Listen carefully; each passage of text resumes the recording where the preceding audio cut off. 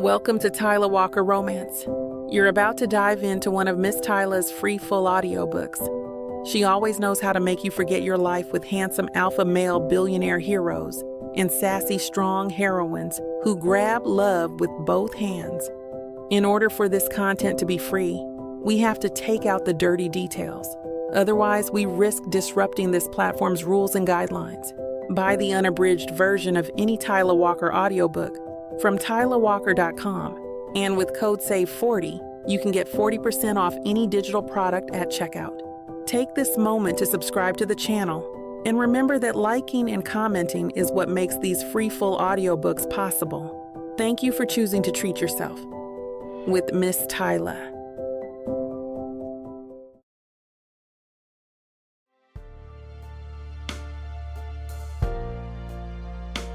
Chapter 1. Claire. I weave through the crowded corridor of Frost Tech, balancing a steaming coffee in one hand and my laptop bag in the other. The morning bustle surrounds me. Engineers with bed heads hunched over tablets, marketing associates gesturing wildly about the latest campaign. Normally, their energy would infuse me with enthusiasm, but today a weight anchors my steps. Morning, Claire. Big day, huh? Ryan from accounting gives me a thumbs up as I pass. The biggest. No pressure or anything. I flash a smile that doesn't quite reach my eyes and continue toward my office. The glass door bears my name in sleek, minimalist lettering, Claire Bradley, Director of Product Development. I still feel a small thrill seeing it, even after all these months. When I push inside, the crisp air conditioning hits my face, grounding me in the present moment. My office speaks volumes about who I've become, meticulously organized, not a paper out of place. The award for innovation in tech that we won last quarter gleams from its place on my credenza. Evidence of my life after Alex, after everything. I set my coffee down, power up my computer, and bring up the presentation I've been refining for weeks. Each slide represents countless hours of work, sleepless nights, and the collective brilliance of my team. Our app, designed to revolutionize how small businesses connect with potential investors, is my baby, my redemption. Knock, knock. I look up to find Mia, my assistant, leaning against the doorframe. They've started gathering in the conference room. Mr. Frost just arrived too. My stomach tightens. Thanks. I'll be there in 5. When she leaves, I stand and smooth down my blazer, checking my reflection in the small mirror on my wall. Professional, polished, prepared. The mantra I've lived by since college. Since him. The files transfer to my tablet, and I take one deep breath. Time to shine. The conference room falls silent as I walk in. 10 pairs of eyes follow me to the front of the room, where I connect my device to the projector. Good morning, everyone. My voice projects confidence I don't entirely feel. Today, I'm excited to share where we stand with Project Catalyst. Mason Frost gives me an encouraging nod. The pressure of securing this next round of funding rests squarely on my shoulders. The first slide appears. Our sleek logo transitioning into market analysis graphs that tell our story better than words could. As you can see, the gap in the market is significant. Small businesses struggle to find legitimate investors, while investors waste time filtering through unviable ventures. Our platform changes that dynamic completely. I click through to the interface demonstration, watching their faces as the elegant design unfolds before them. 2 years of work distilled into a 5-minute presentation. The algorithm processes over 50 data points to create matches with a 93% success rate in our beta testing. One of the board members leans forward. What about security concerns? These are sensitive financial negotiations we're talking about. I've anticipated this question. Excellent point. If you'll turn to page 4 in your packets, you'll see our triple-layer encryption protocol. We've partnered with Sentinel Systems for additional security architecture. The questions fire at me from all directions. I field each one with precision, drawing on market research, user testing feedback, projected financials. This is where I excel, where I've channeled all my energy since graduation, since choosing career over a heart that was already breaking. Halfway through, we take a brief recess. While everyone refills their coffee cups, I stand by the windows overlooking downtown Hartford. The glass reflects my image back at me, professional attire, confident posture, but also reveals what I try to hide, circles under my eyes, a certain tightness around my mouth. Last night was particularly rough. The business section of the Tribune ran a feature on the Harrington tech expansion. Alexander Harrington returns to revolutionize Hartford's tech scene. 3 years in Europe, building their international division, and now he's back. Just 10 blocks away, if the article's mention of their new headquarters is correct. I press my fingertips against the cool glass, willing away the memory of his smile, the way his hand felt against mine, the hurt in his eyes that final day. Claire, we're ready to continue. Mr. Frost's voice pulls me back. Of course. I straighten my shoulders and turn from my reflection, pushing Alex from my mind as I've done countless times before. The slides advance, the questions continue. I am Director Claire Bradley, not the heartbroken college senior who cried herself to sleep. This meeting, this company, this is my reality now, and I won't let ghosts from the past, no matter how vividly blue their eyes or how recently they've returned to town, distract me from what I've worked so hard to build. The presentation ends with a round of applause, Mason Frost's being the loudest as he stands. Impressive as always, Claire. He clasps his hands together. I think we all agree Project Catalyst is exactly what Frost Tech needs to solidify our market position. Alana had big hopes for this project, so I'm glad you've made her proud. The board members nod in agreement. Gathering their materials, my shoulders release tension immediately. Another professional triumph to add to my growing collection. Let's take everyone out for lunch to celebrate, Mason announces. The new bistro on Maple Street has a private dining room. I smile and nod, but as the room clears, I remain behind, disconnecting my tablet and gathering my notes. The quiet aftermath of success settles around me, a familiar feeling, like the silence after a concert when the applause has faded. Coming, Claire? Mia asks from the doorway. I'll catch up. Just need to send a few emails first. Alone in the conference room, I sink into a chair and stare at the blank projection screen. The victory feels hollow somehow, like biting into a beautifully decorated cake, only to find it flavorless inside. I pull out my phone and scroll mindlessly through my notifications. 3 congratulatory texts from colleagues who couldn't attend the meeting. A reminder about my dental appointment next week. A LinkedIn alert about job anniversaries. Nothing from anyone who really matters. No one waiting to hear how it went. No one to celebrate with beyond professional courtesies. I tap open my photo gallery and scroll back, way back, past company events and business trips to a folder I've never deleted. Campus in autumn. 2 coffee cups on a library table. A selfie with his arm around me, both of us laughing into the camera. Stupid, I whisper, closing the app quickly. The building hums with activity around me. Success, innovation, progress. Everything I thought I wanted. Everything I convinced myself would be enough. But at night, my apartment is silent, except for the occasional ping of work emails. My refrigerator contains precisely portioned meal prep containers. My bed holds only me, the other side remaining pristinely made. I've created exactly the life I planned after graduation.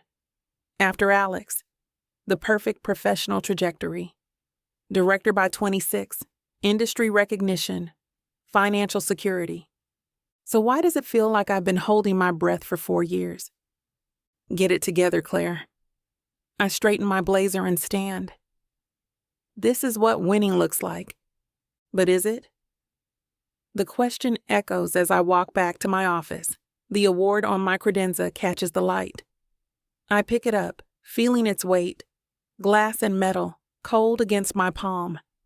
I set it down beside the framed certificate from the Women in Technology Summit, where I was a keynote speaker last year. Artifacts of achievement, evidence of worth. Yet I can still hear his voice from that day in the campus coffee shop. There's more to life than climbing the corporate ladder, Claire. I had scoffed then. Easy for you to say when your name is already on the building. The memory stings. We were both right and both wrong in ways our younger selves couldn't comprehend. My phone buzzes. Mason texting the restaurant address. I take a deep breath and straighten my spine. This emptiness is temporary. A momentary weakness.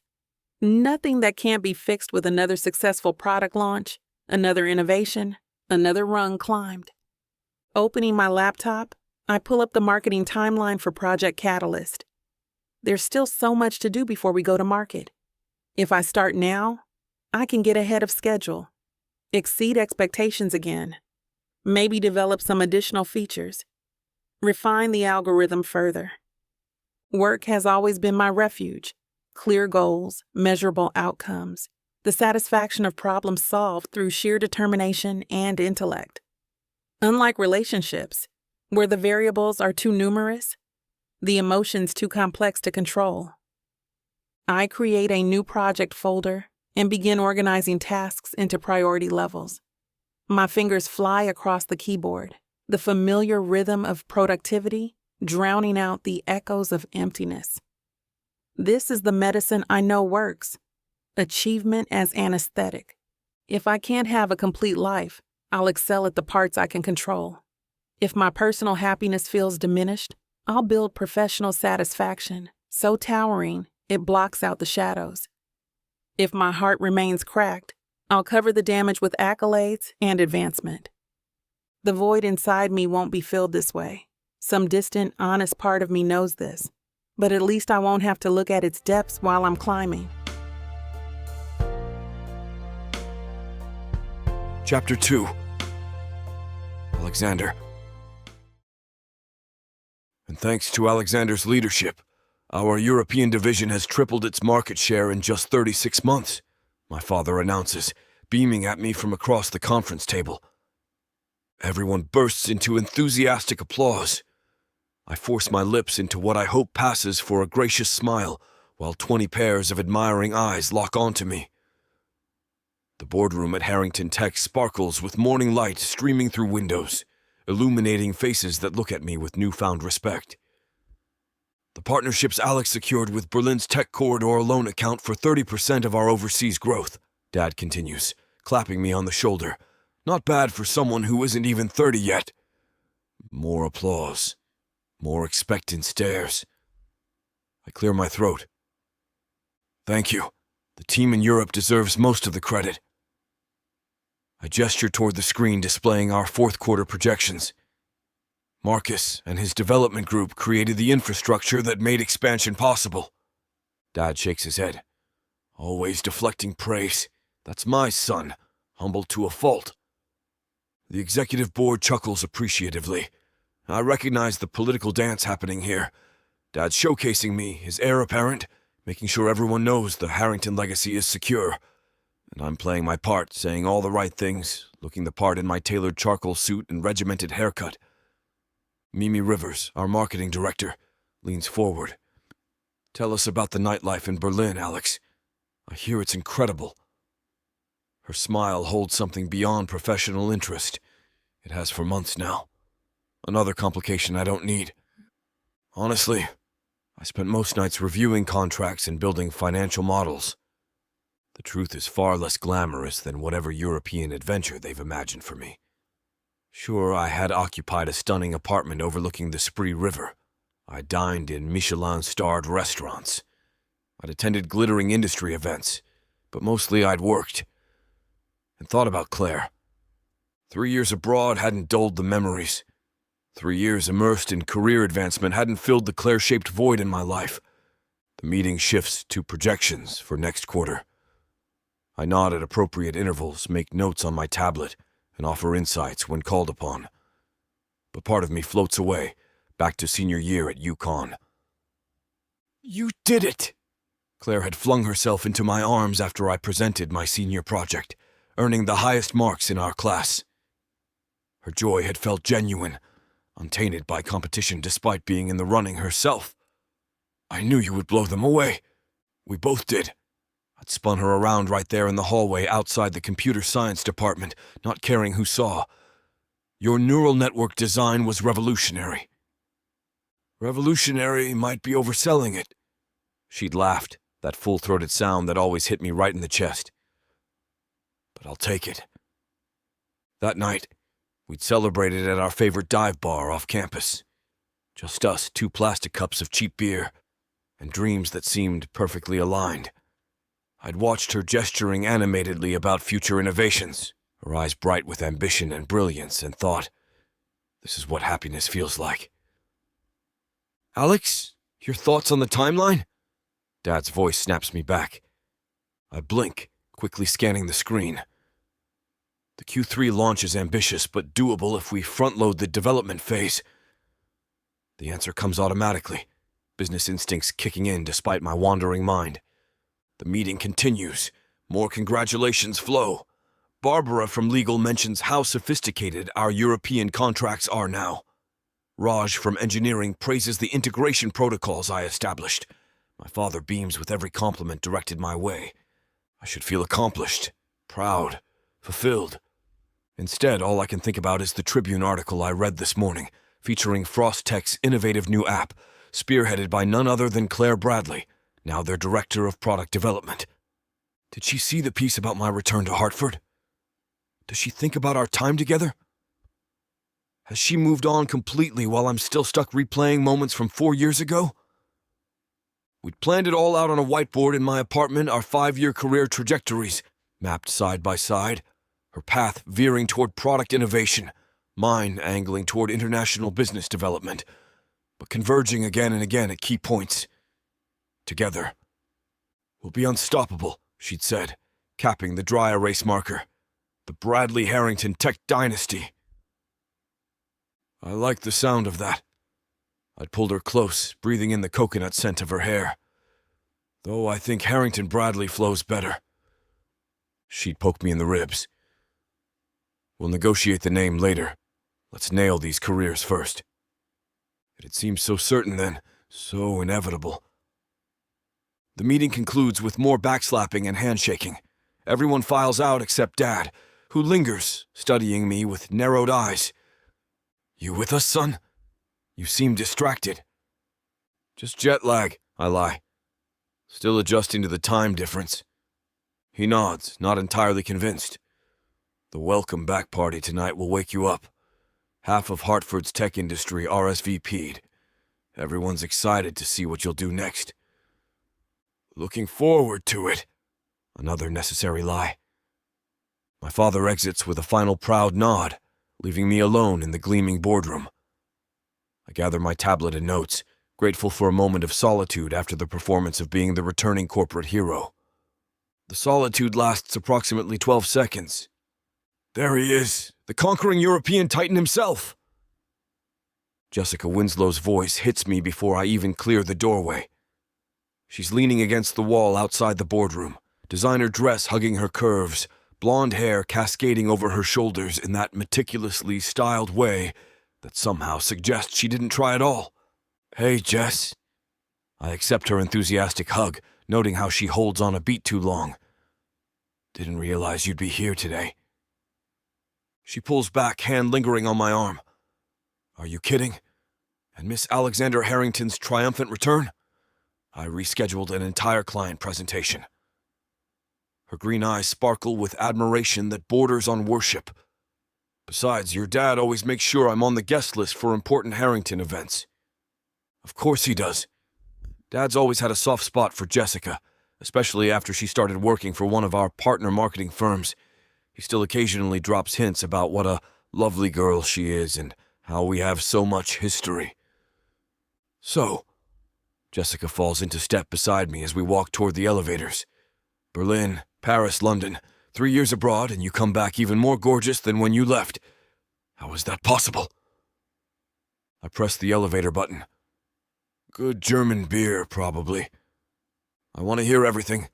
The acquisitions, the partnerships, God, Alex, everyone's talking about how you single-handedly transformed Harrington's international presence.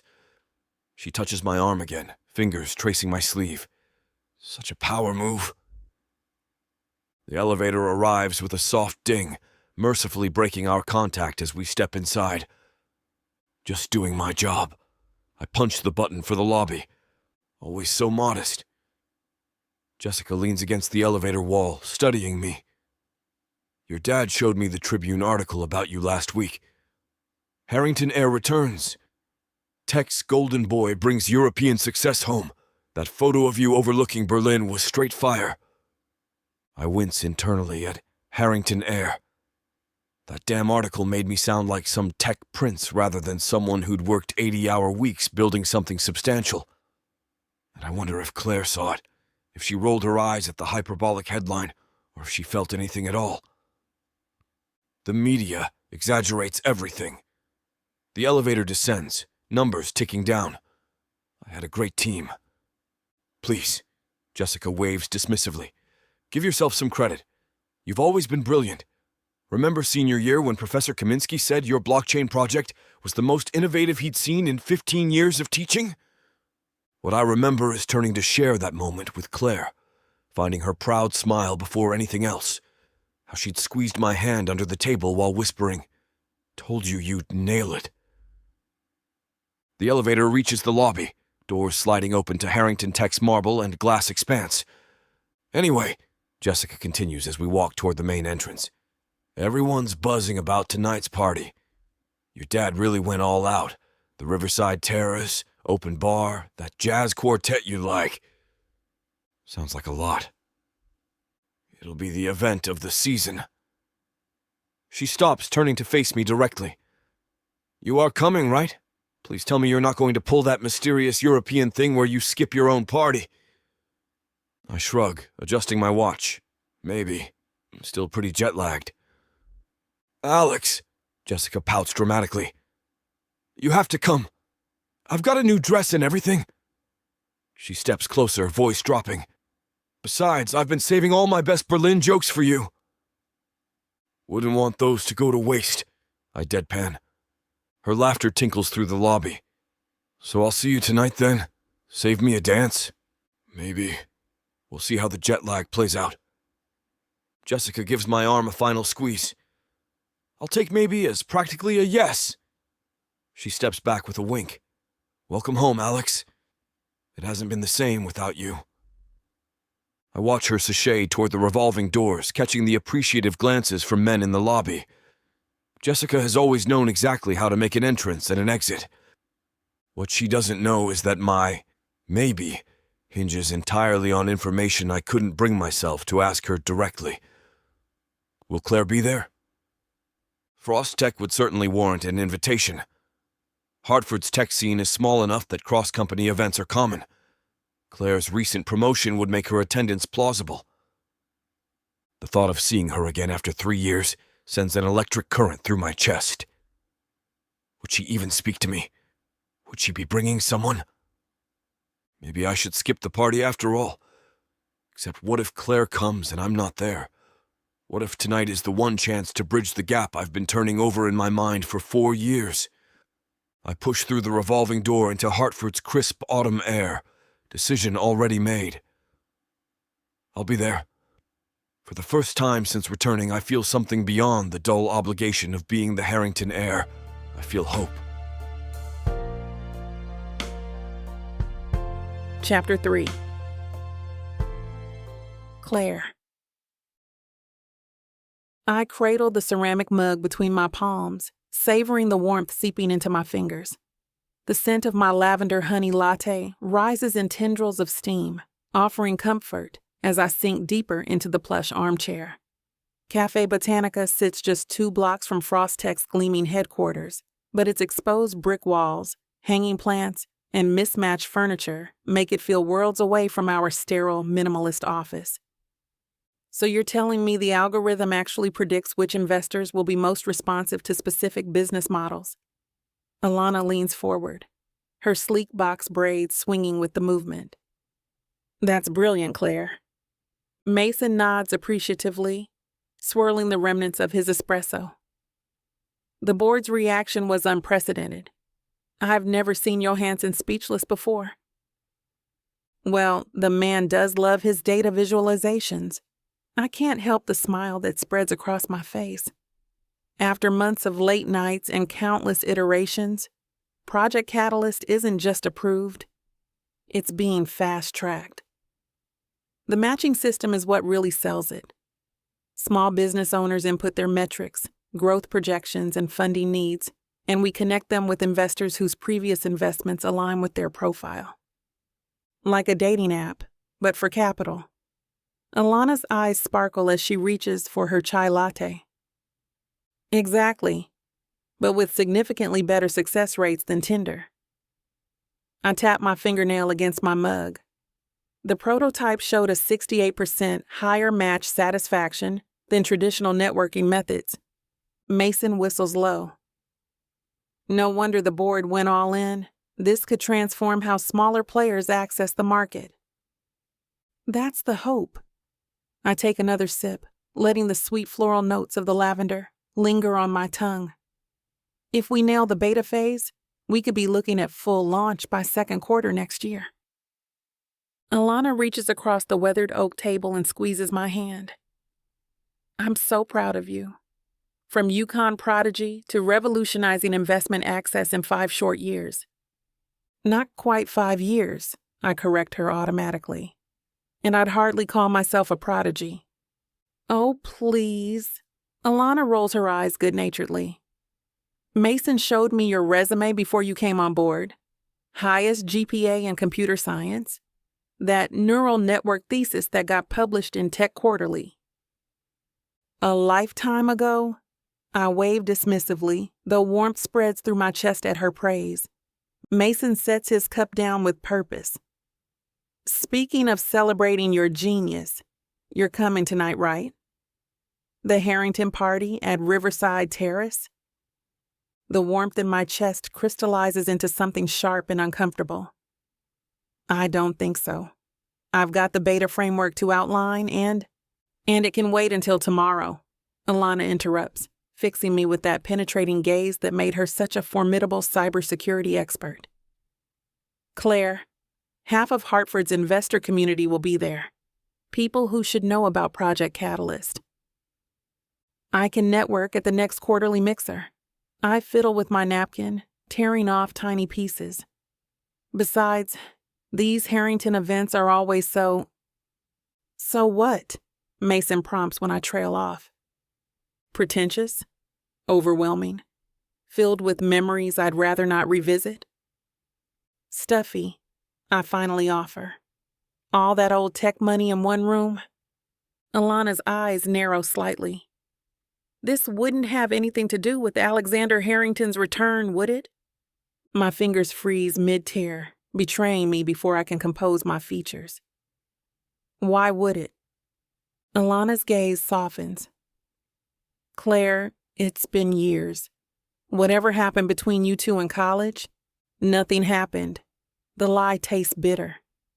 We were competitive classmates, that's all.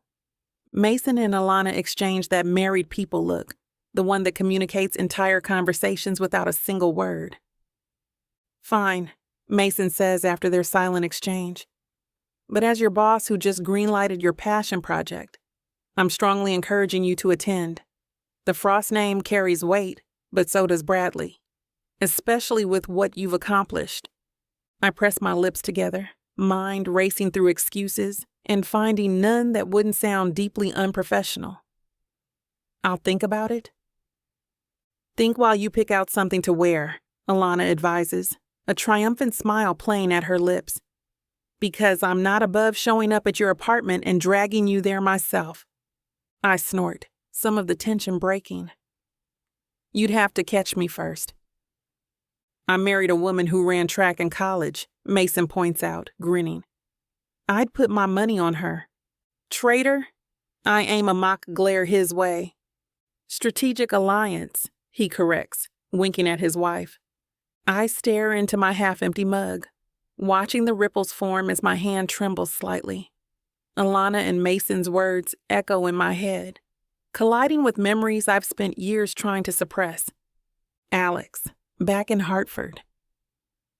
The last time I saw him was graduation day. He'd stood across the quad in his cap and gown, that familiar profile turning away as I approached, years of silence stretching between us like an uncrossable chasm. Earth to Claire? Alana waves her hand in front of my face. Where'd you go just now? Just thinking about the project timeline. My lie comes easier this time, practiced from years of deflecting questions about my past at UConn. But can I really do this? Step into a room knowing he might be there, with his piercing blue eyes, and that half smile that used to make my heart race? The image of him from the Tech Chronicle's recent profile surfaces in my mind. Older now, more polished, his jawline sharper and shoulders broader in his tailored suit. You know what? I straighten my spine, gathering courage I don't quite feel. You're right, I should go tonight. Mason's eyebrows shoot up in surprise. That was easier than expected. Don't look so shocked. I take a long sip of my cooling latte. I'm a professional. If Alexander Harrington happens to be there, we'll exchange pleasantries like the adults we are. Like the strangers we've become. That's my girl. Alana beams, clearly oblivious to the storm churning beneath my composed exterior. The burgundy dress with the asymmetrical neckline would be perfect. I draw a deep breath, forcing my lips into what I hope passes for an enthusiastic smile. Sure, the burgundy works. My pulse quickens at the thought of walking into that ballroom. Will I maintain my composure if our eyes meet across the crowd? Or will I crumble, years of carefully constructed walls, collapsing in an instant? The memory of his face the last time we spoke, cold, distant, believing the worst of me, sends a familiar ache through my chest. Plus, Mason chimes in, mercifully interrupting my spiraling thoughts. The catering at Harrington events is legendary, those little crab cake things with the spicy aioli. Oh my God, yes, Alana groans appreciatively. Worth the price of admission alone. There's an admission price now? I arch an eyebrow, grateful for the shift to lighter territory. Seems a bit tacky for old money? Mason snorts. Only the price of making small talk with Hartford's most pretentious tech dinosaurs. Steep.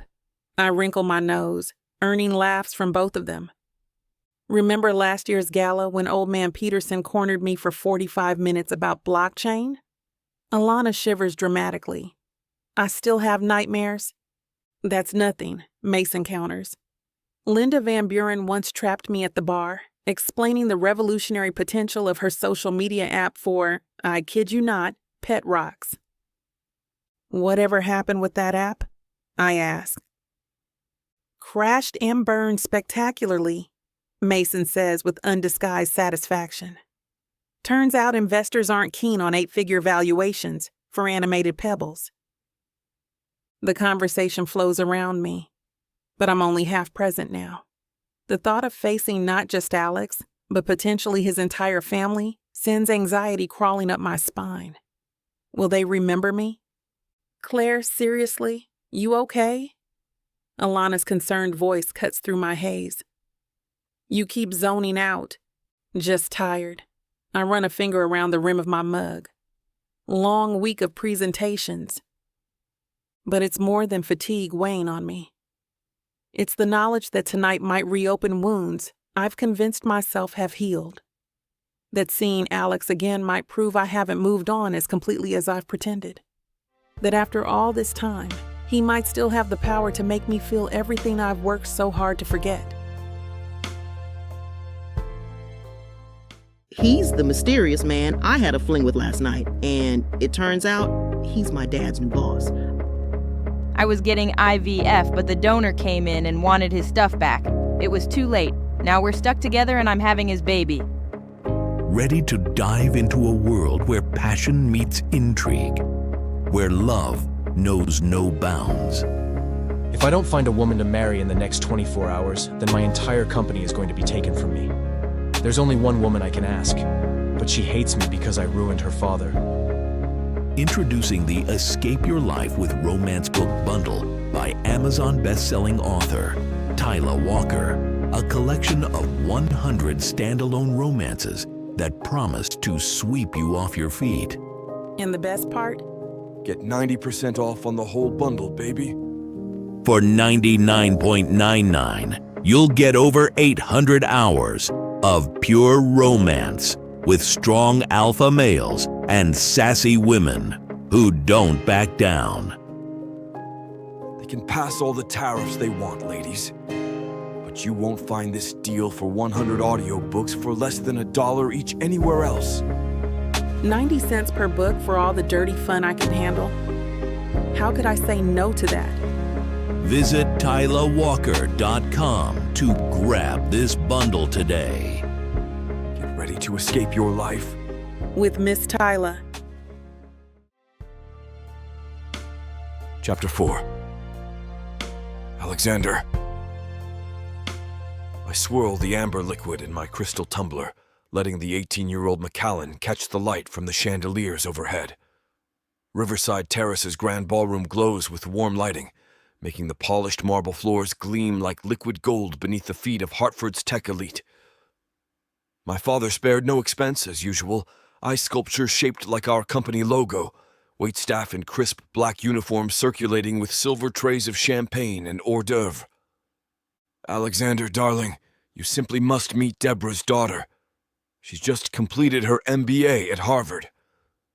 A woman whose name I've already forgotten clutches my arm, her chandelier earrings swinging dangerously close to my face. Perhaps later, I offer with my practiced smile, the one that doesn't reach my eyes but satisfies the social requirement. I'm afraid I've promised the next few minutes to Mr. Chen about his startup. The lie slides out easily, freeing me from yet another attempted matchmaking. I've endured 2 hours of this already shaking hands, maintaining eye contact for exactly the right amount of time, laughing at jokes that aren't funny. The Alex Harrington show, as I've come to think of it. Alex, you're neglecting your guests, Jessica materializes at my side, her green dress cut low enough to raise eyebrows even in this crowd. She loops her arm through mine, her fingernails lightly scratching against my suit jacket. I've been looking for you everywhere. I extract my arm with subtle precision. Just making the rounds, Jess.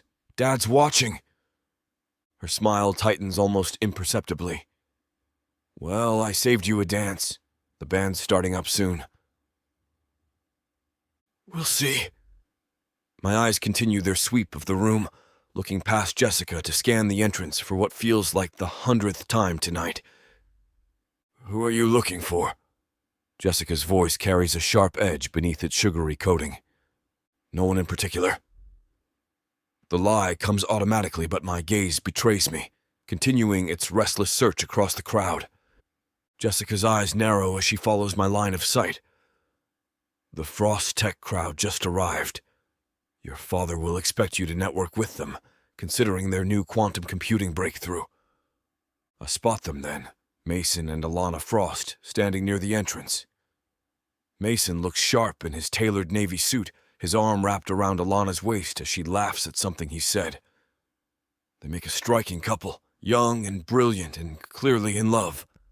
My chest tightens with something that feels uncomfortably like envy. But it's the space around them that holds my attention, checking to see if a third person accompanies them, someone with deep brown eyes and a smile that once made my knees weak. I should say hello, I murmur, already stepping away from Jessica. Her hand catches mine. I'll come with you. Mason and I were just discussing potential collaborations last month. I carefully disentangle my fingers from hers. Let me handle this one, Jess. Dad wants me to sound them out on a potential partnership. The disappointment on her face would be more effective if I didn't recognize the calculation behind it. Don't be long. Your father mentioned wanting to introduce you to Senator Lewis before his speech.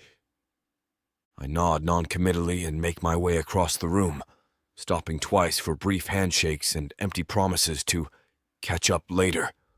My heart hammers against my ribs with each step toward the Frosts, scanning the space around them for a glimpse of Claire. Mason, Alana.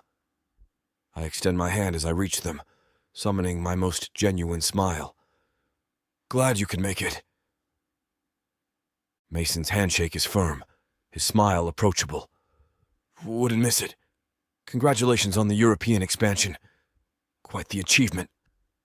Just following the blueprint, I deflect, eyes still darting past them toward the entrance. Your quantum encryption protocol is the real talk of the industry. Revolutionary work. Alana's eyes sparkle with amusement, as though she sees right through my casual networking. Thank you, Alexander. We're quite proud of the team.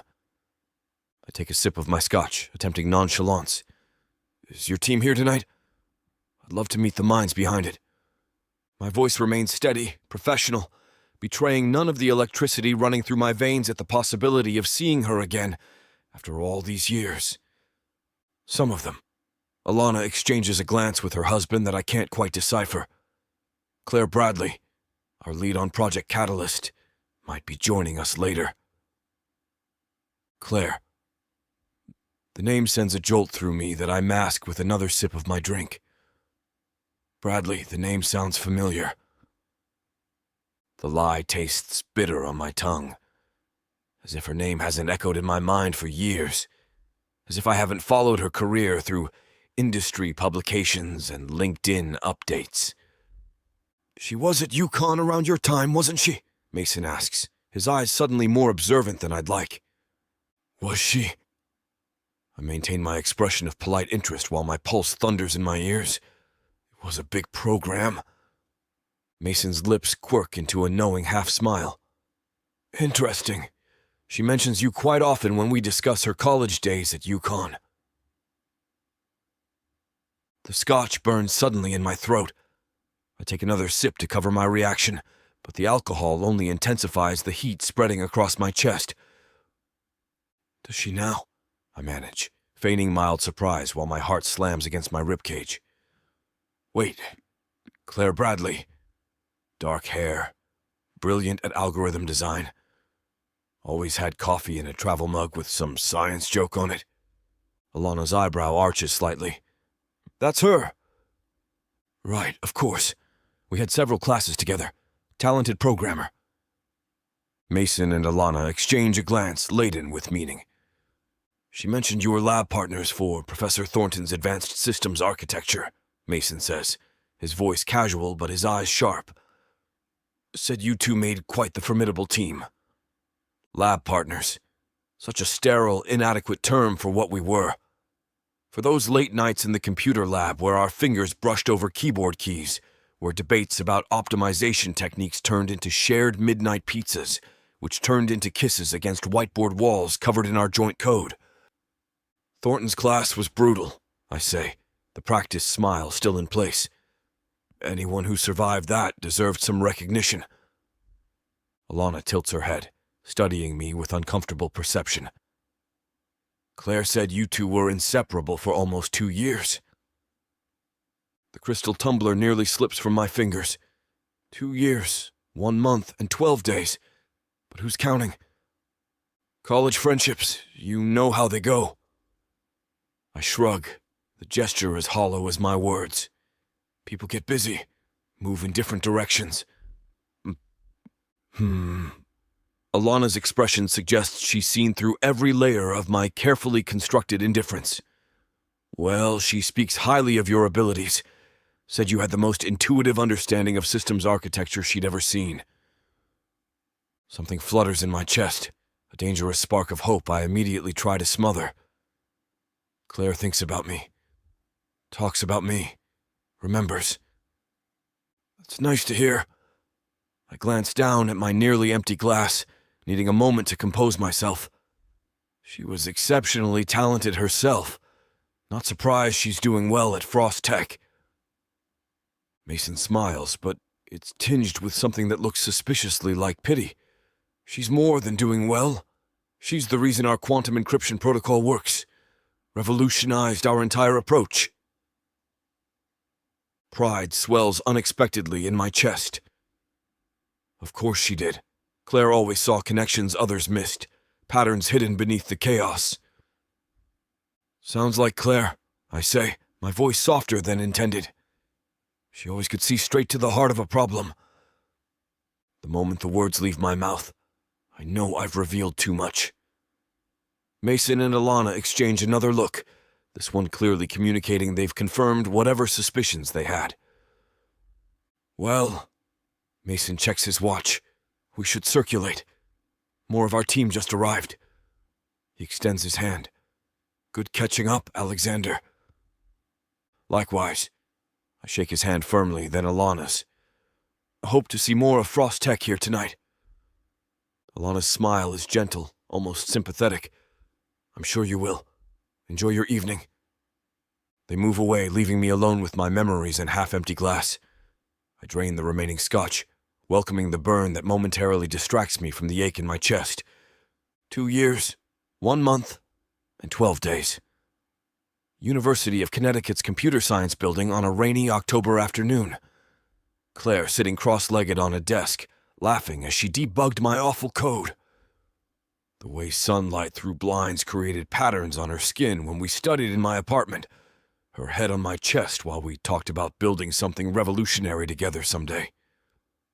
And then, nothing. The abrupt ending neither of us saw coming, or at least, that I didn't see coming. I set my empty glass on a passing server's tray and straightened my tie. Time to resume the Alex Harrington show. The dutiful son, the rising tech executive, the man who definitely isn't haunted by bright brown eyes and a brilliant mind that once fit so perfectly with mine. Chapter 5. Claire. I take a sip of champagne, wishing it were something stronger as I scan the opulent ballroom. Riverside Terrace sparkles with wealth and prestige tonight, a sea of designer gowns and custom tuxedos beneath crystal chandeliers. I'm surrounded by colleagues from Frost Tech, but my focus keeps drifting across the room. Claire, are you even listening? The quantum encryption protocol presentation is going to blow everyone away next week. Emma waves her hand in front of my face. Sorry, I murmur, dragging my attention back, just taking it all in. What I'm really taking in is him, Alexander Harrington, moving through the crowd with the easy confidence of someone who belongs in this world of wealth and privilege. He looks devastatingly handsome in his tailored black suit, a contrast to the more colorful jackets around him. Even from across the room, I can see how his presence commands attention, how people lean toward him when he speaks. You're staring, Emma whispers, following my gaze. Isn't that just an old college acquaintance? The word feels wrong in my mouth, as if you could reduce 2 years of intertwined lives to such a hollow term. Right. Emma draws out the word knowingly. The same acquaintance who you dated for a few years at UConn. Heat creeps across my body. I thought we agreed never to mention that again. Mason mentioned Alex asked about you. Emma's voice drops to a conspiratorial whisper. Said he pretended not to remember you at first, then couldn't hide that he definitely did. My heart stutters traitorously. He probably talks to dozens of people every day. I'm sure I barely registered. Emma rolls her eyes. For someone so brilliant with code, you can be remarkably dense about people. The man couldn't take his eyes off the entrance earlier. Mason thinks he was looking for you. I need to use the restroom, I announce abruptly, handing her my champagne flute. Back in a minute. I weave through the crowd, keeping my eyes fixed on the exit sign, rather than searching for a tall figure with those piercing blue eyes that once looked at me like I held all the answers to the universe. The bathroom is a sanctuary of marble and soft lighting, blessedly empty when I enter. I press my palms against the cool countertop, studying my reflection in the gilded mirror. My navy blue dress hugs my curves perfectly, a splurge I justified as a professional investment. My natural curls are styled in a sleek updo, a few tendrils deliberately left loose to frame my face. You can handle this, I whisper to my reflection. It's been years. You're a successful woman with patents and innovations to your name. You're not that heartbroken college girl anymore. The bathroom door swings open, and my heart drops to my stomach as Jessica Winslow glides in, her green dress catching the light. Her eyes meet mine in the mirror, widening with recognition before narrowing slightly. "Claire Bradley," she says, her voice honey-sweet with underlying venom. What a surprise. I straighten my spine, turning to face her. "Jessica, I didn't realize you'd be here." "I'm always at Alexander's events." She emphasizes his full name, a subtle claim of intimacy. "We're very close these days." The casual statement slices through me with surgical precision. I keep my expression neutral through sheer force of will. "How nice for you both."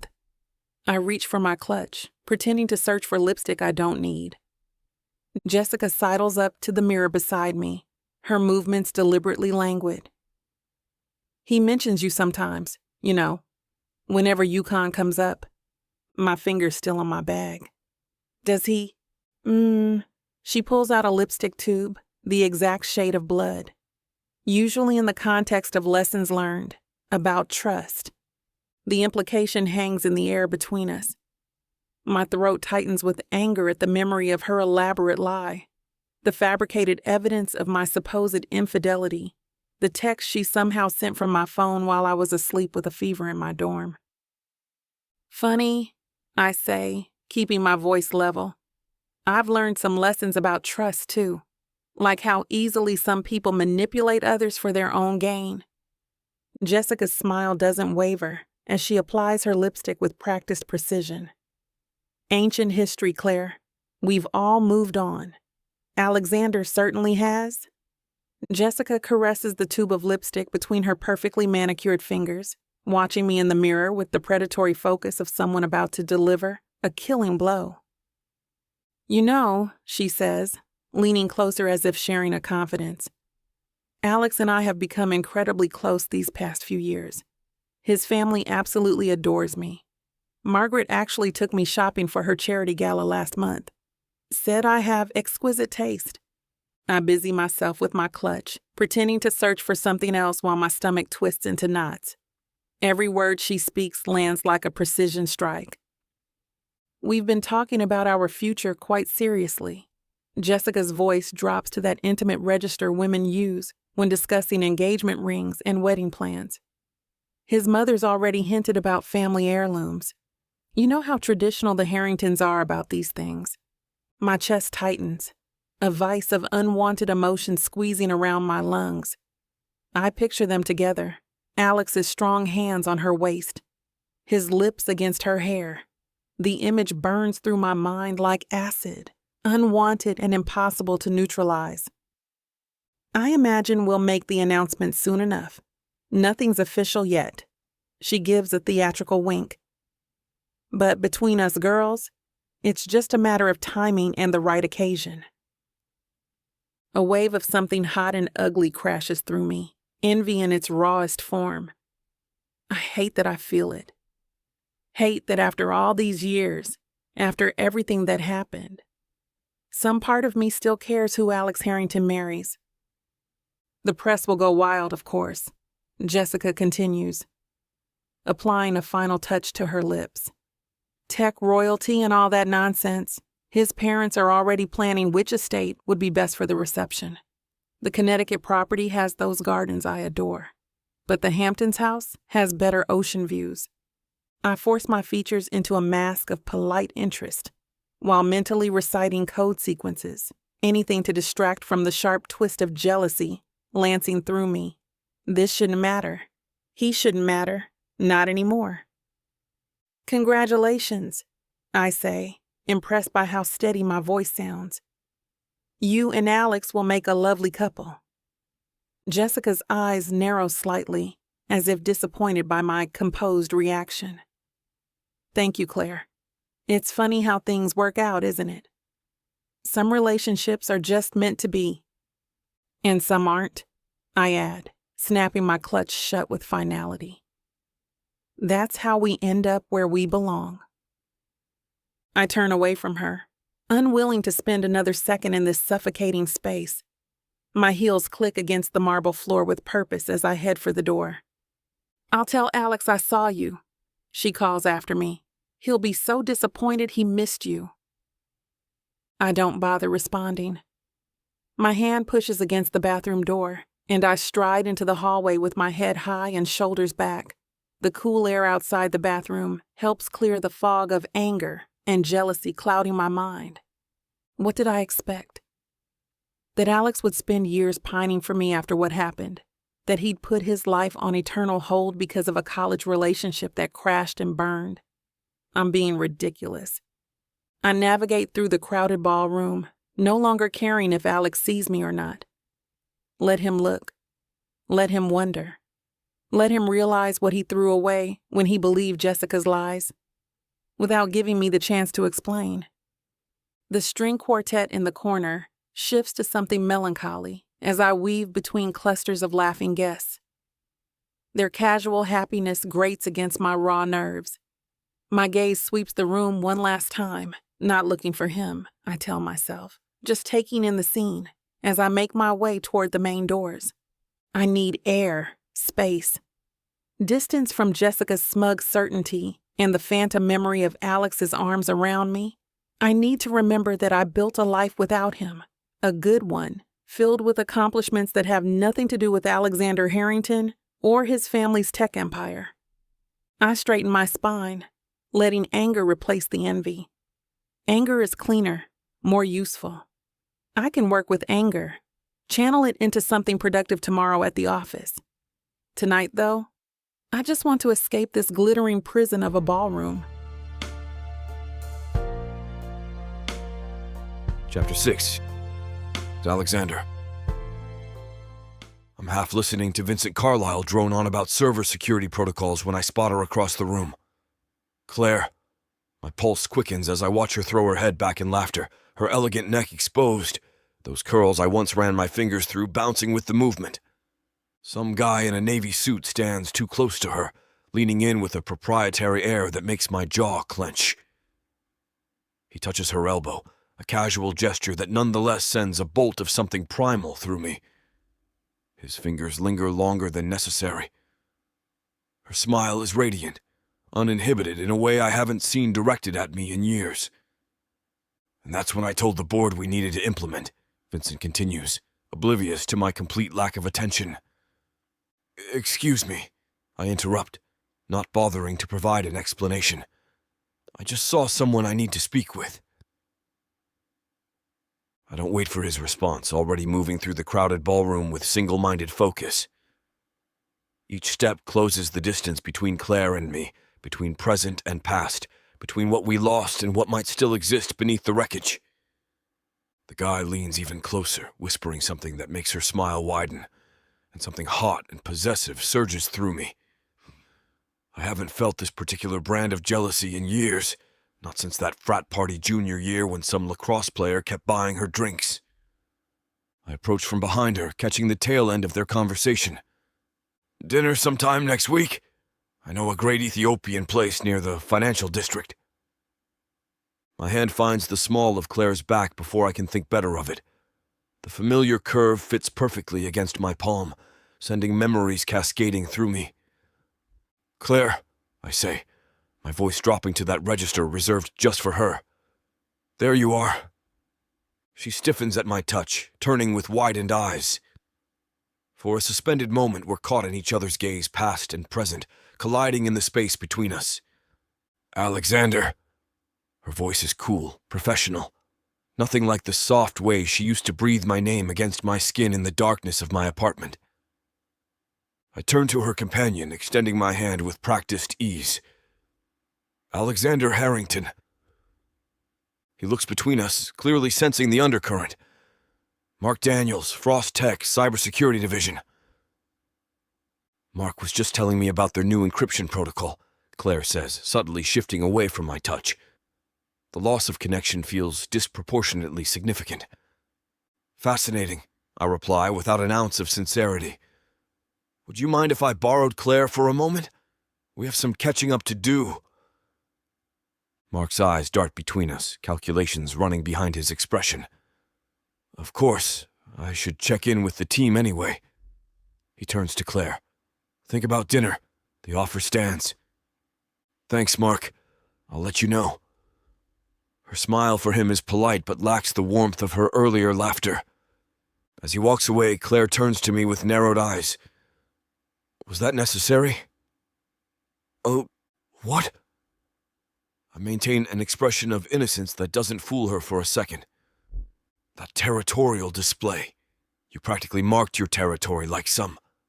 She stops herself, pressing her lips together. Like some what? I step closer, drawn into her orbit by forces beyond rational control. Go ahead, Claire. Don't hold back on my account.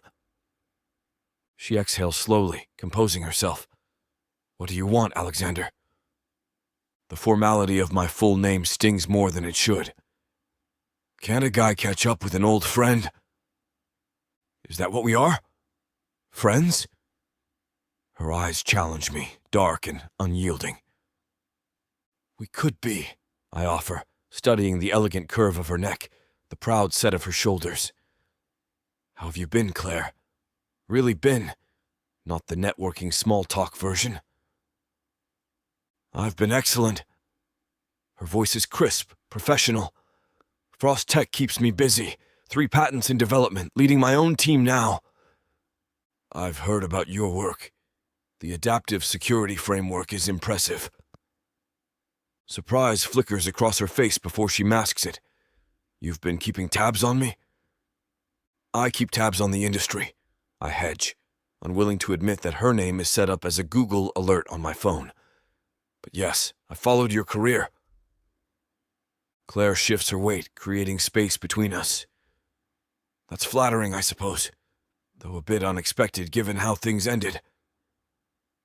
The memory of our explosive breakup hangs between us, her tear-streaked face, my accusations, the slamming door that felt so final. Time gives perspective, I say, softening my tone. I'm glad things worked out for you professionally. And you? Still following in Daddy's footsteps at Harrington Tech? There's an edge to her question that catches me off guard. Leading my own division now. Autonomous systems. I take a sip of my scotch, using the moment to study her. But you already knew that, didn't you? A flash of something, guilt, crosses her features.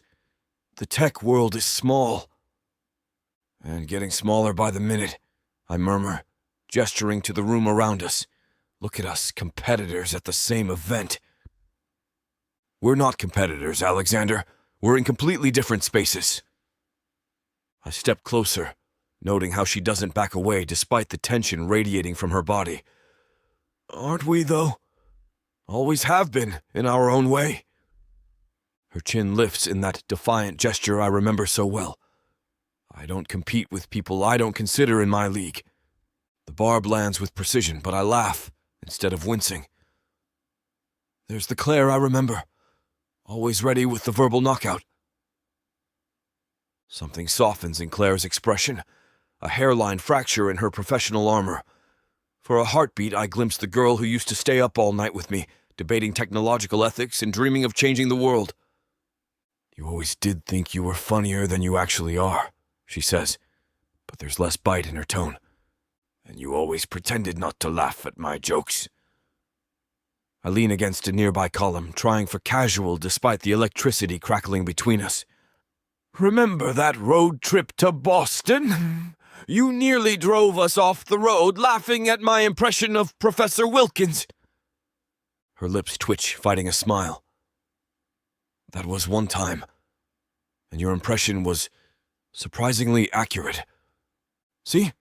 I have hidden talents. I take a chance, stepping closer. We had good times, Claire. Not everything was. A catastrophic dumpster fire. She arches an eyebrow. I suppose not everything. My chest tightens. We were good together.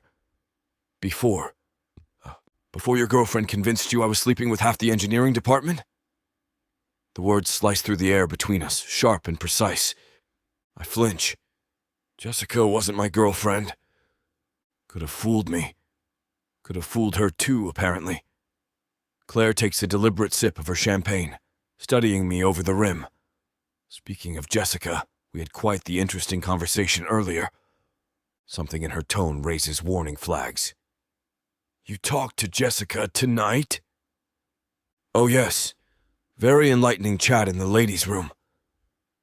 Claire's smile doesn't reach her eyes. She was quite eager to share your future plans together. My what? According to Jessica, you two are practically engaged. Claire tilts her head, watching me with clinical interest. She says a wedding is in the picture for you two. I gave her my congratulations. I'm sure you'll have a beautiful ceremony. That's complete nonsense. The words explode from me, louder than intended. A few nearby conversations pause momentarily. I lower my voice. We're not together. We've never been together. Not like that. Claire's expression shifts to amusement, which somehow feels worse than her anger. Interesting, because Jessica seems very clear on your relationship status. Jessica is delusional. I run a hand through my hair, frustration building. We're friends. Business associates at best. Yet she's here tonight, as your +1, Claire points out. She's not, I stop, recalibrating. She asked for an invite, and since her dad is on the board, of course she got one. Claire laughs, the sound devoid of humor. Some things never change, do they? Jessica has always been a master at manipulation, and you've always let her stick around despite it. The accusation stings, because there's truth embedded within it. Jessica has always pushed boundaries, created stories, inserted herself where she wasn't invited, and I've never firmly shut it down. It's not like that, I argue weakly, isn't it? She lied to my face in college, convinced you I was cheating when I was killing myself studying, and here she is still lying about your relationship. Claire shakes her head, genuine disappointment evident. And you're still letting her. I want to defend myself, but the words stick in my throat. Claire's right. I've allowed Jessica's presence, her presumptions, her games to continue for years. Out of what? Guilt? Convenience? Conflict avoidance? I didn't know she was still doing this, I say finally. Claiming we're together. I thought she'd moved past that fantasy. Clearly not. Claire's expression softens slightly. Look, it's not my business who you keep in your life. But Jessica has always been poison, Alex. She destroyed what we had with lies. And she's still lying. Hearing my nickname on her lips after so many formal Alexanders hits me harder than expected. I step closer, lowering my voice. I never believed those rumors. Not really. You didn't? Her eyes widen in genuine surprise. I let doubt creep in, I admit. I let the stress and distance and her constant whispering get to me. But deep down, I knew you weren't capable of that. Then why? Because I was 21 and stupid. Because I was scared of how much I felt for you. Because it was easier to be angry than terrified of losing you to distance and time. It's too late to change what happened between us, Alexander, she replies softly, meeting my gaze head on. For your sake, you should just forget about it all. I already have. Chapter 7. Claire. The Riverside Terrace glitters behind me as I step into the crisp Hartford night, the Connecticut River a dark ribbon in the distance. I exhale, watching my breath form a cloud in the cold air. Finally, escape. The evening sky stretches above, a welcome contrast to the claustrophobic ballroom, where Alex's presence seemed to take up all the available oxygen. I pull my wrap tighter around my shoulders, the silk offering little protection against the chill. My phone shows the Uber is still 7 minutes away. Great. More time to dissect every moment of that conversation with Alexander. I already have. I told him about forgetting our past, the biggest lie I've told in years. How do you forget the first person who truly saw you? The late nights solving coding problems, his fingers tracing patterns on my spine as I explained my solutions. The way he defended me to professors who underestimated me. The safety of his arms around me when imposter syndrome hit hardest. You don't forget. You just build around the absence like scar tissue. I check my phone again. 6 minutes. The valet gives me a sympathetic smile. Miss Bradley? I stiffen at the familiar voice behind me, that deep timbre that still occasionally slips into my dreams. Leaving so soon? Alexander steps beside me, hands in his pockets. The outdoor lighting catches the angles of his face, shadowing the hollow beneath his cheekbones. Some of us have early meetings tomorrow. I keep my gaze fixed on the road, willing my Uber to materialize. Not all of us can coast on family legacies. Ouch! He chuckles, the sound warm in the cool night. Still know exactly where to aim the knife. It's a talent. One of many. A silence stretches between us, filled with the distant sounds of Hartford traffic and murmurs from other departing guests. I want desperately to fill it with something, anything other than awareness of his proximity. Claire, his voice is softer now. I've been thinking. Dangerous pastime. For me, always. Alex shifts, turning to face me fully. But I've been thinking about your adaptive security framework. This catches me off guard. What about it? It's brilliant conceptually, but the processing requirements are going to be a challenge for widespread implementation. We're working on optimization. But what if you combined it with the neural responsiveness from our autonomous systems? I blink, professional curiosity momentarily overriding personal awkwardness. That's actually not a terrible thought. Thanks for the ringing endorsement. His smile turns more genuine. I'd like to talk with you about it sometime. Professionally. What? I laugh, disbelief coloring my tone. You want to collaborate? Our companies are not direct competitors, as you pointed out. He steps closer, and for a moment I think I catch a whiff of that same cologne he wore in college. Think about it, Claire. Your security framework combined with our processing architecture could revolutionize data protection. I search his face for the real agenda. Is this some elaborate scheme to spend time with me? Would that be so terrible? His expression is open, vulnerable in a way I rarely saw even when we were together. Alexander, it's business, he interrupts, his professional mask sliding back into place. With potential personal benefits, sure, but primarily about innovation. You always said the best tech transcends corporate boundaries. That was before I understood how the industry really works. Before you became cynical, you mean? Before I became realistic? I correct, checking my phone again. 4 minutes. Just think about it. He pulls a business card from his inner pocket, offering it to me. My direct line, not my assistant, not the main office, me. I hesitate before taking it, careful not to let our fingers brush. I'll think about it. That's all I'm asking. He steps back, creating breathing room between us. How are you getting home? Uber. He nods, glancing at the quiet street. I can wait with you. That's not necessary. Humor me. Hartford has changed since college. I want to argue, to prove I don't need his protection, but exhaustion suddenly weighs on me. Fine. We stand in silence for a moment, the wind rustling the decorative trees lining the Riverside Terrace entrance. For what it's worth, he says finally, I meant what I said earlier. I never really believed you cheated. The admission lodges somewhere beneath my ribs. Then why did you end things like that? With everyone watching, with all those accusations? Alex's face tightens with what looks like genuine regret. Because I was young and stupid and scared. Scared of what? Of how much He stops, reformulating his thoughts. We were about to graduate. Different paths.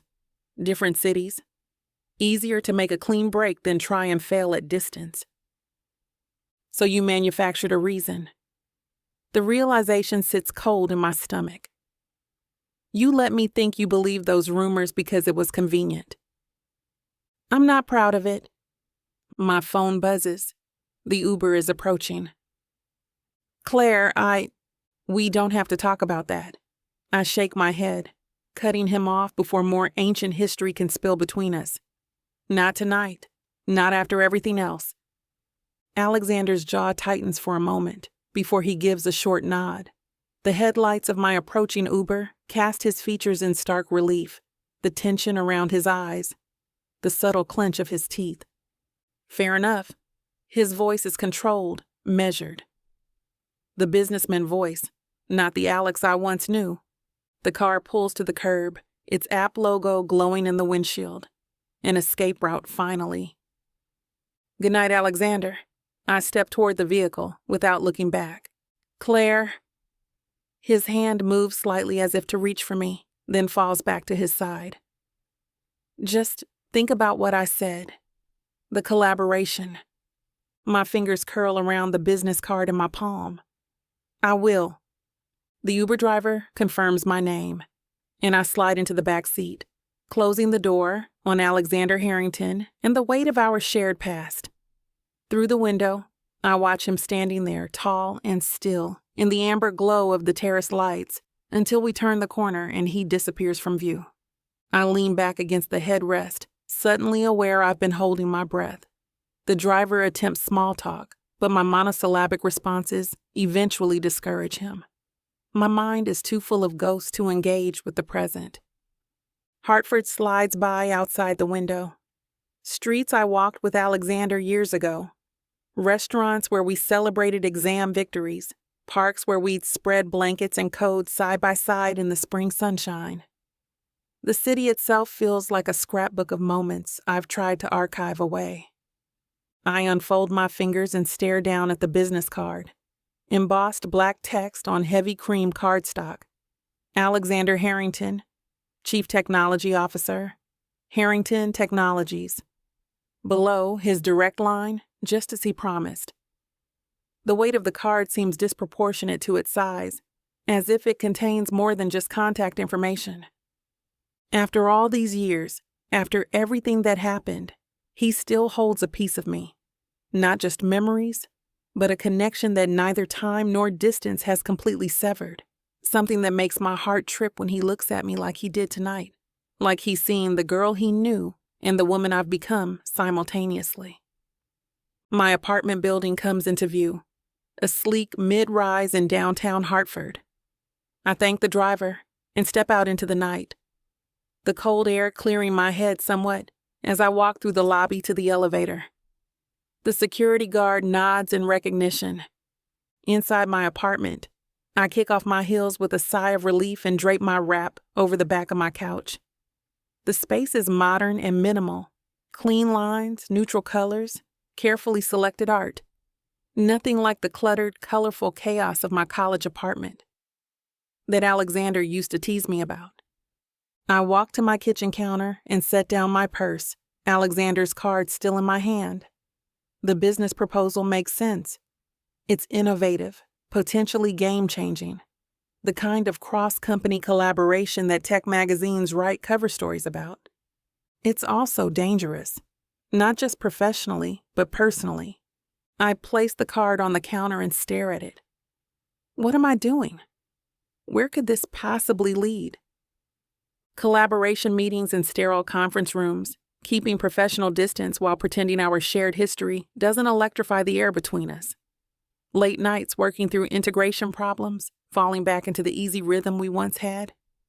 accidental touches when we both reach for the same document. I shake my head, frustrated with my own romantic imaginings. This isn't a love story. It's business with complications.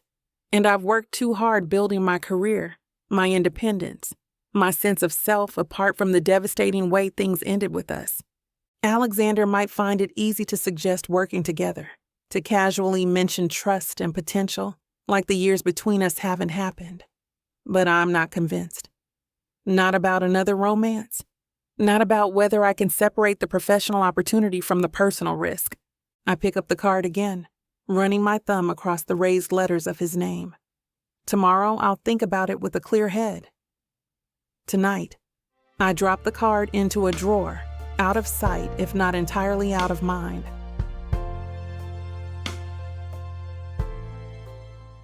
I thought I was getting a fake marriage, but I didn't know my story was being told by Miss Tyler.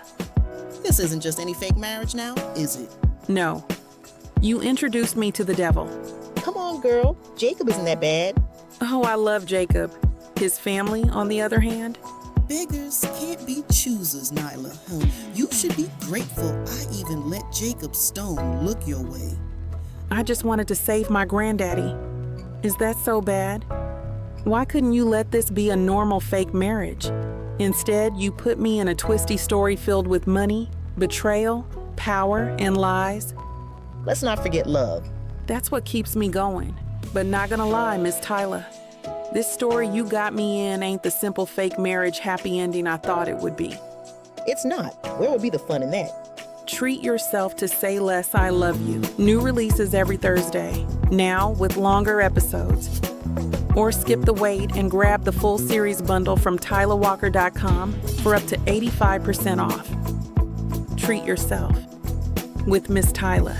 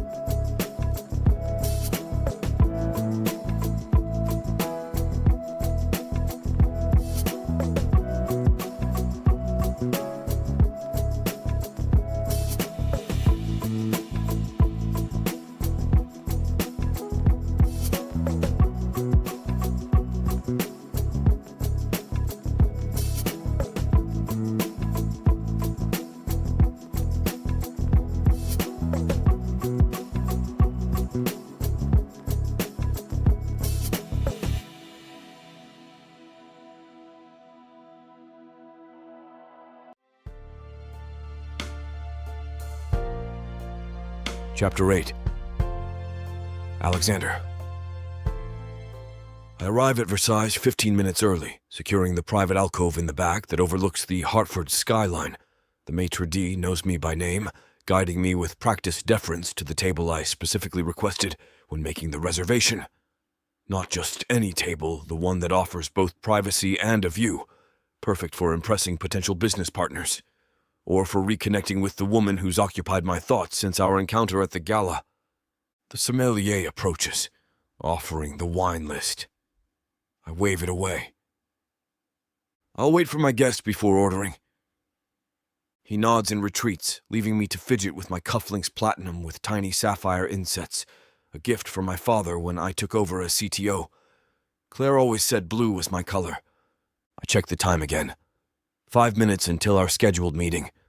My heart pounds with an intensity that seems ridiculous for a man who regularly negotiates multi-million-dollar deals without breaking a sweat. But this isn't just any meeting. It's Claire. She arrives exactly on time, following the maitre d' to our table. She's wearing a tailored navy pantsuit that accentuates every curve while screaming competence, her hair pulled back in a sleek updo that exposes the elegant line of her neck. I rise as she approaches, drinking in the sight of her. Alexander. She extends her hand, all business. Claire. I take her hand, resisting the urge to bring it to my lips. Thank you for agreeing to meet. She slides into the chair the server pulls out for her, surveying the restaurant with a raised eyebrow. Crystal chandeliers catch the midday sun, casting prismatic reflections across the hand-painted ceiling murals. White-gloved servers move silently between tables draped in Egyptian cotton. At the center of each table, a single orchid in full bloom. Versailles? Claire's tone drips with skepticism as she unfolds her napkin.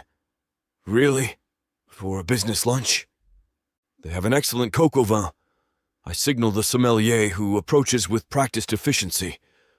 Mineral water for now, Claire tells him before I can speak. Make that too. I smile at her directness. Some things never change. Once he's gone, she leans forward. This is excessive, even for you. Gold leaf moldings? Hand-painted cherubs? I half expect Marie Antoinette to serve us cake. If she did, it would be excellent cake.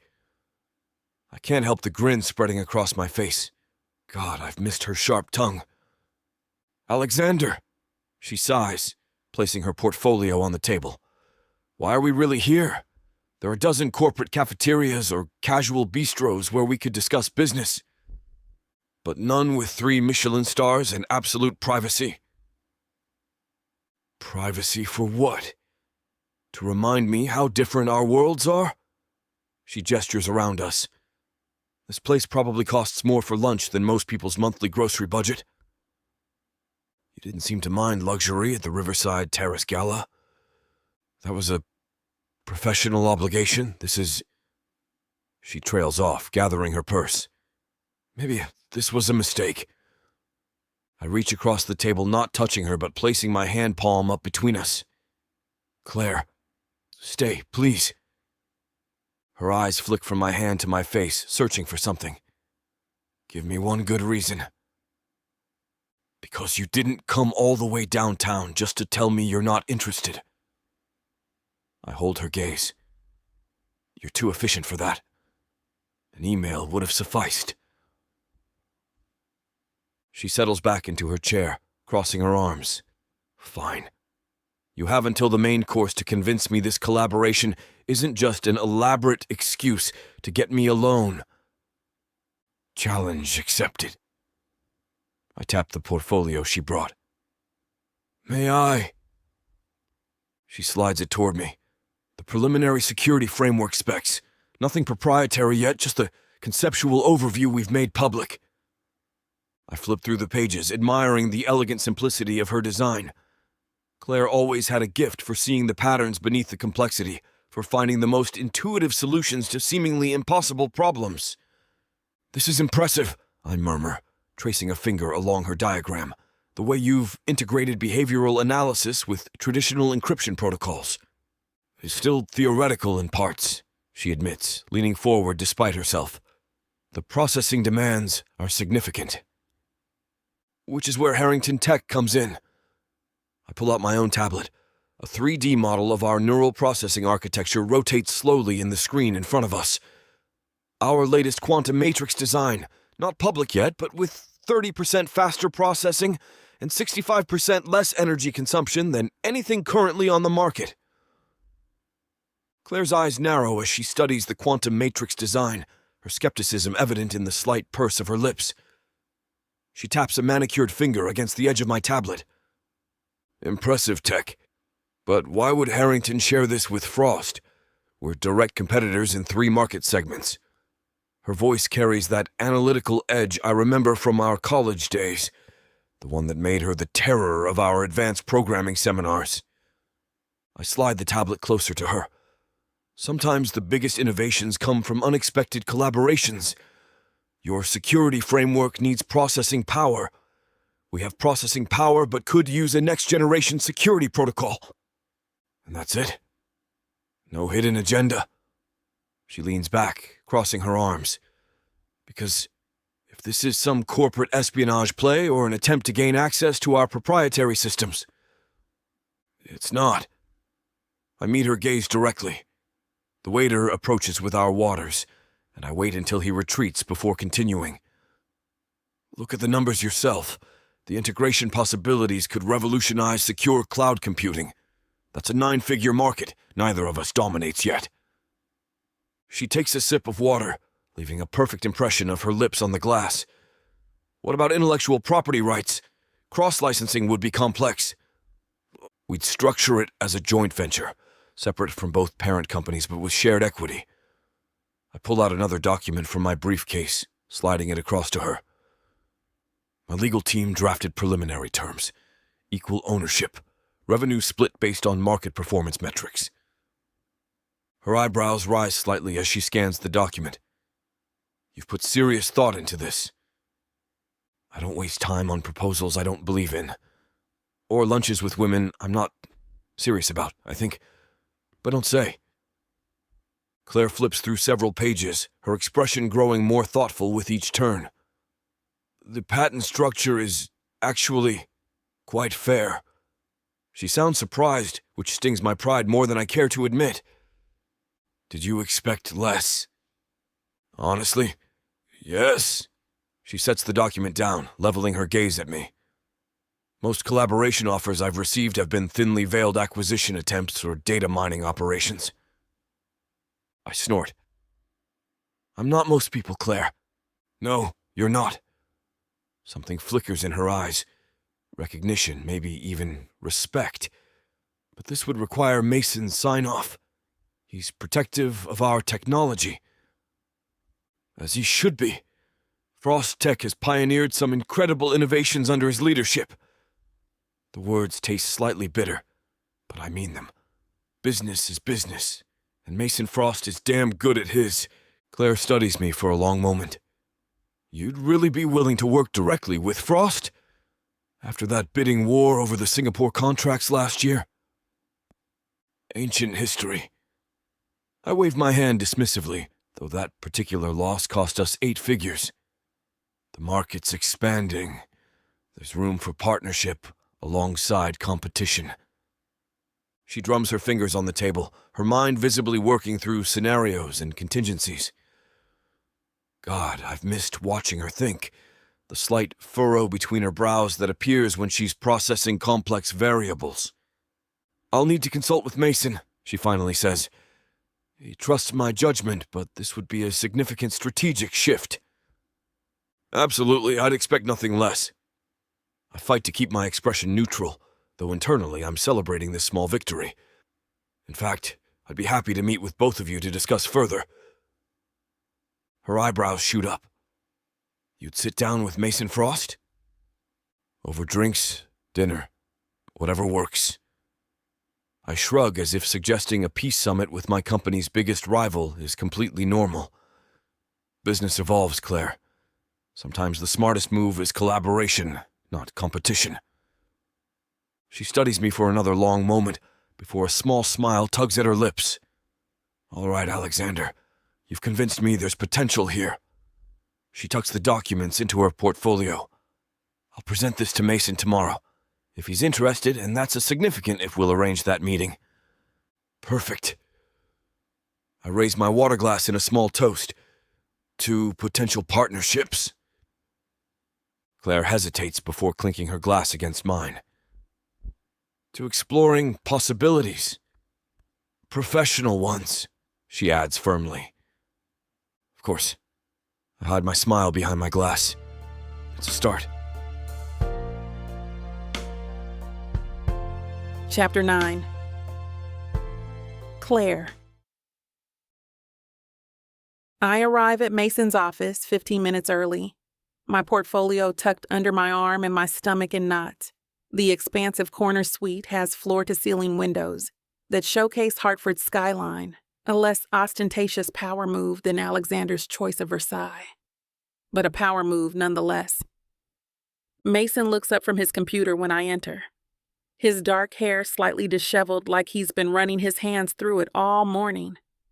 The blue light from his screens reflects off his glasses as he waves me to a seat. Claire, perfect timing. Just wrapping up this disaster call with Soul. He taps a few more keys before giving me his full attention. You said you had something potentially game-changing? I place the portfolio on his desk, smoothing it with my palm as if the gesture might calm my nerves. I do. A collaboration proposal from Harrington Tech. Mason's eyebrows shoot up to his hairline. Harrington? As in Alexander Harrington?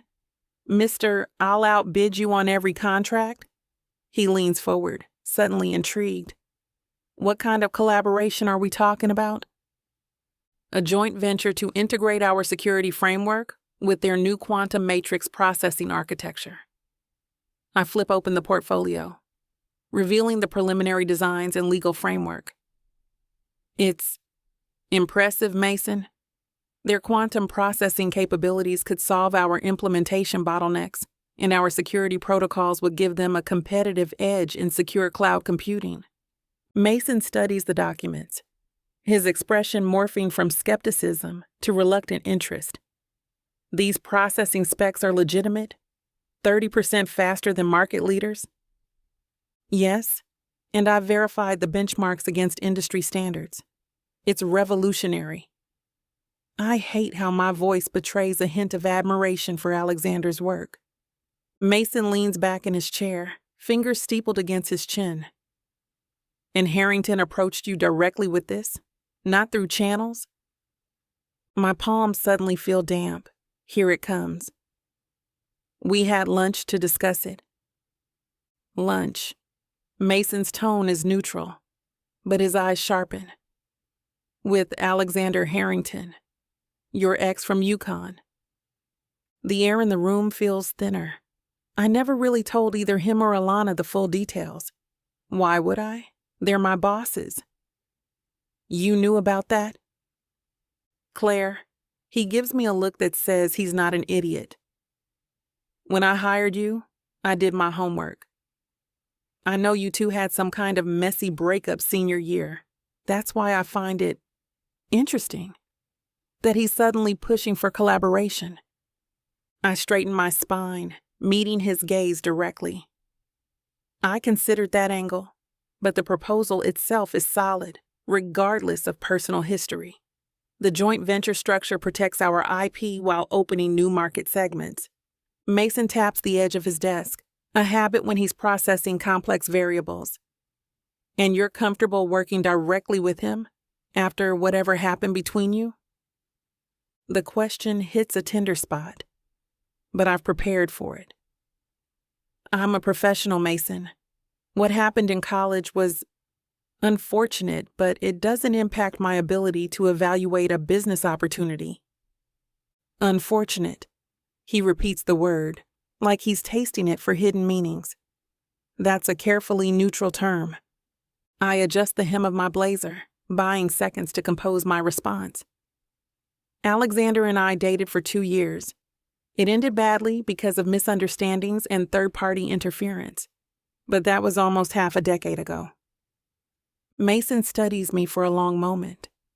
You know, when I hired you, what impressed me most wasn't your coding skills or your MBA. It was your ability to maintain objectivity under pressure. He leans forward. Are you being objective now, Claire? Or is there something more driving this recommendation? The question stings, but it's fair. I consider deflecting, but Mason deserves honesty, at least the professional version of it.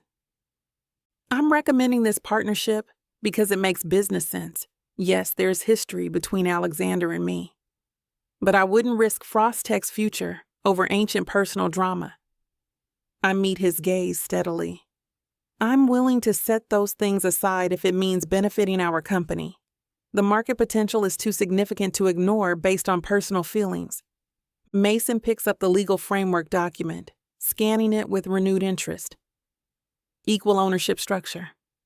Revenue split based on performance metrics. Alexander Harrington offering equal terms. That's unexpected. That was my reaction too. But the numbers check out. I tap the financial projections. 9-figure potential in the first 18 months if we move quickly. Mason flips through a few more pages, his expression thoughtful. And he's willing to meet directly with me? He suggested it himself. Drinks, dinner, whatever works for you. A smile plays at the corner of Mason's mouth. Alexander Harrington willing to break bread with the competition. Now I'm really intrigued. He closes the portfolio, sliding it back toward me. Let's do it. Set up the meeting. Neutral territory, not one of his fancy clubs. I want to look this gift horse directly in the mouth before we commit. I nod, relief washing through me. I'll arrange it. And Claire, his voice stops me as I stand to leave. I trust your judgment, but keep those personal boundaries clear. Whatever happened between you two stays in the past. This is business. I offer him a professional smile that doesn't reveal the complicated tangle of emotions beneath. Absolutely. Business only. If only my heart would get the memo. I leave Mason's office with my professional mask firmly in place. But the second the door clicks shut behind me, I exhale a shaky breath. The hard part is over. Mason's on board. Now I just need to navigate the treacherous waters of working with Alexander without drowning in old feelings. I head toward my office, nodding at colleagues who pass by. The tension in my shoulders eases slightly with each step away from Mason's scrutiny. I slip inside my office, close the door, and lean against it for a moment, collecting myself. The view from my window isn't as spectacular as Mason's corner office, but it's mine, earned through late nights and innovative solutions that saved millions for Frost Tech. I earned this position. I built this life after Alexander, and now he's waltzing back in, blurring all the lines I've carefully drawn. I pull out my phone, scrolling to his contact, added just yesterday, but already feeling like a dangerous temptation. My finger hovers over his name for several seconds before I tap it. Professional. Keep it professional. The phone rings 3 times before he answers, and the deep timbre of his voice still manages to send an unwelcome shiver down my spine. Claire, I was hoping you'd call. I settle into my chair, swiveling to face away from my computer screen, as if Alexander might somehow see my browser history through the phone. Mason's on board for a meeting. He wants neutral territory, no fancy clubs. Done. I know a place downtown, excellent scotch, discreet enough for competitors to break bread without ending up on some business blog. Text me the details and I'll coordinate with Mason's assistant. I tap my fingernail against my desk, debating how to phrase the next part. Alexander, I need to make something clear. I'm all ears. The smile in his voice is audible, infuriating. This needs to stay strictly professional. Mason knows about our history in broad terms. He trusts my judgment, and I won't have that trust undermined by any complications. Complications?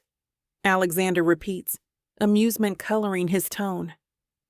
Is that what we're calling it now? I'm serious. I straighten papers on my desk that don't need straightening. This partnership could be tremendous for both our companies, but it has to be about the technology, not whatever this is between us.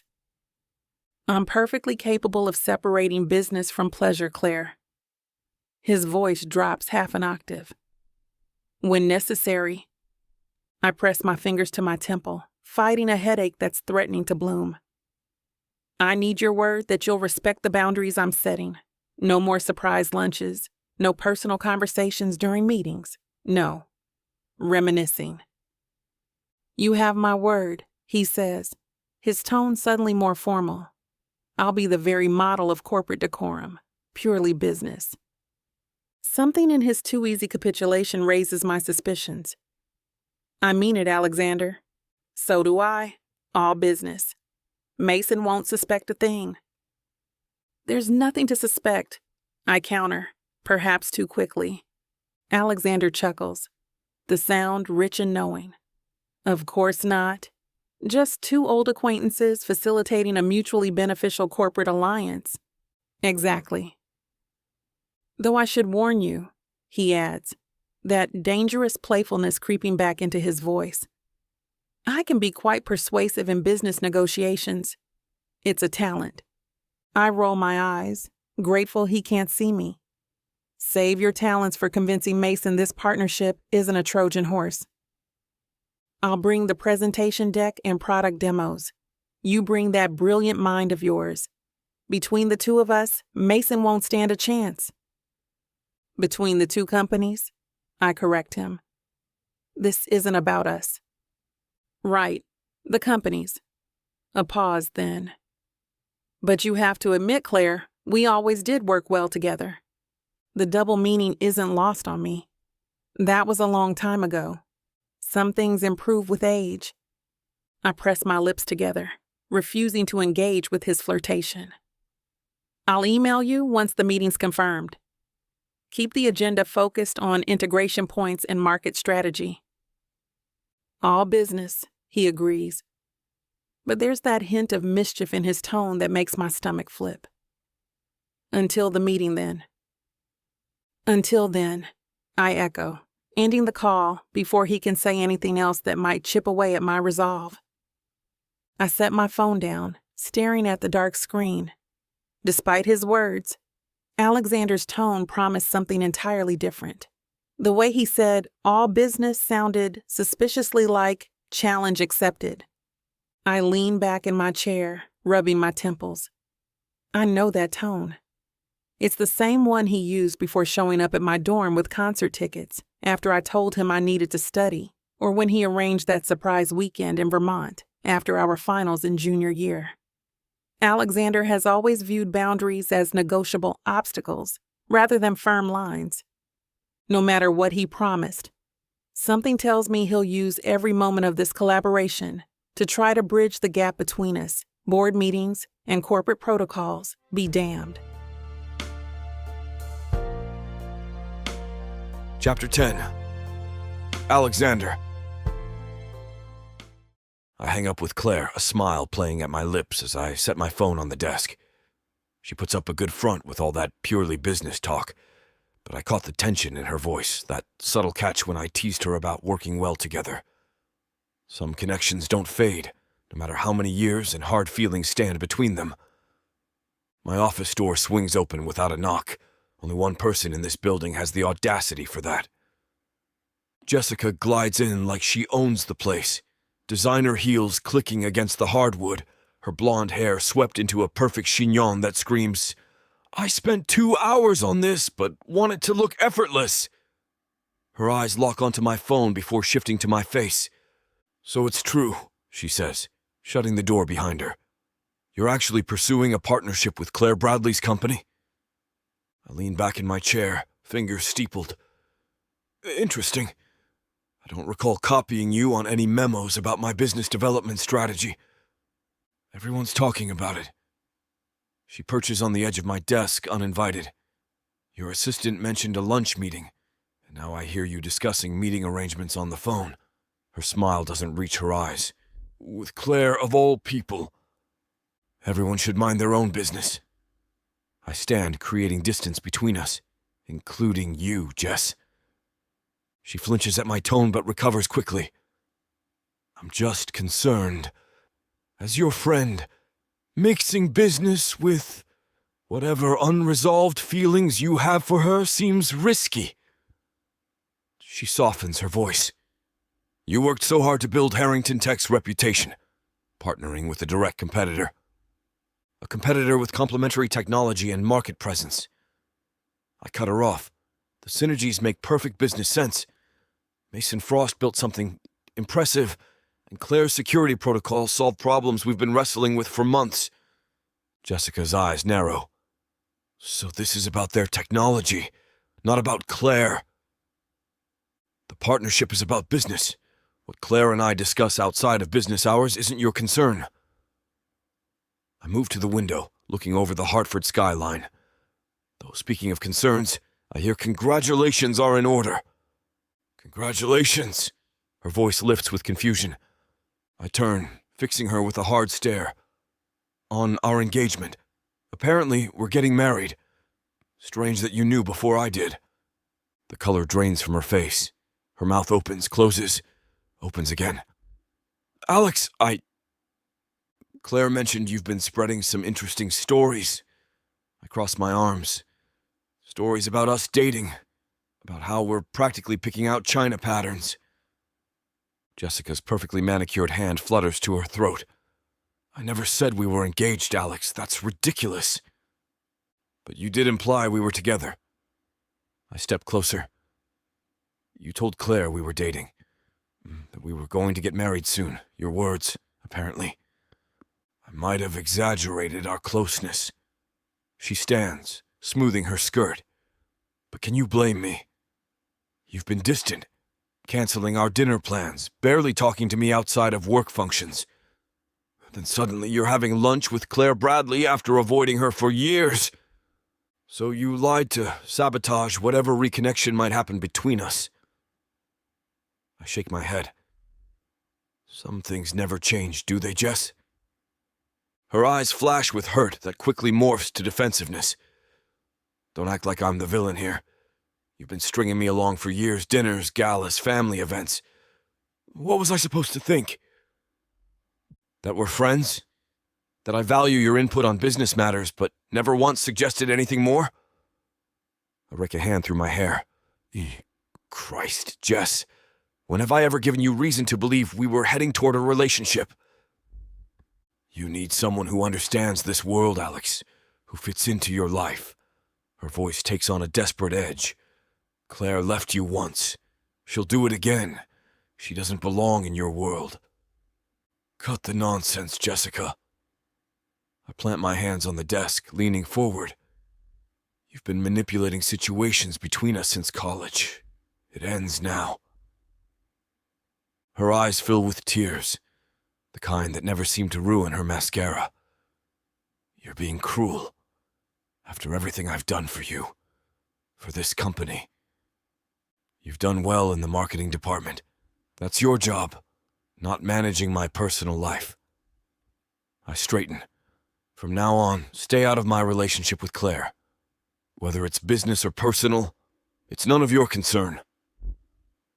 Jessica's bottom lip trembles, that practiced quiver I've seen 100 times before. You're not thinking clearly, Alex. This is about Claire messing with your head again.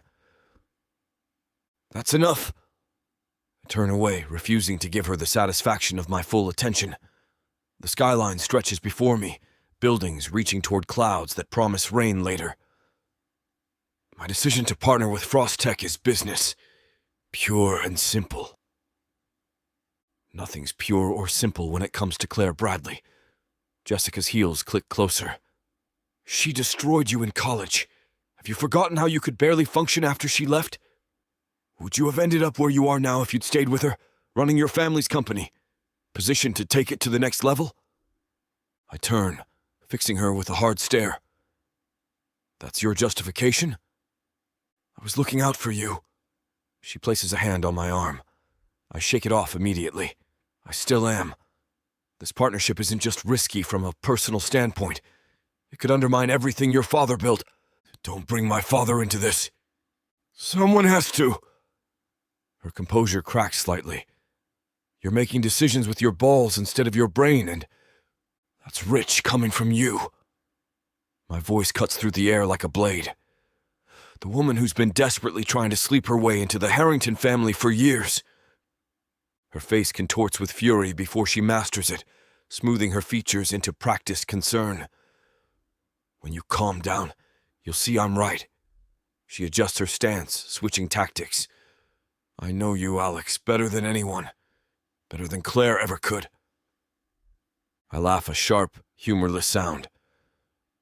You know what I let you see? Nothing more. Fine. She crosses her arms, jutting her chin defiantly. If you won't listen to reason, perhaps the board will. Your parents certainly will. They've never approved of Claire, and when they hear you're willing to share sensitive technology with a rival, something snaps inside me. I move toward her, not touching, but close enough that she backs up a step. Let me be crystal clear. My voice drops to a near whisper. If I decide Frost Tech's security protocols will benefit Harrington, the board will be thrilled. They care about profit margins and market expansion, not your personal vendetta. You're not thinking rationally. She stands her ground, though I notice a slight tremble in her hands.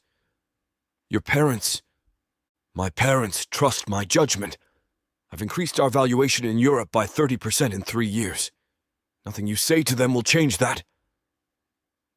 Jessica's eyes narrow, calculation replacing the fake hurt. You're really willing to risk everything for her? I'm willing to make a smart business decision regardless of your feelings about it. I step back, creating distance between us. And if that decision happens to repair something personal with Claire, that's none of your business. She stares at me for a long moment, then nods slowly. Fine. I'll back off. Her lips curve into something that resembles a smile, but contains no warmth. It's your company to ruin. It is my company. Remember that. I move to the door, holding it open. A clear dismissal. Now, if we're done with this conversation, I have actual work to do. Jessica gathers her composure, straightening her shoulders as she walks toward the door. She pauses beside me, close enough that her perfume, too sweet, too calculated, invades my space. Just remember, Alex, she says softly. When she breaks your heart again, I'll still be here. I don't respond. Don't give her the satisfaction. I simply close the door behind her and lean against it, exhaling slowly. Jessica's threats are empty. I know it. She knows it. But the conversation has left a sour taste in my mouth that not even thoughts of seeing Claire again can fully dispel. Chapter 11. Claire. I arrive at Vert 15 minutes early because punctuality is my superpower. The restaurant sits on the 23rd floor of a gleaming downtown building, all floor-to-ceiling windows and minimalist decor that whispers expense account without being gauche about it. Miss Bradley. The hostess greets me with practiced warmth. Mr. Frost has already arrived. Of course he has. Mason's early is on time philosophy makes my punctuality look like tardiness. I follow her through the restaurant, weaving between tables of Hartford's business elite, making deals over $60 entrees. Mason sits at a corner table with the best view of the city, typing rapidly on his phone. He looks up as I approach, blue eyes crinkling at the corners. There she is. He stands, giving me a quick hug. Ready for the showdown? It's a business lunch, not a UFC match, I say, settling into my chair. Mason's eyebrow ticks up. Have you met yourself? You're already planning how to dismantle every argument before the bread arrives. I am not. I unfold my napkin with precision. I'm simply prepared to advocate for our interests. Which explains the 4 hours you spent revising our proposal last night. Mason sips his water. After we'd already finalized it? I roll my eyes. Minor tweaks. Claire, you restructured our entire pricing model. Because the previous structure undervalued our contribution by approximately $12 million. Mason laughs. And this has nothing to do with who's sitting across the table? I'm saved from answering when the hostess returns, Alexander Harrington in tow. My breath catches. An involuntary physiological response I refuse to acknowledge. He's wearing a charcoal suit that fits like it was poured onto him. No tie, top button undone in a way that somehow looks both professional and like he's about to order everyone drinks. Mason. Alex extends his hand. Good to see you. Harrington. Mason stands, shaking firmly. Thanks for considering this partnership. Alex's eyes shift to me, and the temperature in the room climbs several degrees. Claire. Alex. I keep my voice neutral, professional, absolutely not affected by the way his attention seems to transform the space between us into something electric. He slides into the chair across from me. You look beautiful. The compliment lands like a perfectly thrown dart. Direct hit. I brought projections for the first quarter integration, I counter, pulling a tablet from my bag. Alex's mouth quirks. Already diving into business? No pleasantries first? I consider efficiency a pleasantry. Mason coughs into his napkin, poorly disguising his amusement. Our server approaches, offering wine suggestions. Alex orders a bottle of something obscenely expensive without consulting the wine list. Show off. So, Alex leans forward after the server departs. I've reviewed your proposal. It's impressive. But, I prompt, hearing the unspoken reservation. His eyes dance with something that looks suspiciously like appreciation. But I think the revenue split doesn't adequately reflect the market positioning Harrington brings to the table. Interesting perspective. I tilt my head. Considering our security protocols are the backbone of the entire integration. Security protocols that would reach twice the consumer base through our distribution channels. Mason interjects. Our protocols have a 99.8% effectiveness rate against incursions. That's a solid 15% higher than industry standard. Which makes them valuable, Alex concedes. But distribution is king. Distribution without superior product is just efficiently delivering mediocrity, I counter. Alex laughs. An actual laugh that transforms his face. God, you haven't changed. The server returns with wine, performing the tasting ritual for Alex, who nods approval without taking his eyes off me. What Claire means, Mason says after our glasses are filled, is that we believe in equitable partnership. We're not looking to be absorbed. Of course not. Alex swirls his wine. I'm suggesting a 60-40 split in our favor, with your company maintaining complete autonomy over development. 50-50, I counter immediately, with shared governance on integration decisions.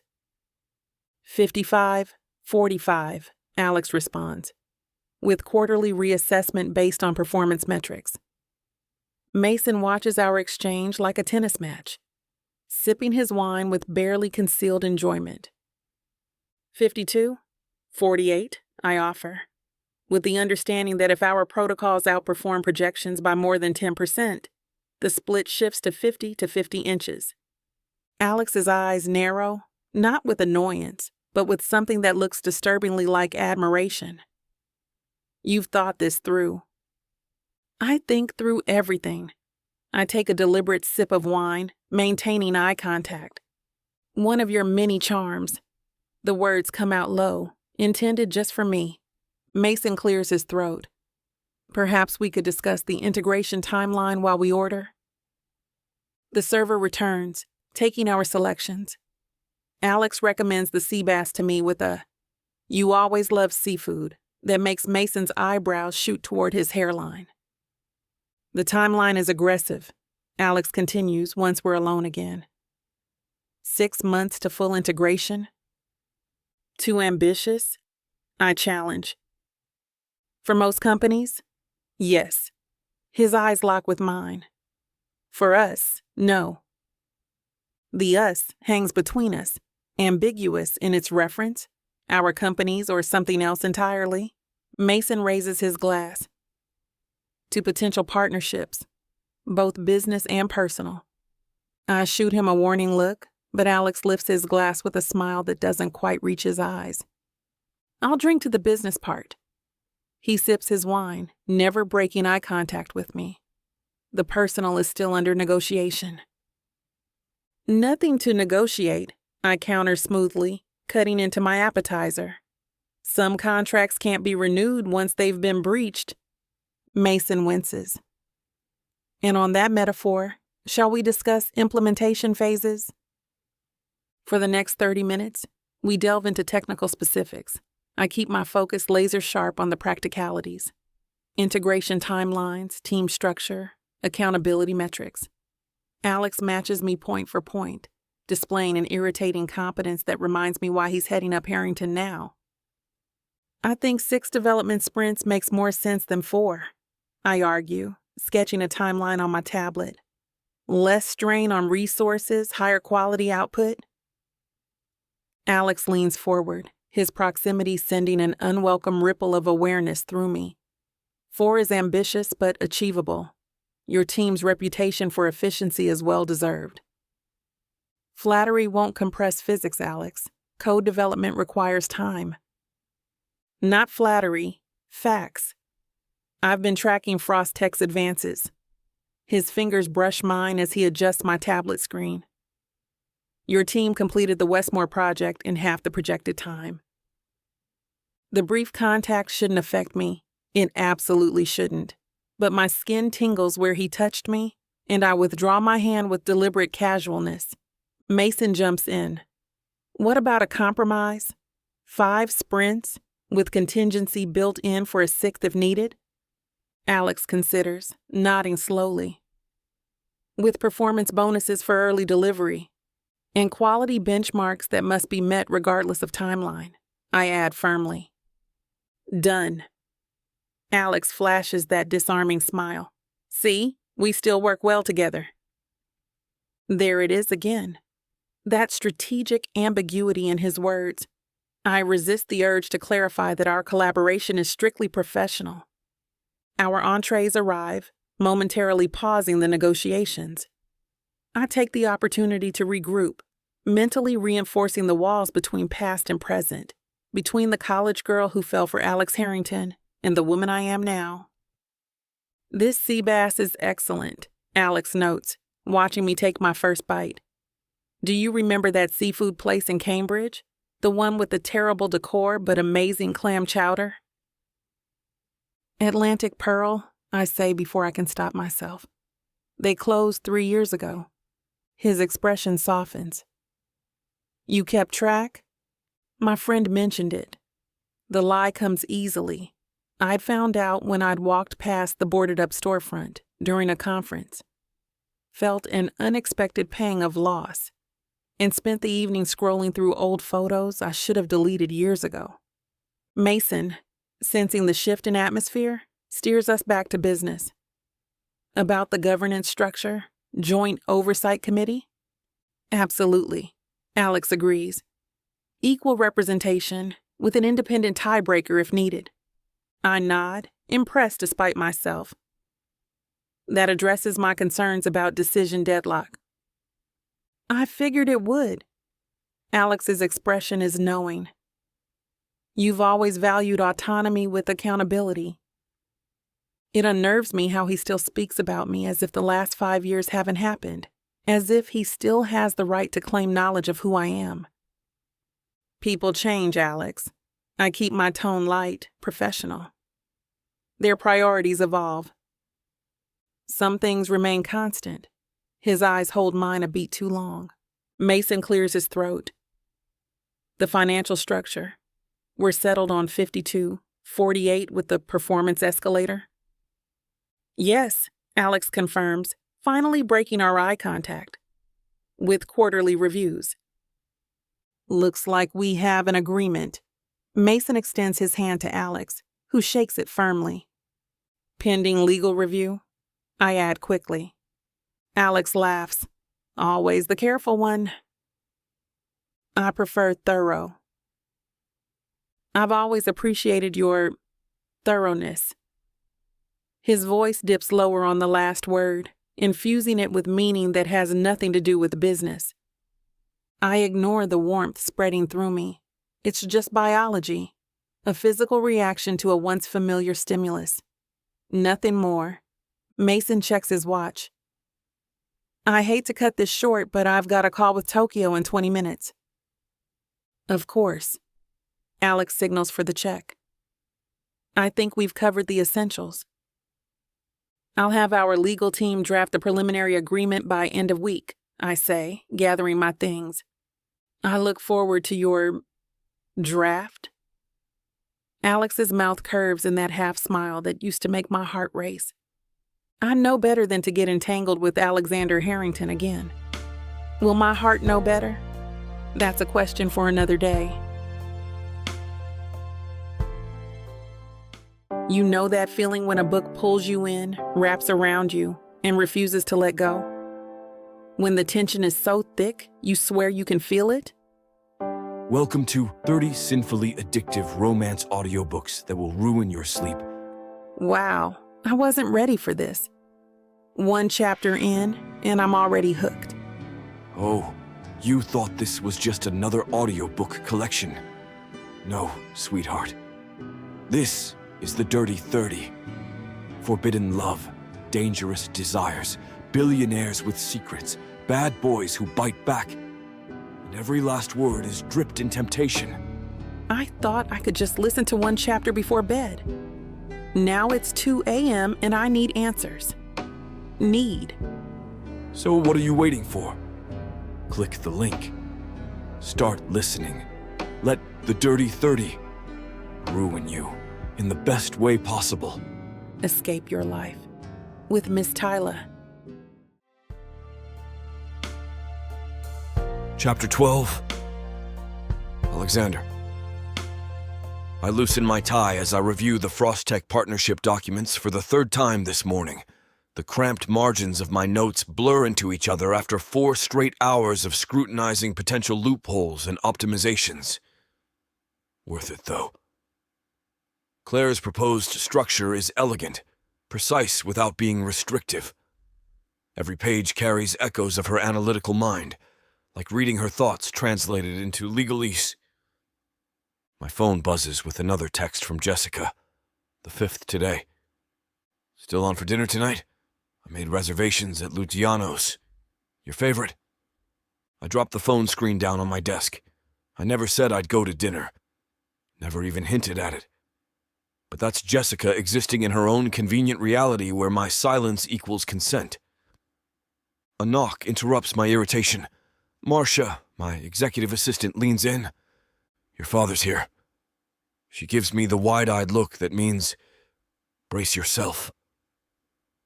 I straighten my tie. Send him in. Richard Harrington strides into my office like he still owns it, which technically he partly does. The founder and board chairman of Harrington Tech carries his 62 years with the kind of authoritative grace that board members wet themselves over.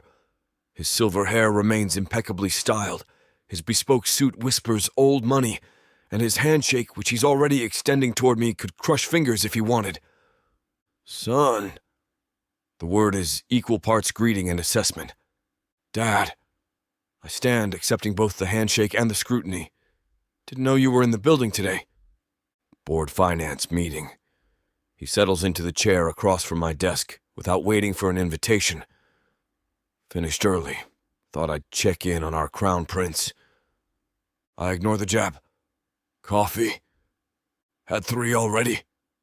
He gestures to the Frostech documents spread across my desk. Those, the partnership papers? Draft version. Their legal team's still making revisions. I slide the executive summary across to him. He scans it, nodding with the occasional raised eyebrow. 52-48. Not the split I would have pushed for. It's the right split for this partnership. Because of the Bradley woman's negotiating skills. Word is, she ran circles around you at Vert. I bite back my first response. Mason Frost was there too. It was a productive meeting with 2 skilled executives. He sets down the summary. Congratulations, by the way. Securing Frost Tech is a significant win. Their security protocols will complement our consumer reach perfectly. Thanks. He leans back, fingers steepled. Here it comes, the real reason for this visit. Had an interesting conversation with Gerald Winslow last night. And there it is, Jessica's father, board member, and longtime family friend. Did you now? He mentioned Jessica's been disappointed lately. I exhale slowly. Dad. Gerald's support was crucial in that Singapore expansion last quarter. Are you seriously implying I should date Jessica to keep her father happy? I'm implying that when the daughter of a keyboard member, who happens to be a lovely young woman from a good family, who clearly adores you, feels slighted, it creates unnecessary complications. I stand, walking to the window to put physical distance between us. The Hartford skyline gleams in the midday sun, reminding me that somewhere out there, Claire is probably hunched over these same documents. Jessica and I are friends. Friends who've dated in the past. One date, 5 years ago. After Claire. The unspoken name hangs between us. The grief pushed me towards Jessica for a very brief, vulnerable moment, but nothing ever blossomed from that. I never allowed it. Gerald says you've been avoiding Jessica since the party. I turn back to face him. I'm not avoiding her. I'm just not encouraging certain expectations. Because of Claire Bradley? His voice sharpens. Alex, you can't seriously be considering rekindling that college romance. The Bradleys have no connections, no influence. Claire's brilliant, I'll grant you that, but... Stop. The word comes out harder than intended. This has nothing to do with Claire. He raises an eyebrow. Doesn't it? This is about Jessica acting entitled to my time and attention. About her showing up uninvited to my apartment. About her scheduling dinners I never agreed to. So humor her, take her to dinner, make her happy. I'm not going to lead her on. My father's expression grows serious. Son, I understand principles, I respect them. But sometimes managing expectations is part of business. Sometimes making small concessions prevents bigger headaches. My personal life isn't a business negotiation. Everything is a negotiation, you know that. He rises, straightening his already perfect jacket. I'm not saying marry the girl. Just don't be so dismissive. Give her a chance. She might surprise you. Dad, I respect Jessica as a friend and colleague. That's it, and I won't pretend otherwise to make her father happy, board member or not. His sigh carries the weight of 1,000 business dinners where he's had to smile through gritted teeth. Stubborn. Like your mother. It's the closest he comes to a compliment some days. Just consider what I'm saying. Gerald's support matters, especially with the Eastern European expansion coming up. I'll handle Jessica my way. That's what I'm afraid of. He moves toward the door, then pauses. You did well with Frost Tech. The partnership makes strategic sense. Thanks. He hesitates, his hand on the doorknob. Just be careful, son. Don't let old feelings cloud your judgment in business or otherwise. After he leaves, I sink back into my chair, the weight of the conversation settling into my shoulders. My phone buzzes again. Jessica. I stare at Jessica's latest text for a long moment, knowing I need to diffuse this situation. My father's words echo uncomfortably. It's easier to call her than to keep batting away persistent text messages. With a resigned sigh, I hit the call button and brace myself. Alex! Her voice pitches higher, a delighted chirp that makes me wince. So we're on for Luciano's tonight? I can pick you up at... Jessica. I cut her off gently but firmly. I can't do dinner tonight. Oh, the single syllable deflates, and I can picture her lower lip jutting out in that practiced pout. But you've been so busy all week. I thought we could catch up, just the two of us. I pinched the bridge of my nose. I've got to finish reviewing these partnership documents. The Frostech deal is moving faster than expected. Can't you review them tomorrow? The reservation's at 8. The hopeful lilt returns to her voice. I know how much you love their wild mushroom risotto. I really can't tonight. I swivel my chair to face the window, watching clouds drift across the sky, wondering if Claire is looking at the same view. But how about next weekend instead? Saturday, maybe? The silence stretches just long enough to register her disappointment before Jessica rallies. Next Saturday? Her tone brightens instantly. That would be perfect. Maybe we could try that new place in West Hartford, the one with the rooftop bar? Sure, whatever works. I'm already mentally scheduling how I'll need to prepare for the joint strategy meetings with Claire next week. We'll need to align on integration approaches, team structures, timelines. Alex, are you still there? I blink back to the conversation. Yeah, sorry, Saturday it is. I'll let you pick the place. Great. It's a date then. The emphasis she puts on date isn't subtle. It's dinner, Jess. The correction comes automatically. She laughs, that musical sound she's perfected over years. Right, dinner between old friends. But who knows where the night might lead? My jaw tightens. Jessica, I'm just teasing, Alex. Lighten up. Another practice laugh. I know you're all business these days, but it'll be nice to see you relax a little. I rub my temple where a headache is beginning to form. Listen, I should get back to these documents. Of course, I won't keep you from your important work. Text me later. Sure. And Alex?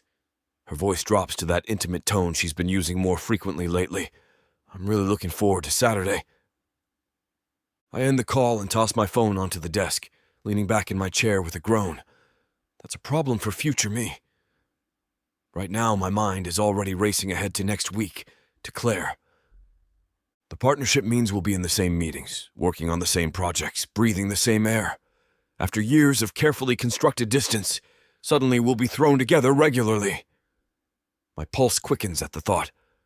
Claire's analytical mind, her sharp insights, the way her eyes flash when she's passionate about an idea. I've missed all of it. Missed her.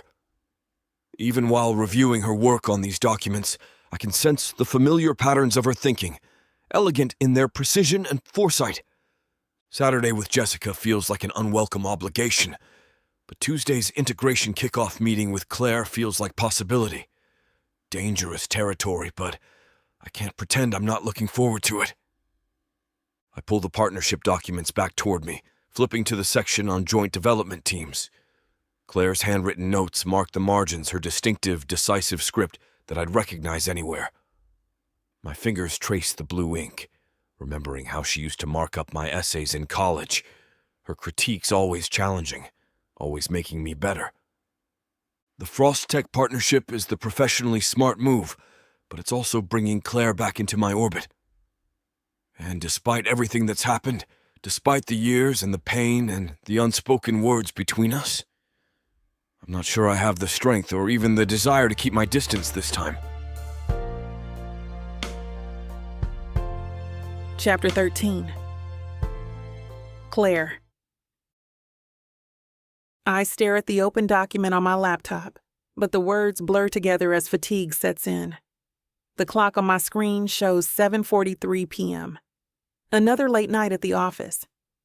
For the past week, it's been nothing but integration meetings and technical discussions as we hammer out exactly how Frost and Harrington systems will merge. My phone buzzes, and Alex's name appears on the screen. Hey, you still at the office? His voice sounds tired but warm. I lean back in my chair, surprised by how natural these calls have become over the past week. How'd you guess? Because I'm still at mine, and we seem to be operating on the same unhealthy schedule. I laugh, stretching my stiff neck. Someone has to make sure this integration doesn't crash and burn. Have you eaten yet? There's a rustling sound in the background. I was thinking of grabbing takeout from that Thai place you mentioned yesterday. The one with the curry that changed my life? My stomach growls at the mere thought. No, I haven't eaten. Too busy sorting through the compatibility issues in the facial recognition protocols. Any breakthroughs? A few. Your team's neural responsiveness algorithms are actually more adaptable than I initially thought. I told you so. The smug satisfaction in his voice makes me roll my eyes, even though he can't see me. Don't get cocky, Harrington.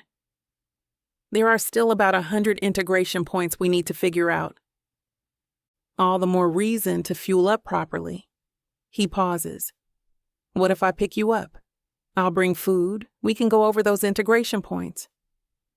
The offer hangs in the air. This past week has been complicated. Working with Alex has been surprisingly easy, like slipping back into a familiar rhythm. We've fallen into a pattern, late meetings, occasional rides home, professional boundaries with just enough friendly banter to make the long hours bearable. But dinner at my place crosses a line we've been carefully avoiding. Claire? Still there? Yeah, sorry. I tap my pen against my desk. You want to come to my apartment? We could eat and work through those protocols you mentioned. 2 birds, 1 stone. I should say no. I should suggest a conference room or a neutral restaurant. Instead, I hear myself say, green curry for me, extra spicy. I remember. His voice softens, and suddenly we're not just talking about food preferences. And those spring rolls, I add quickly, with the peanut sauce. I know. 40 minutes later, I'm pacing my living room, having already rearranged the throw pillows twice and moved a stack of scientific journals from the coffee table to the bookshelf. The knock at the door still startles me. Alex stands in the hallway, juggling 2 bags of takeout and a leather messenger bag.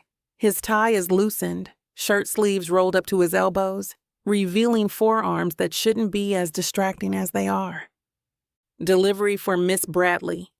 He holds up the bags with a tired smile. Come in? I step aside, suddenly aware of how intimate my apartment feels. This space that holds my private life, my collection of engineering books, the framed photo of my parents, the throw blanket I curl under while reading technical journals. Alex moves past me, and I catch the scent of his cologne mixed with the spicy aroma of Thai food. He sets the bags on my kitchen counter and starts unpacking containers with the familiarity of someone who's been here before, though he hasn't, not this apartment anyway. Plates in the cabinet above the dishwasher? He asks. I nod, surprised. How did you know? He pauses, container in hand. Just guessed. You always organized your dorm room the same way. Logical placement was your thing. The casual reference to our past hangs between us.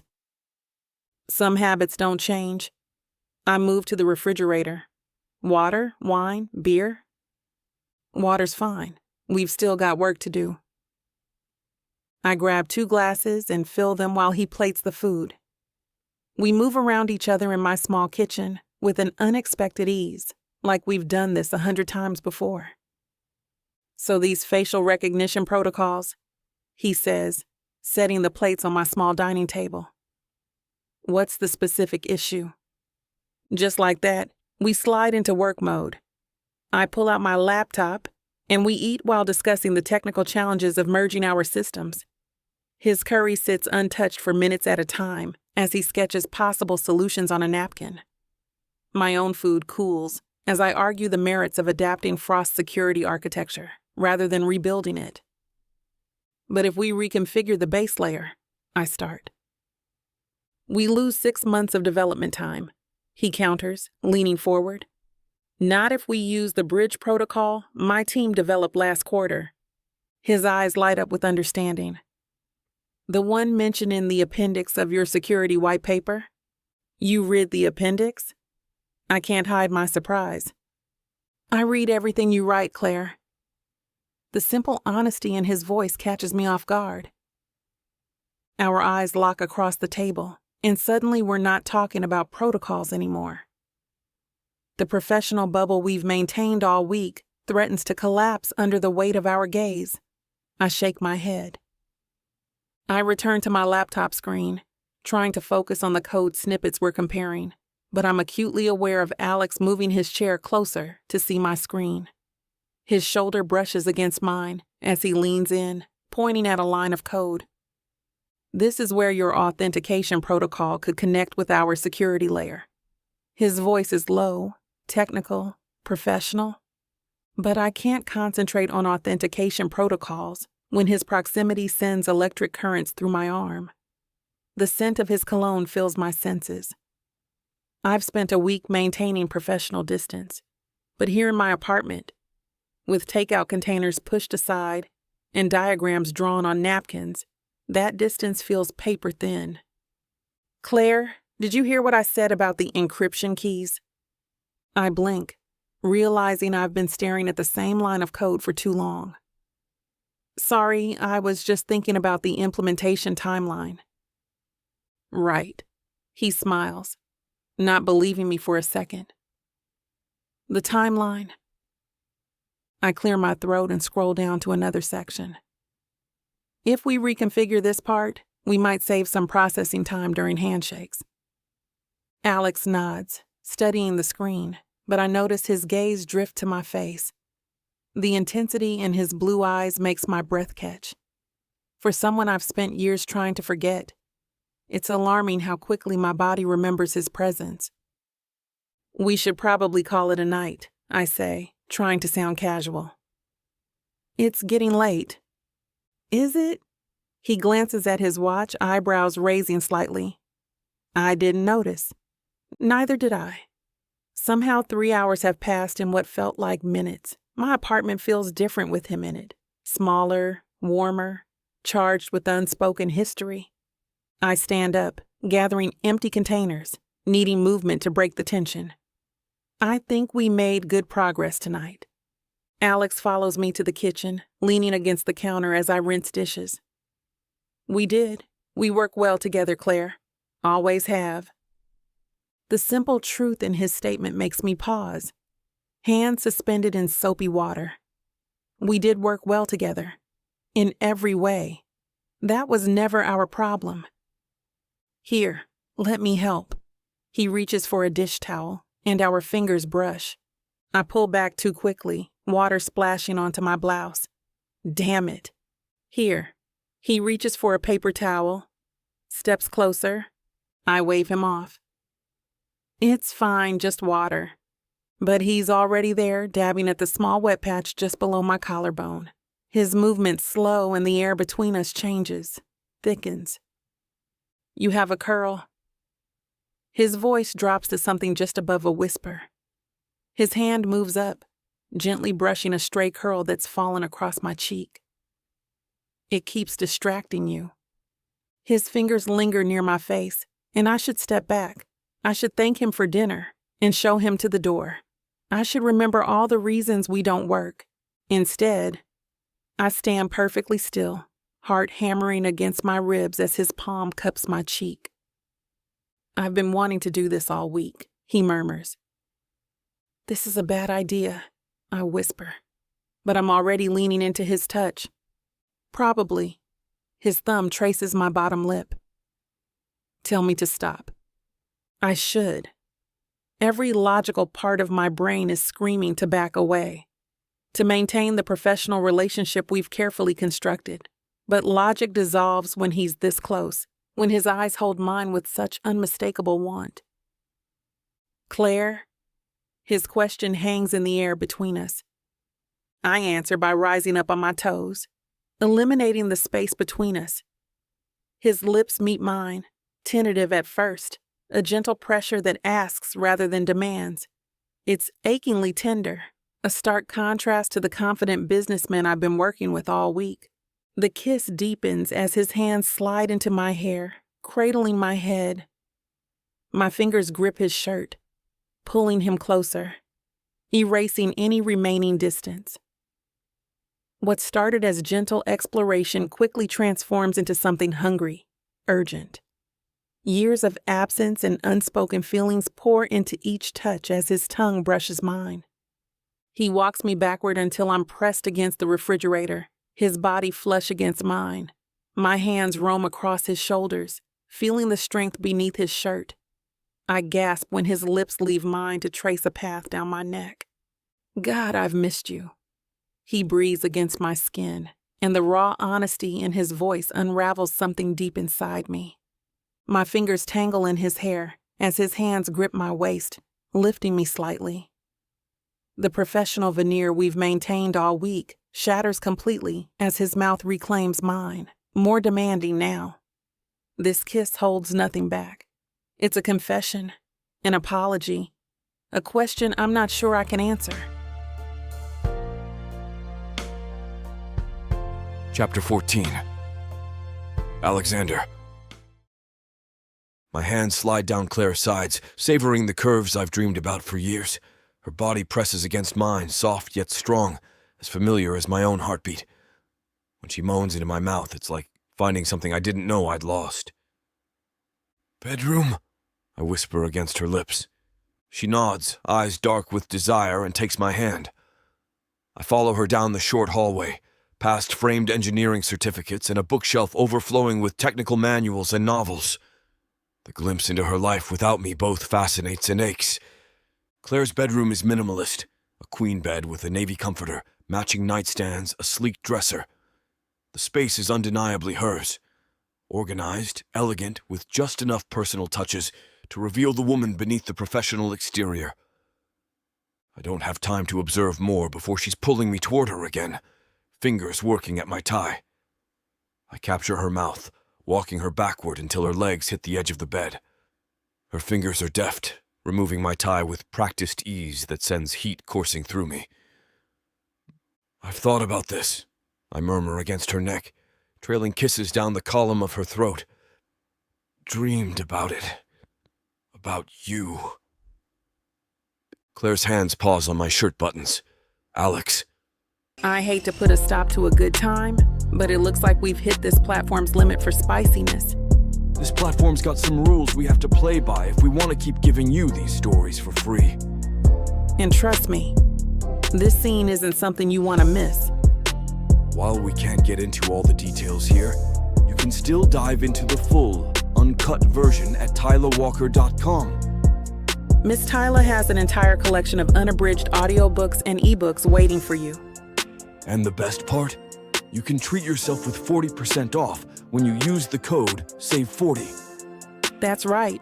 You'll save on any digital product, even bundles that are already discounted.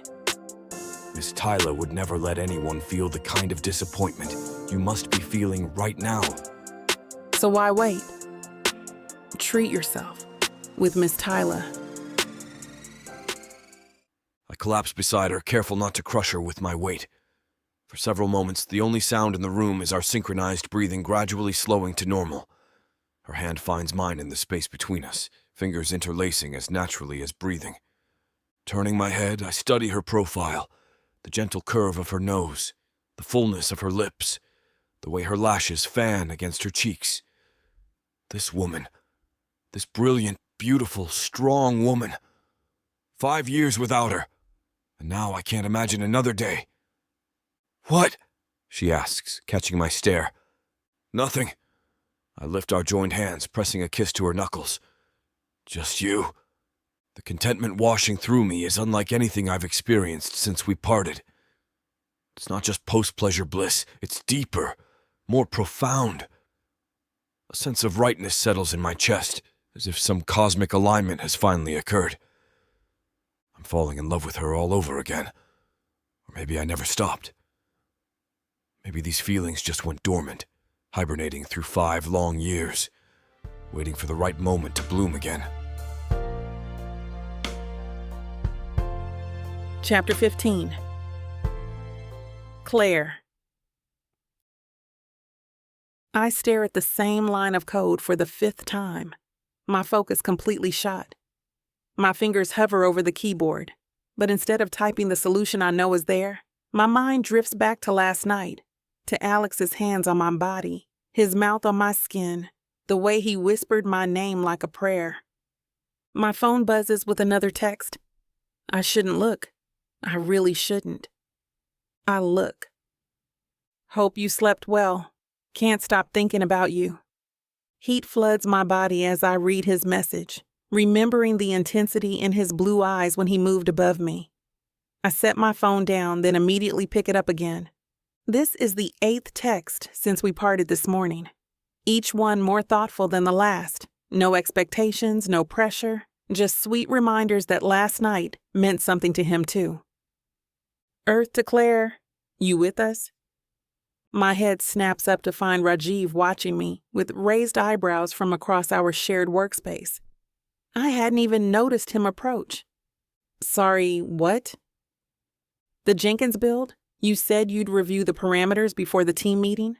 He leans against my desk, studying my face. You okay? You seem distracted? I'm fine. I minimize the code window and pull up the Jenkins file. Just tired. Uh-huh. His tone suggests he doesn't believe me, but thankfully he drops it. Meeting's in 15. As he walks away, I exhale slowly, willing myself to focus. Was last night a mistake? The question has been circling my mind all day. Professionally speaking, probably. But it didn't feel like a mistake. It felt like finding something I'd lost. Like coming home. I glance at my phone again. Another text. Remember that cafe near campus where we used to study? Found one just like it downtown. We should go sometime. My heart does a little flip. He remembers our spots, our rituals, the small details that made us us. Damn it, Harrington, I mutter, fighting a smile as I finally type back a response. If there's no blueberry scones, it's a deal breaker. His reply comes instantly. Already checked? They have them. And they're better than the ones at Brood Awakening. Impossible. Those were perfection. Guess you'll have to be the judge. This easy banter feels dangerously comfortable, like slipping back into favorite clothes I thought I'd outgrown. I set my phone face down and force myself to stare at my screen. The Jenkins file swims before my eyes, parameters blurring as my mind replays how Alex looked this morning. Sleep rumpled and gorgeous in my bed. This is ridiculous, I whispered to myself, straightening my spine and cracking my knuckles. Focus, Bradley. I make it through 3 parameters before my phone lights up again. I shouldn't look. I have work to do. I'm a professional. I look. Just passed a woman with your perfume, nearly gave myself whiplash turning around. How does he do that? How does he dismantle my defenses?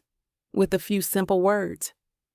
I remember the feeling of his fingers trailing down my spine, his lips at my neck, the weight of him pressing me into the mattress. My body responds instantly to the memory, warmth pooling low in my belly. The engineering meeting is in 7 minutes, and I've accomplished exactly nothing this morning. I close my eyes, trying to center myself. What am I doing? After 5 years of building my career, focusing on my goals, I'm suddenly acting like a lovesick college student again. All because Alexander Harrington walked back into my life and reminded me what it feels like to be wanted. But it's more than that. The way he looked at me last night, like I was precious, like he'd been drowning and I was air, stirred something I'd buried deep. My phone buzzes with an automated reminder about the meeting. Thank God, structure, professionalism, things I understand. I gather my laptop and notes, determined to compartmentalize. Work Claire needs to be present for the next hour. Personal Claire can sort through these feelings later. But as I walk toward the conference room, my phone buzzes one more time. Had a dream about you last night. Woke up thinking it wasn't real. Then realized you were right beside me. Best feeling in the world? My steps falter as something shifts in my chest, something that feels terrifyingly like hope. I shouldn't be doing this. Opening this door again is asking for heartbreak. But for the first time in 5 years, I'm wondering if some risks might be worth taking. I slip my phone into my pocket as I enter the conference room, straightening my shoulders and adjusting my expression to something resembling professional competence. The team is already assembling. Rajiv chatting with Emma, while Darius from backend sets up his laptop projection. There she is. Rajiv gestures to the empty seat beside him. Thought we might have to send a search party. Very funny. I slide into the chair, arranging my materials on the table. I'm right on time. The project manager, Selena, calls the meeting to order with a quick tap of her pen against her water bottle. Let's get started. First up, Claire's going to walk us through the Jenkins build parameters for the new API integration. All eyes turn to me. I take a deep breath and launch into my presentation. I've restructured the build pipeline to accommodate the increased testing load without sacrificing speed. My voice comes out clear and confident as I pull up my diagrams. The key was identifying redundancies in our testing suite and implementing parallel execution where possible. As I walk through the technical details, I realize I'm not just going through the motions. I'm genuinely engaged, ideas flowing seamlessly. Words that normally require careful consideration tumble out effortlessly. When Darius raises concerns about potential bottlenecks, I have answers ready that satisfy even his exacting standards. That's actually brilliant, he admits, leaning back in his chair. I didn't think about leveraging the cached repositories that way. Selena nods approvingly. This could cut our deployment time by 20%. Nice work, Claire. A warm glow of satisfaction spreads through my chest. I catch Rajiv giving me a curious look, probably wondering where this version of me came from. The meeting continues, and I find myself contributing to discussions that I normally would have kept quiet on. When Emma brings up integration challenges with the front-end code, I offer solutions that bridge our team's approaches. Well done, Claire. You were spot on as always, Selena says. I clear my throat. Thank you. Had a great night's sleep last night, so that must have helped. Rajiv lingers, eyebrows raised in obvious disbelief. Sleep, huh? Is that what we're calling it now? I don't know what you're talking about. I bustle around, organizing papers I don't need to organize. You've checked your phone 17 times this meeting. Who's the guy? I shoot him a look. What makes you think there's a guy?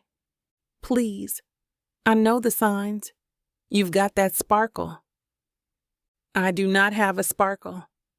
I touch my cheek self-consciously. It's just, I've been focused today. Right. Rajiv grins. Well, whoever he is, he's good for you. You crushed it today. As my colleague walks away, I allow myself a small smile. The meeting had gone exceptionally well. My mind feels sharper, my confidence stronger. Is it really because of Alex? The idea is simultaneously terrifying and exhilarating. Back at my desk, I pull out my phone and find 3 more texts waiting. Just closed a deal I've been working on for months. Wish you were here to celebrate with me. Remember how we used to mark each other's achievements? You'd bake those awful cookies that were somehow still delicious. I'd plan elaborate dates neither of us had time for. We were good together, Claire, in all the ways that matter. Something warm unfurls in my chest, a feeling I've been fighting since the moment I saw him again. Maybe it's not just physical chemistry between us. Maybe what we had, what we could have again, is worth the risk of heartbreak. For 5 years, I've convinced myself that success meant isolation, that vulnerability was weakness, that I needed to be entirely self-sufficient. But sitting here, riding the high of professional accomplishment while feeling more connected to another person than I have in years, I'm starting to question those assumptions. What if connection makes me stronger, not weaker? What if Alex and I could build something new, something better than what we had before? The thought sends a shiver of possibility through me. For the first time since our breakup, I allow myself to imagine a future where we find our way back to each other, not as the people we were, but as the people we've become. I pick up my phone and type a response before I can overthink it. I miss celebrating with you too. Maybe we could start again, one scone at a time. Chapter 16. Alexander. I check my watch for the third time in 15 minutes as Jessica drones on about her recent charity gala. Noon. Only 30 minutes into this lunch, and I'm already calculating my escape route. And then Senator Hillman's wife showed up wearing practically the same dress as me. Can you believe it? Jessica leans forward, her green eyes wide with manufactured outrage. Tragic, I mutter, scanning the upscale Hartford restaurant for our waiter. The sooner food arrives, the sooner this obligation ends. Jessica reaches across the table to brush her fingers against mine. I casually reposition my hand to check a non-existent notification on my phone. You seem distracted today, Alex. Her voice shifts to that concerned tone she's perfected, sweet enough to seem caring, but with an edge that demands attention. Something on your mind? Claire's smile this morning, her scent on my skin, the way she looked at me before I left her apartment. Just work. I take a long sip of water. Busy quarter. Jessica's perfectly manicured nails tap against her wine glass. I heard something interesting from Daddy this morning. Great. Gerald's been talking. I straighten my shoulders, keeping my expression neutral. Oh. He mentioned you've been spending a lot of time with Frost Tech. Her smile doesn't reach her eyes. That collaboration you were so excited about. How's that going? Dad warned me to keep Jessica appeased, but there are limits to what I'll share. It's progressing. I keep my tone even. Professional. We're still in early stages.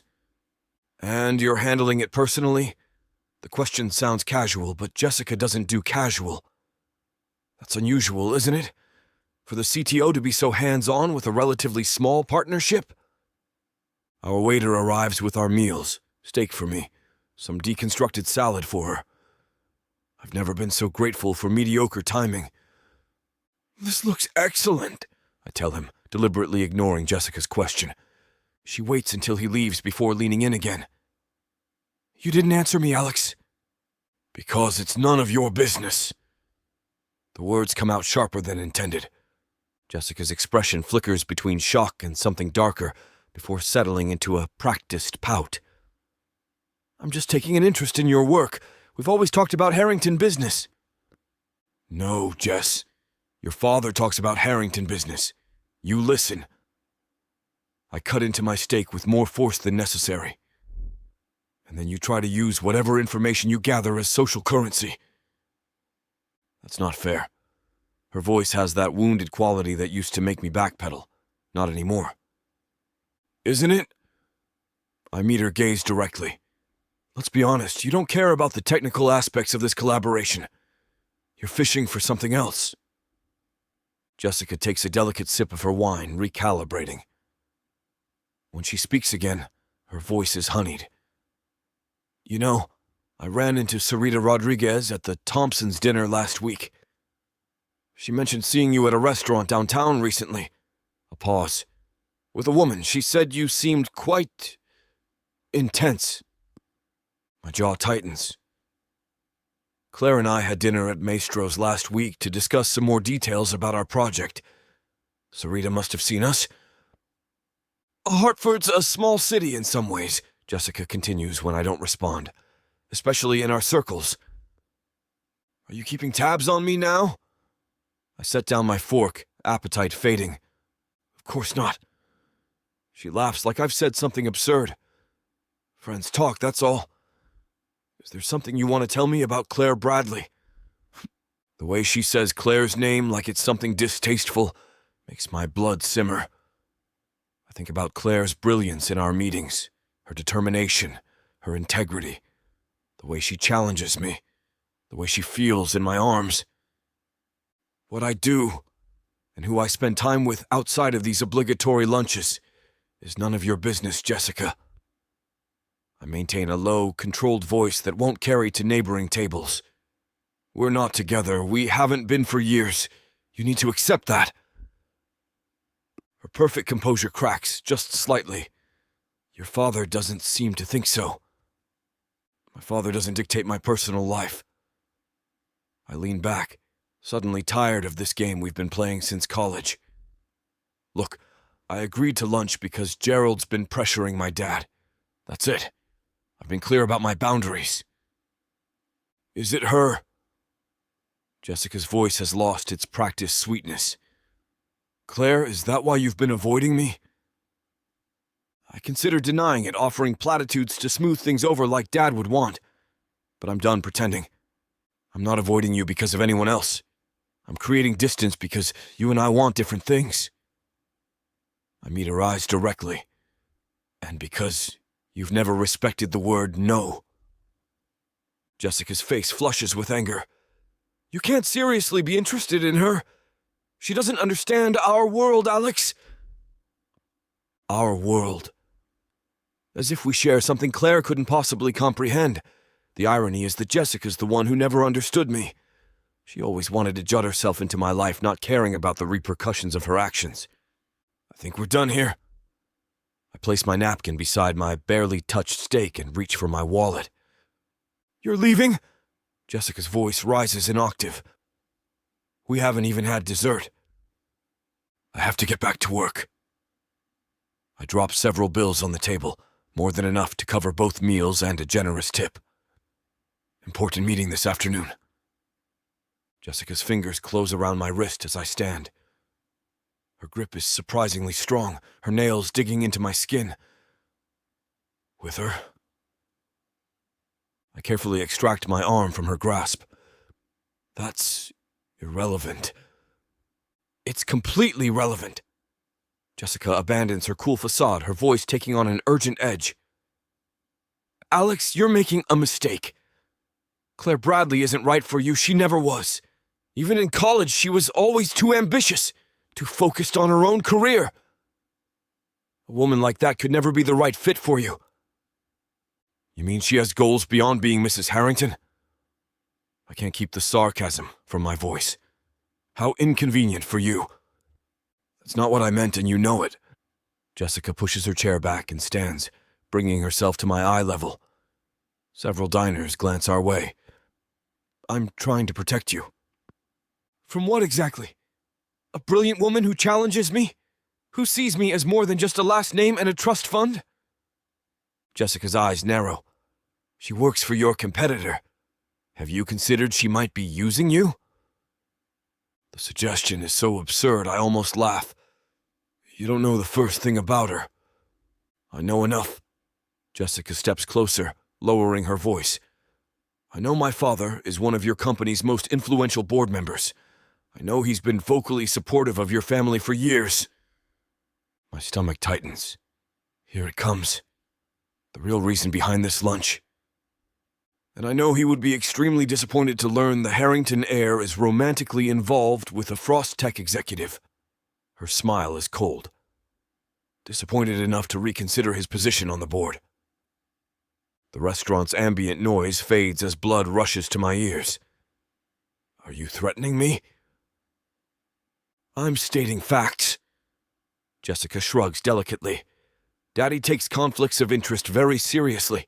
If word got out about your entanglement, it would raise questions about corporate espionage, insider trading.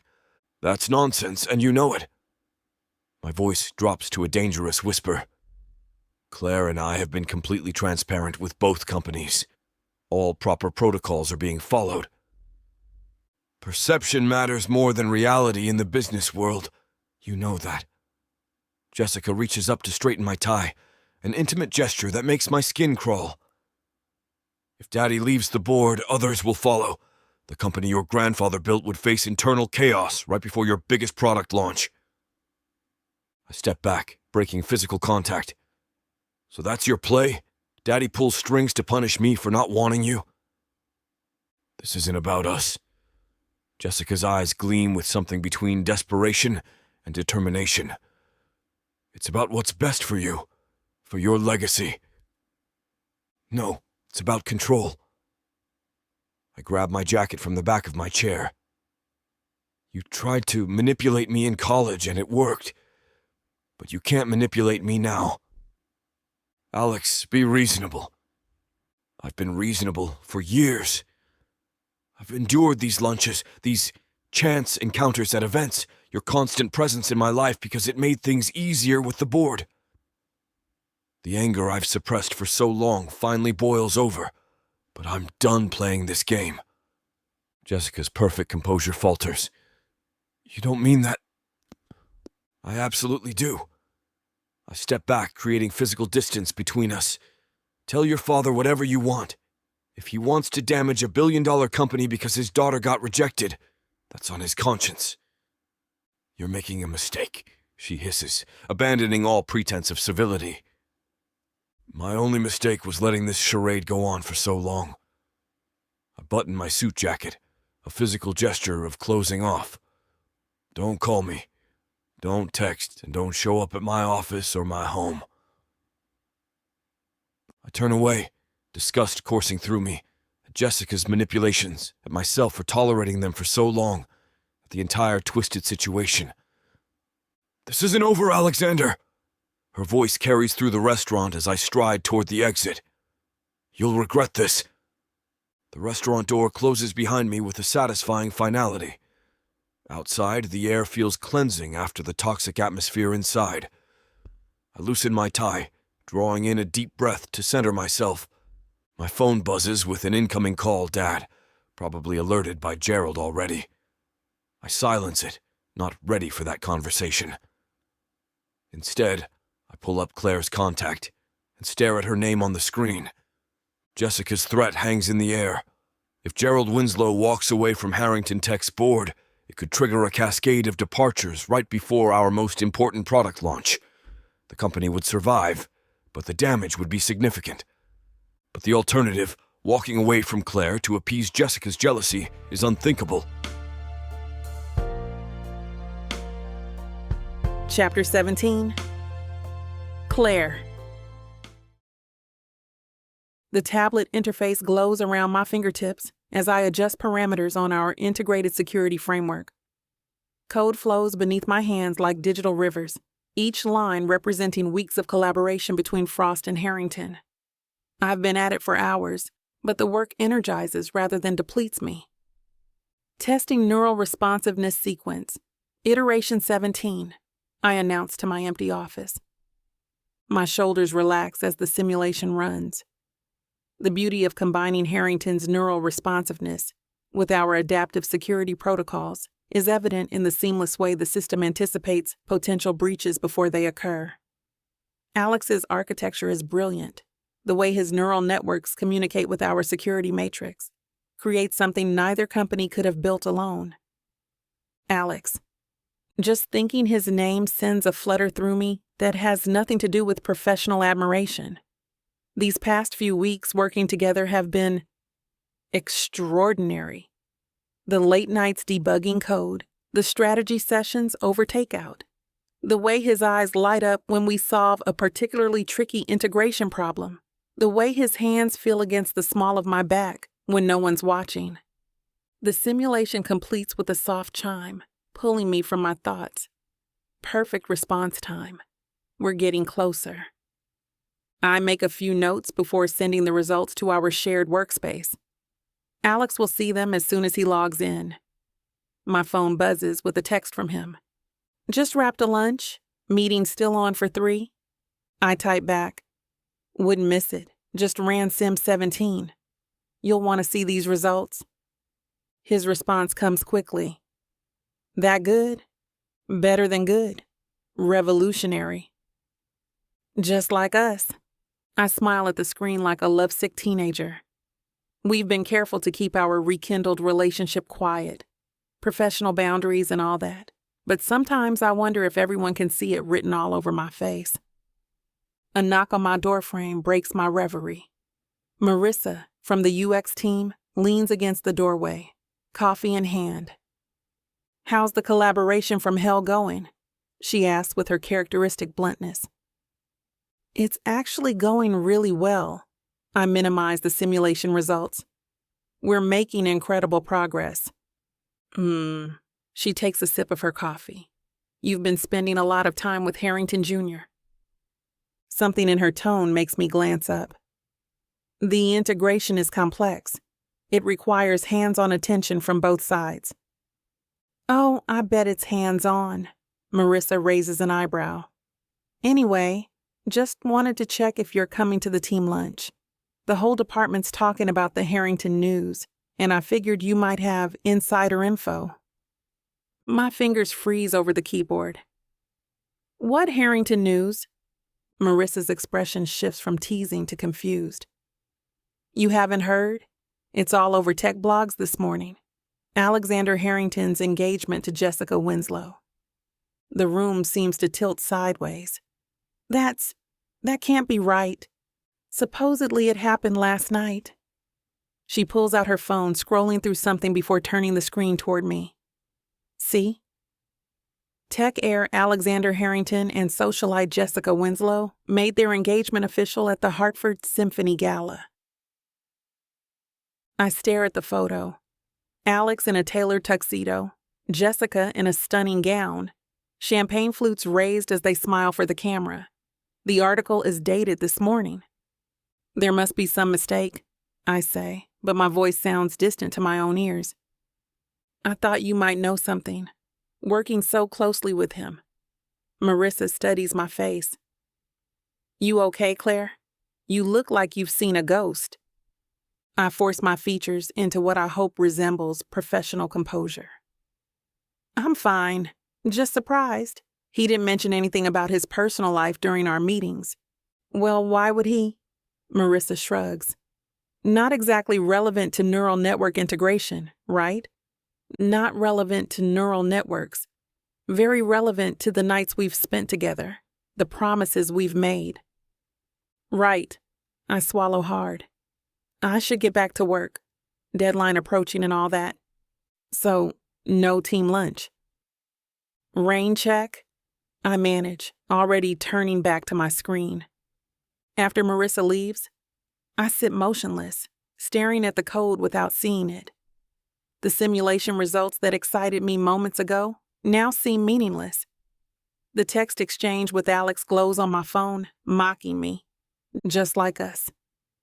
My hands shake as I open a browser window and search Alexander Harrington engagement.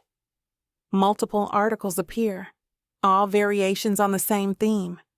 Alexander Harrington, heir to the Harrington tech fortune, engaged to Jessica Winslow, daughter of board member Gerald Winslow. A perfect corporate union, a merger of influential families. The photo that accompanies most articles shows them looking like the perfect power couple, her hand resting on his chest. His smile doesn't reach his eyes, but who would notice that except someone who knows what his real smile looks like? Someone like me. The 3 p.m. meeting we'd scheduled now looms like a nightmare. How am I supposed to sit across from him, discussing system integration while pretending I haven't seen these articles? How am I supposed to look him in the eye after he spent last night with me and then apparently got engaged? My phone buzzes again. Another text from Alex. "Can't wait to see you. I have something important to discuss." I almost laugh at the absurdity. Something important. Like his engagement, perhaps? The worst part is how blindsided I feel. A few nights ago, he was in my bed, whispering about our future.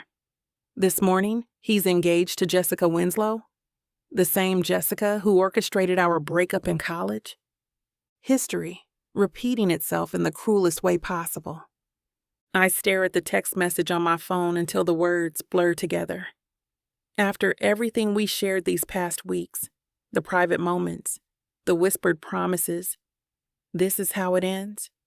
With a casual text, while his engagement announcement circulates through the tech world? My fingers hover over the keyboard. What do I even say? Congratulations on your engagement? Thanks for making me the other woman? Instead, I close the messaging app and dial Mason's number. If I can't face this collaboration anymore, I need to tell him directly. Claire, perfect timing. I just got the simulation results. Mason's voice carries that energized edge he gets when a project's going well. We need to talk about the Harrington collaboration. My voice sounds steadier than I feel. Something wrong with the integration? No, nothing technical.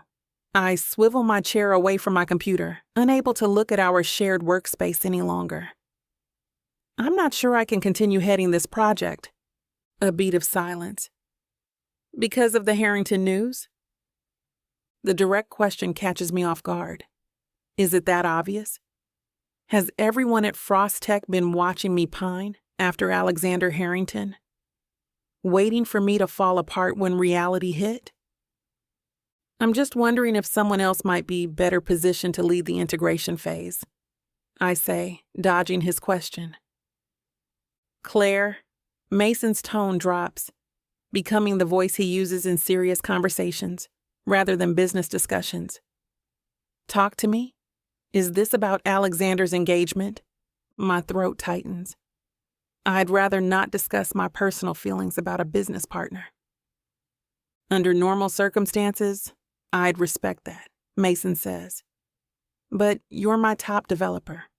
Asking to drop our biggest project of the year right when we're hitting our stride.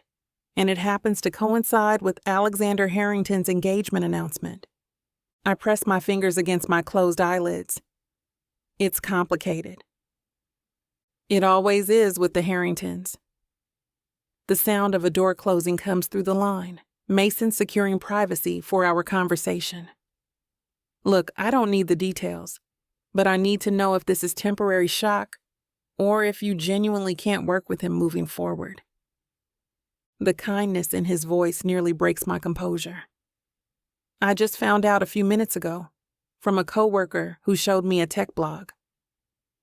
Damn, Mason breathes. That's rough. Yeah, I swallow hard. I thought, it doesn't matter what I thought.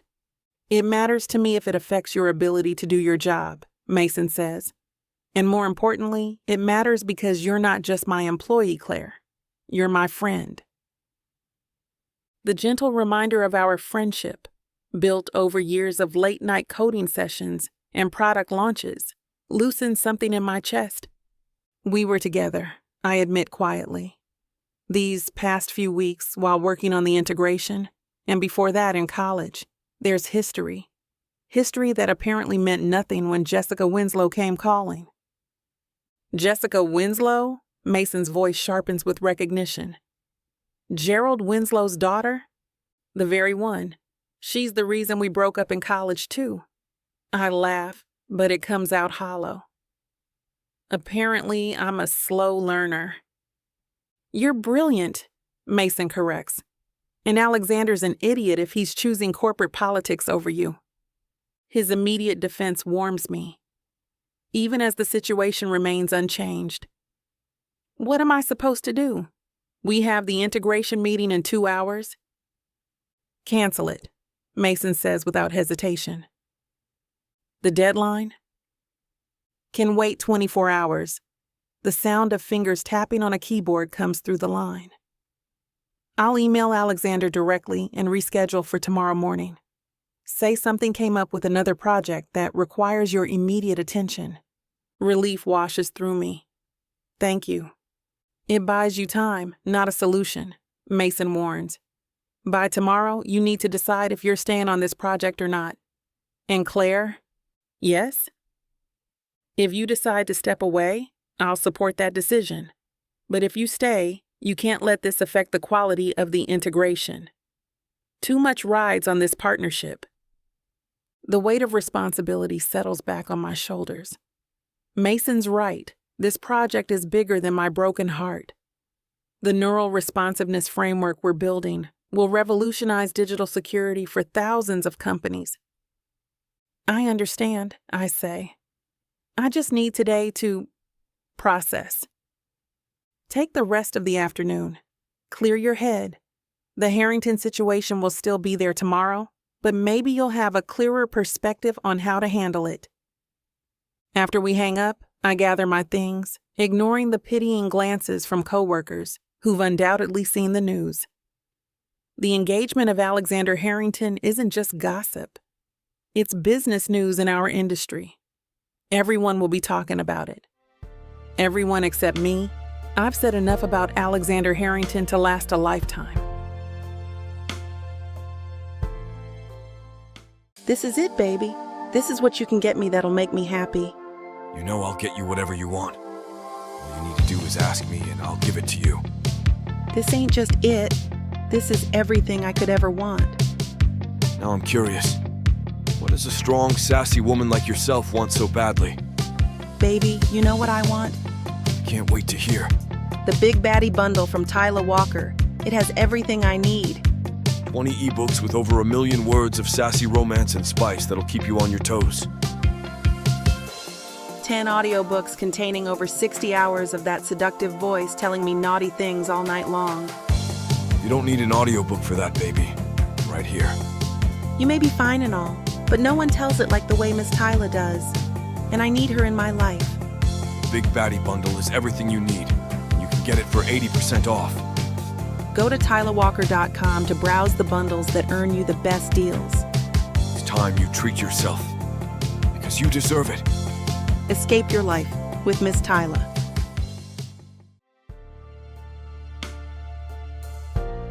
Chapter 18.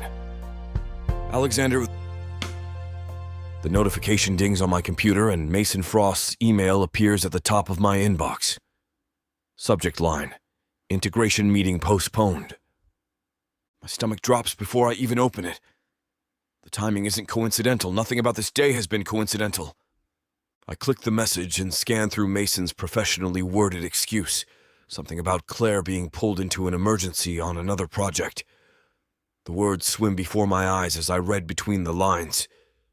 She knows, everyone knows.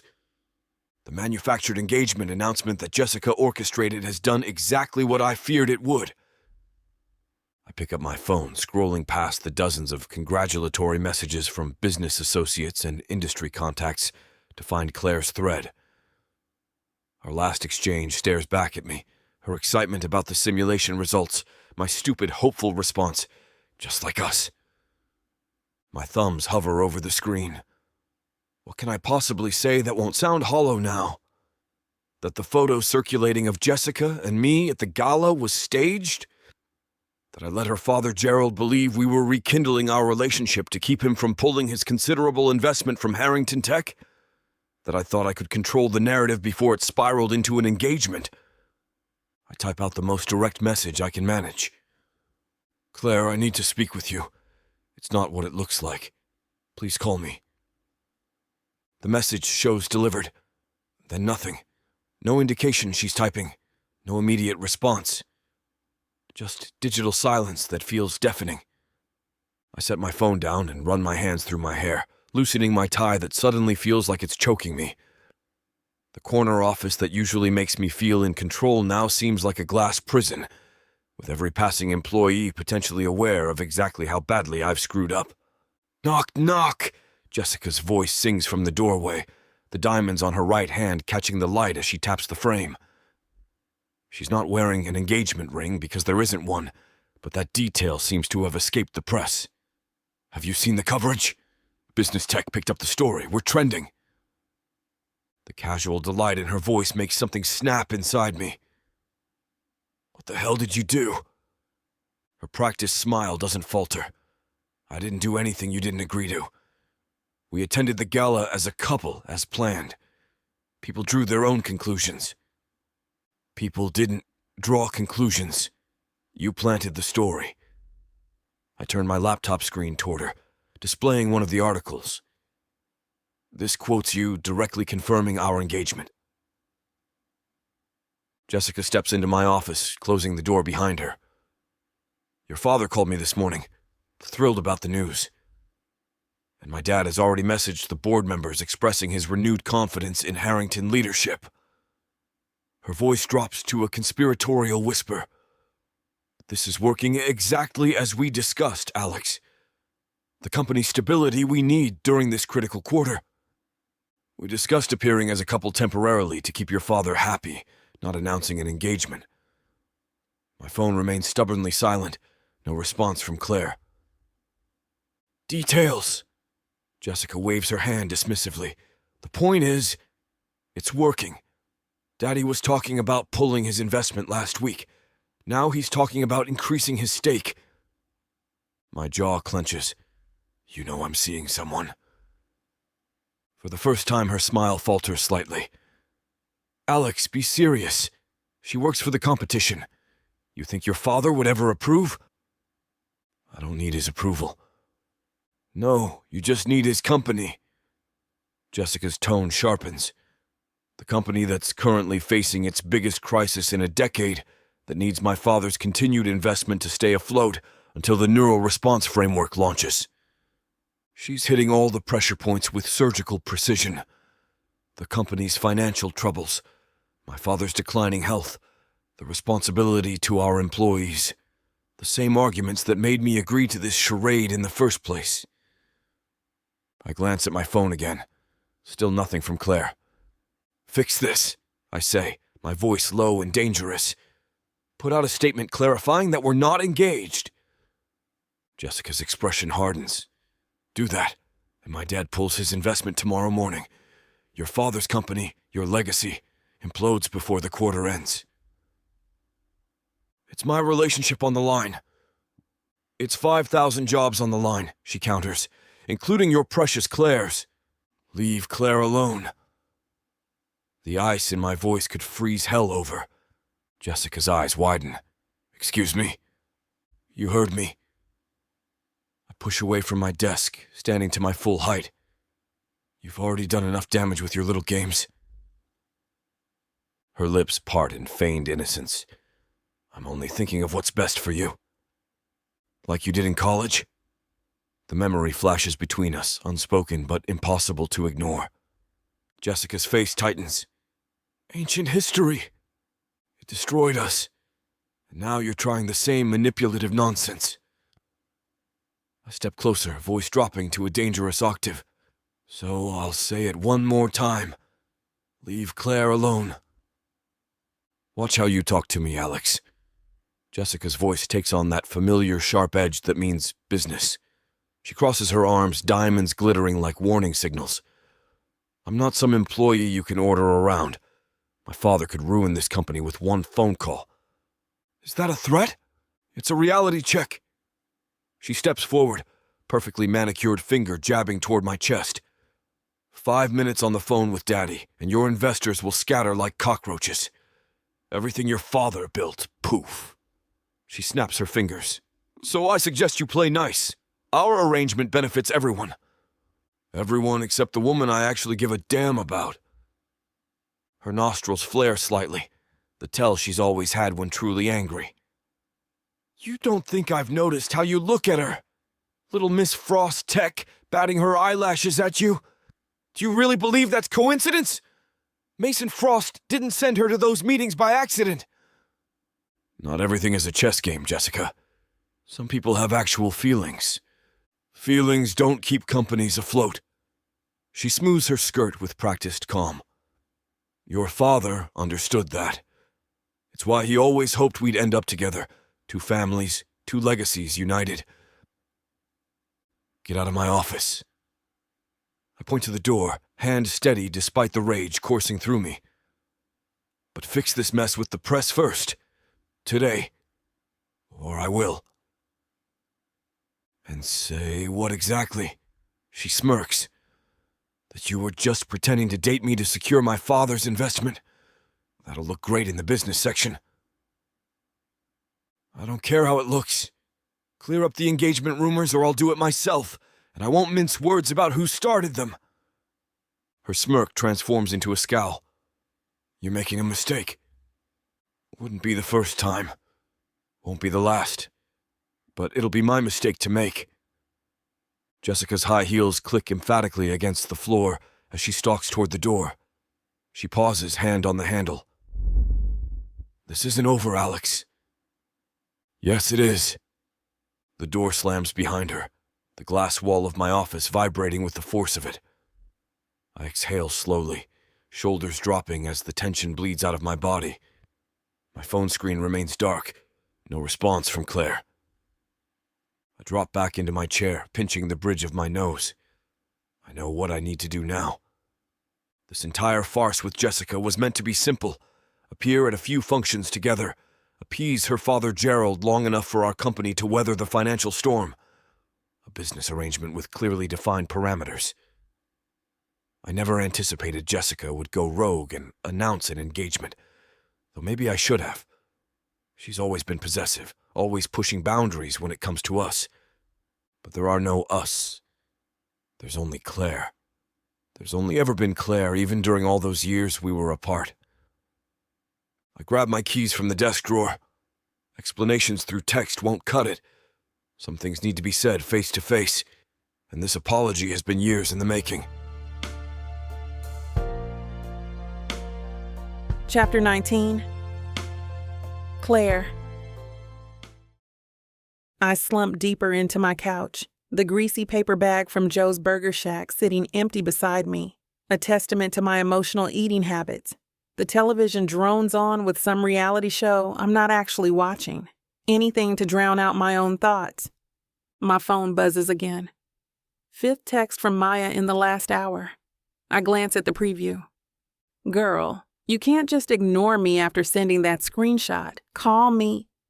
I take another generous swig of wine straight from the bottle. Classy, Claire, real classy.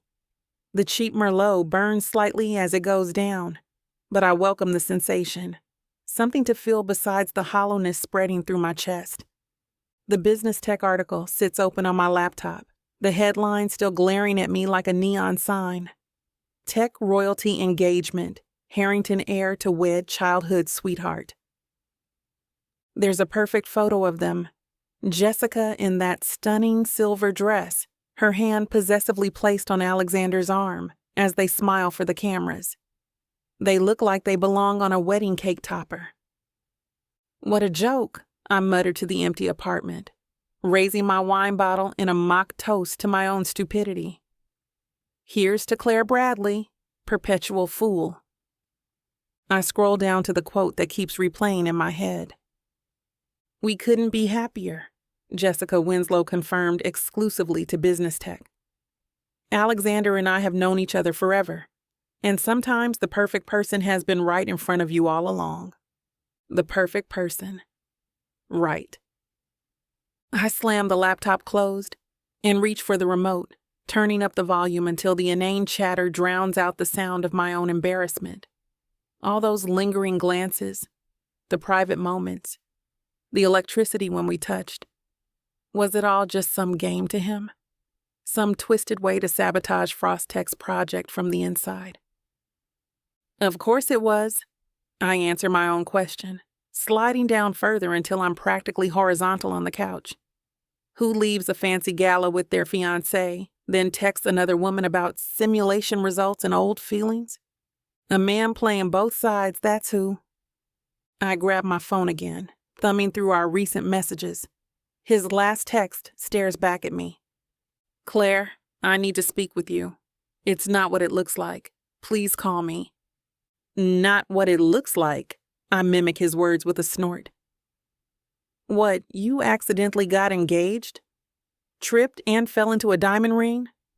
I toss the phone aside and reach for the second bottle of wine. The first one never stood a chance. My fingers fumble with the corkscrew when a sharp knock rattles my apartment door. Go away, Maya, I shout, assuming my well-intentioned but sometimes overbearing friend has decided an intervention is in order. I'm fine, just having a quiet night in.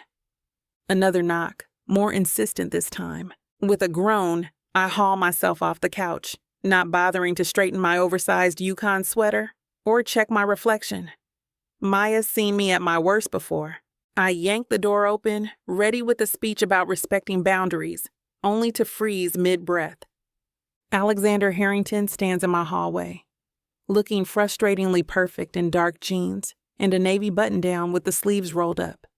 He's clutching an enormous bouquet of red roses in one arm and what appears to be a gold box of chocolates in the other. "Claire," he breathes, his blue eyes wide and earnest. "Thank God. You weren't answering your phone?" "Are you kidding me right now?" The words escape before I can filter them, sharp with disbelief. I gesture wildly at the flowers. "What is this? Some kind of sick joke?" He flinches slightly at my tone. "Can I come in? I need to explain." "Explain what exactly? Your surprise engagement?"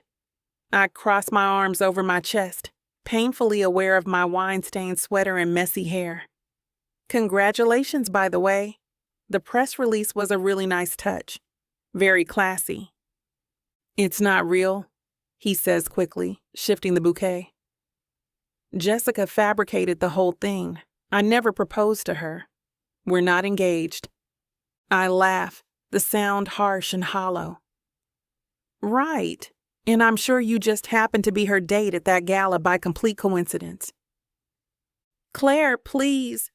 His voice drops, almost pleading.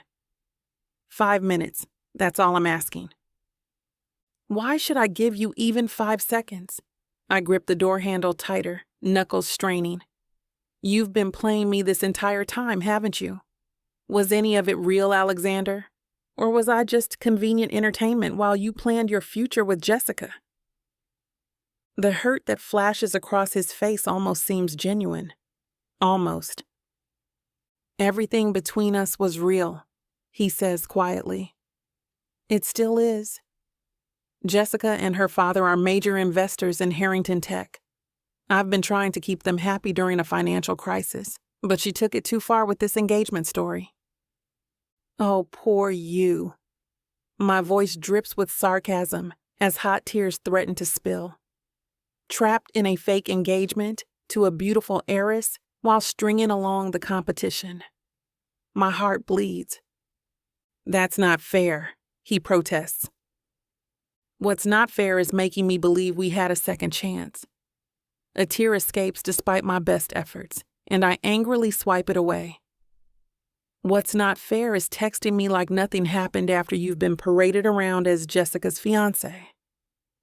"Claire, save your explanations for someone who cares."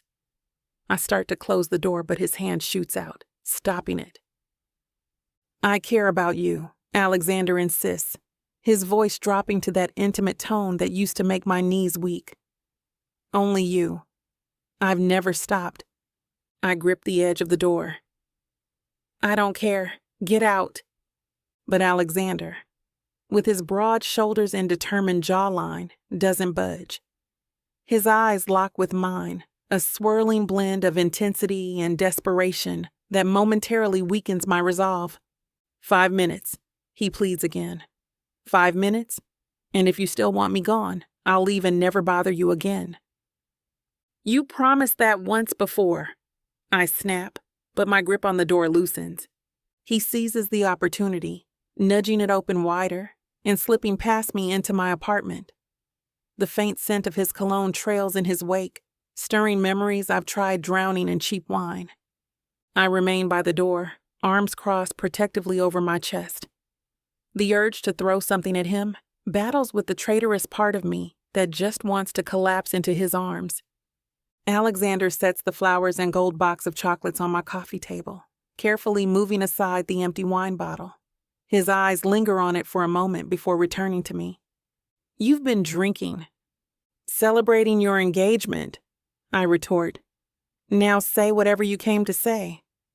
Alexander runs a hand through his hair, mussing the carefully styled strands. "It's not real, Claire. None of it. Jessica fabricated the whole thing." "And you just happened to be photographed with her? Looking all cozy and in love?" Her father threatened to pull his investment from Harrington Tech. We're in a critical development phase. I couldn't risk it. I agreed to accompany her to the gala as a friend. He paces my small living room. But she went rogue, telling reporters we were engaged. By the time I realized what was happening, the story had already broken. And you couldn't pick up a phone? Send a text?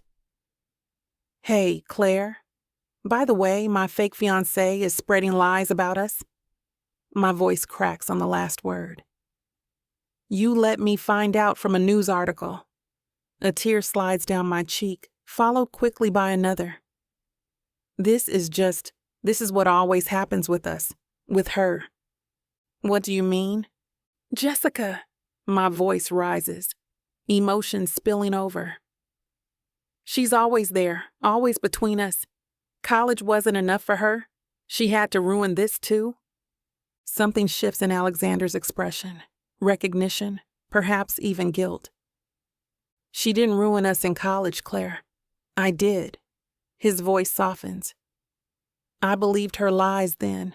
I was young and stupid. And now, more tears flow freely now, hot tracks down my cheeks that I don't bother wiping away. What's your excuse now? Why do you always let her interfere? Why does she always get to stand between us? My shoulders shake as the sobs I've been suppressing break free. Years of buried hurt rise to the surface. The humiliation of walking in on them together after Jessica's fabricated story about me cheating. The painful years of silence that followed. The tentative hope crushed again by tonight's headlines. Why, Alexander, why is it always her? I demand through my tears. Every time I think maybe we have a chance, she's there, and you just let her. Alexander takes a step toward me, hands slightly raised like he's approaching something wild and wounded. I'm not letting her this time, he says, voice rough with emotion. That's why I'm here. That's why I've been calling nonstop. I'm choosing you, Claire. I'm fighting for us. After all these years, I choke out. Why should I believe anything you say? Because I love you, Claire. I love you and only you, and I'm willing to prove it to you. Chapter 20. Alexander. The words hang in the air between us. I finally said it out loud, the truth I've carried inside for years. Claire stares at me, her brown eyes wide and glistening with tears. The tracks on her cheeks catch the soft lamplight, and my chest aches knowing I put them there.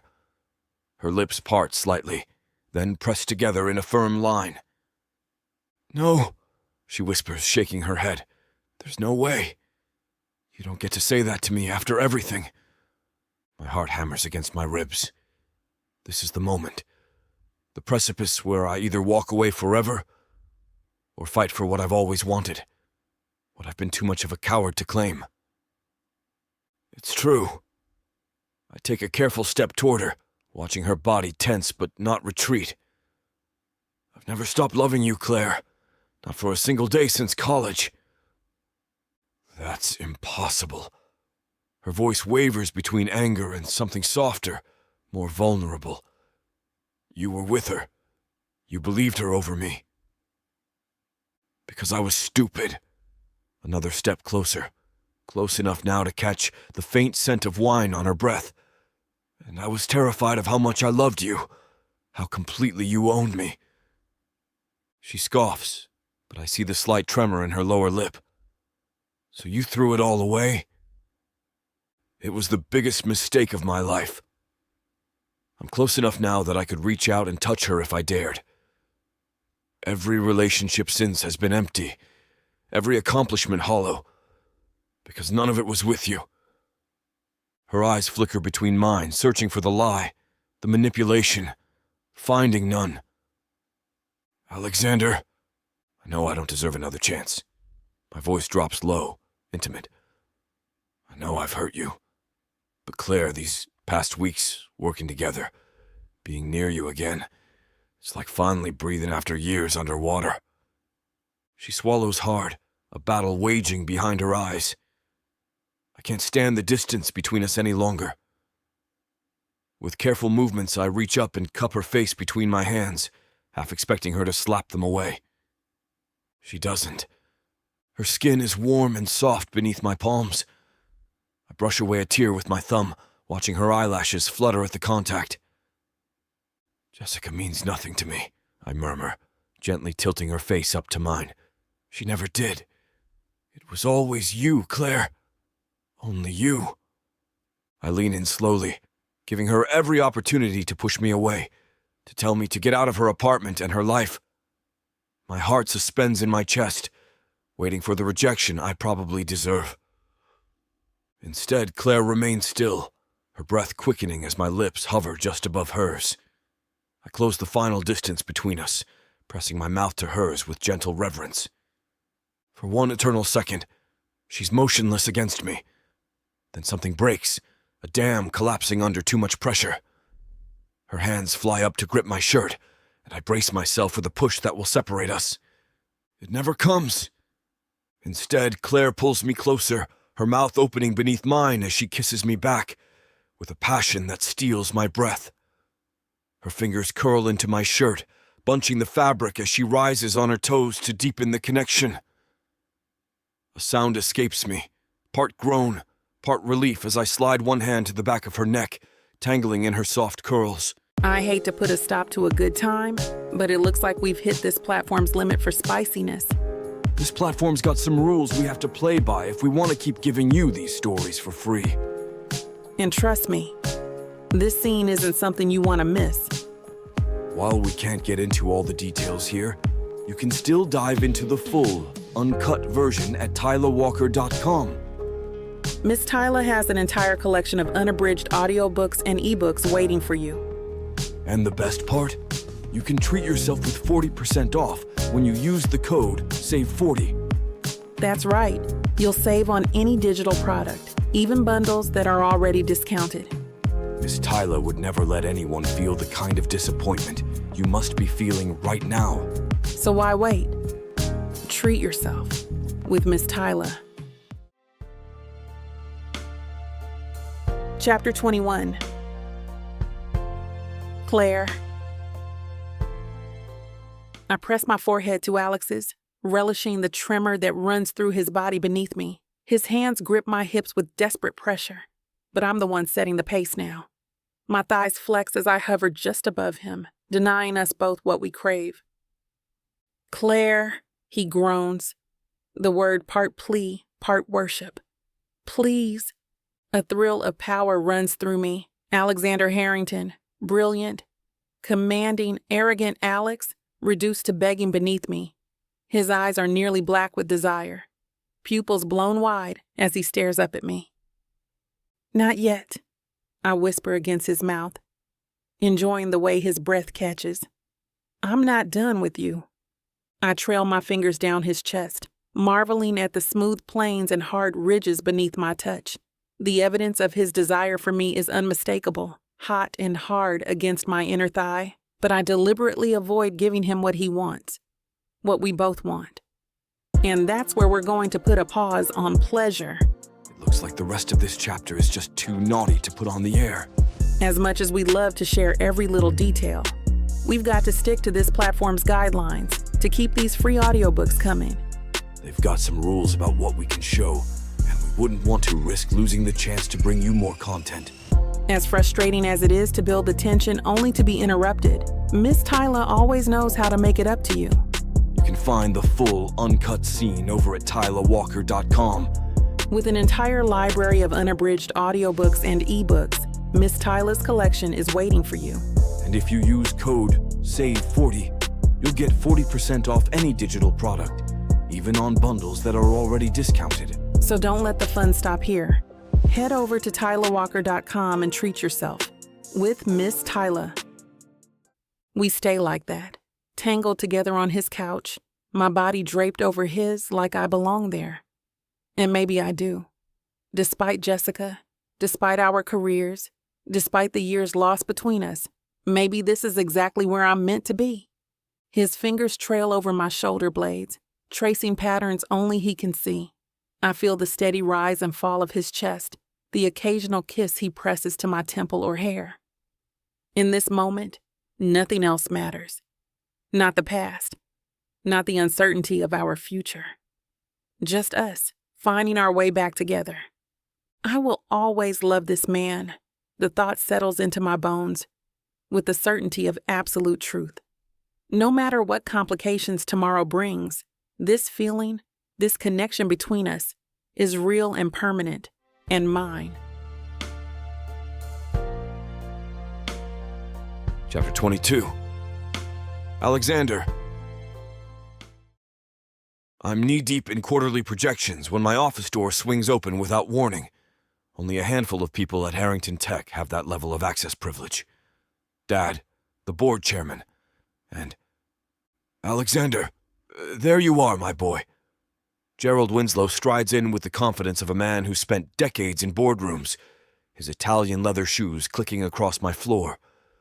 Jessica's father has the same golden hair as his daughter, though his is streaked with dignified silver at the temples, and those same green eyes that might look warm if you didn't know better. I rise from my desk, straightening my tie more out of habit than necessity. Gerald, this is unexpected. He clasps my hand in both of his, pumping it with excessive enthusiasm. I simply couldn't wait to offer my congratulations in person. His smile stretches wide across his face. Jessica told us the wonderful news last night at dinner. News? I keep my voice neutral despite the anger building in my chest. The engagement, of course! He claps me on the shoulder with enough force to rock me slightly. While I admit I was surprised you hadn't asked for my blessing first, old traditions and all that, I couldn't be happier. Our families have been intertwined for decades. This just makes it official. I step back, putting distance between us. Every muscle in my body tightens. This has gone too far. Gerald, there is no engagement. He blinks rapidly, his smile freezing in place. I beg your pardon? There is no engagement, I repeat, enunciating each word clearly. Jessica and I are not together. We have never been together, and we will never be together. The color drains from his face, then returns in a rush of angry red. What the hell are you playing at, Harrington? Jessica showed us the ring. She's already talking to wedding planners. Jesus Christ! The delusion runs deeper than I thought. The ring is fake, the engagement is fake, and whatever else she's told you is a complete fabrication. I lean against my desk, crossing my arms.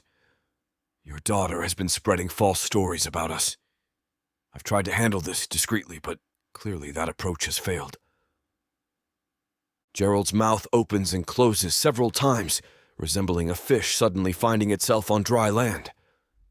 This is preposterous. Jessica wouldn't. Wouldn't she? I cut in. Think about it, Gerald. When have you ever seen Jessica and me together romantically? One dinner for a charity function doesn't constitute a relationship. His brow furrows as he processes this, denial warring with the dawning realization that his daughter has been lying.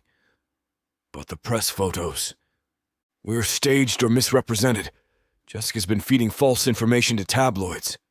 I've had enough playing nice. I'm in love with Claire Bradley. I've been in love with her for years. Gerald's eyes widen at the name. Bradley? That Frost Tech executive? Yes, and I'd appreciate it if you tell your daughter to stop planning fake stories about us in the press. My tone leaves no room for negotiation. It's unprofessional, it's embarrassing for both our families, and frankly, it's starting to border on harassment. The older man staggers slightly, reaching for the back of a chair to steady himself. The shock on his face would be comical if the situation weren't so messed up. This can't be right, he mutters, more to himself than to me. Jessica said you two had been quietly dating for months, that you proposed last weekend at the vineyard. I suppress a groan. I was buried in conferences and meetings all of last weekend. I had meetings with Frost Tech regarding the integration schedule of our new project. Gerald's complexion has gone from red to ashen. I don't understand. Why would she do this? I almost feel sorry for him, standing there having his image of his perfect daughter shattered. Almost. That's something you'll need to ask Jessica. I straighten, making it clear the conversation is wrapping up. But I need this to stop. Now, before it damages both our companies' reputations. He nods slowly, shell-shocked. I need to speak with her. I think that would be wise. I walk toward the door, signaling this impromptu meeting is over. And Gerald, I'm sorry you've been dragged into this, truly. But I've tried handling this privately, and it's only gotten worse. Gerald follows me to the door, looking suddenly older than his 60 years. I'll get to the bottom of this, Alexander. You have my word. As he leaves, I let out a deep breath. This will either put an end to Jessica's games or escalate them beyond repair. Either way, I'm done playing defense. I pull out my phone, scrolling to Claire's name. We have dinner plans tonight, but this development can't wait. Jessica's web of lies is unraveling faster than expected, and Claire needs to know what's coming. I grab my phone, striding to the window for privacy, even though I'm alone in my office. Hartford sprawls beneath me, all gleaming glass and motion, but my mind's fixed on one person. My thumb finds Claire's contact without hesitation. She answers on the second ring. Hey, you. Her voice carries that hint of warmth she reserves just for me, the one that still makes my chest tighten. Hey, got a minute? I drum my fingers against the window frame, watching a helicopter drift between skyscrapers. For you? Always. Though fair warning, I'm in between meetings and hiding in the supply closet for privacy. A smile tugs at my mouth despite everything. Glamorous executive life, huh? The height of luxury. I'm literally sitting on a case of printer toner. There's a rustling sound, Claire shifting position. What's up? You sound tense. Jessica's father just left my office. I don't bother with preamble. She told her parents we're engaged. A beat of silence follows, then Claire's laugh erupts rich and genuine. Of course she did. God, that woman never changes. You don't sound surprised. Alex, this is classic Jessica. Remember sophomore year when she told everyone she was dating that TA from economics? The poor guy had spoken to her exactly once to return a dropped pen. I wince at the memory. He transferred to another university. My point exactly. Jessica doesn't handle rejection well. The lightness in Claire's voice shifts to something more serious. What did her father say when you told him the truth? He looked like someone had told him gravity was optional. Complete shock. I turned from the window, pacing across my office. I think he believed me, but he's going to confront her. Which means she's going to escalate. I finish Claire's thought, the unspoken concern hanging between us. That's why I'm calling. I wanted you to know before something happens. She's been lying to her family, the press, who knows who else. When Gerald confronts her, she'll need someone new to blame. Claire completes the thought this time. And that someone will be me. Yeah. I stop at my desk, tracing my finger along the edge. I'm sorry about all this. I've tried shutting it down quietly, but subtlety isn't working. And Jessica isn't the type to take a hint even if it's delivered by a wrecking ball. Claire's voice carries that determined edge I've always admired. I can handle Jessica Winslow. I've been doing it since freshman orientation when she accidentally spilled coffee on my registration papers. I remember. I hadn't known Claire then, just witnessed the aftermath in the crowded university hall, this confident woman with stunning brown eyes calmly handling the situation while Jessica feigned apology. It was the first time I'd seen Claire. You didn't even raise your voice. Waste of energy. Besides, her fake engagement news isn't exactly shocking after everything else she's pulled. I settle into my chair, tension easing from my shoulders. Claire's steady pragmatism grounds me, as always.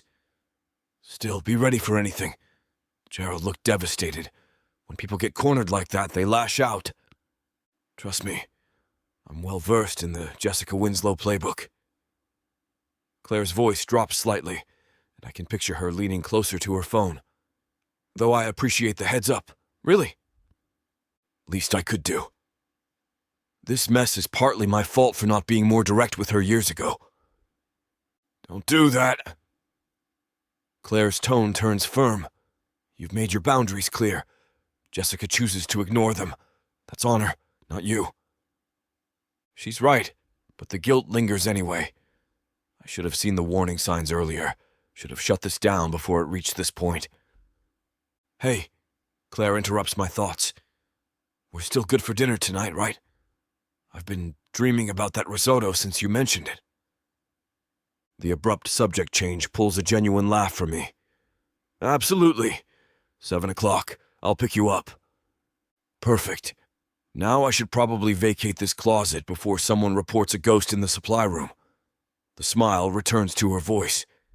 Try not to collect any more fake fiancés before dinner, okay? I'll do my best. My mood lightens despite everything. Just the one I actually want.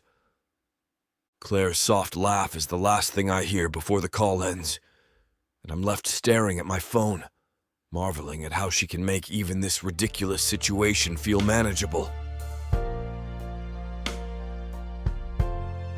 Chapter 23. Claire. I'm knee-deep in spreadsheets when my office door swings open without warning. My assistant Mia normally announces visitors with a text, so my head snaps up, expecting an emergency. Instead, I find myself staring at Jessica Winslow. My stomach drops as she saunters into my office like she owns it, dressed in a sleek white pantsuit. Her blonde hair cascades in perfect waves over her shoulders, and her smile is sharp enough to cut glass. Claire, her voice drips with false enthusiasm. So lovely to see you again. I rise slowly from my chair, keeping the desk between us. Jessica, this is unexpected. I keep my voice neutral, despite the alarm bells clanging in my head. After Alex's warning about Gerald confronting her, the last person I expected to see was Jessica herself, especially here at Frost Tech. My assistant did mention you had an appointment. Oh, I told her it was a surprise business meeting. Jessica waves a manicured hand dismissively. And it is, in a way. What kind of business would you have with me directly? I cross my arms, watching as she makes herself comfortable in one of my visitor chairs without invitation. This isn't about Harrington Tech, Jessica says, setting her designer handbag on my desk. This is about you and me finding a mutually beneficial arrangement. I don't understand, but the sinking feeling in my gut suggests I understand perfectly. Jessica opens her bag and pulls out a sleek leather portfolio. $10 million. Excuse me? She flips open the portfolio and slides it across my desk. I glance down to see what appears to be financial documents, bank transfers, investment options, property listings. $10 million, she repeats. Tax-free, transferred to any account of your choosing, anywhere in the world. Plus connections to any tech company you'd prefer to work for. Silicon Valley, Seattle, Austin, London. I have contacts everywhere. I stare at her, momentarily speechless. What exactly are you proposing? Jessica's perfectly painted lips curl into a smile. I'm proposing you leave Hartford. Tonight. Take the money, take the connections, and disappear from Alexander's life. The audacity leaves me breathless.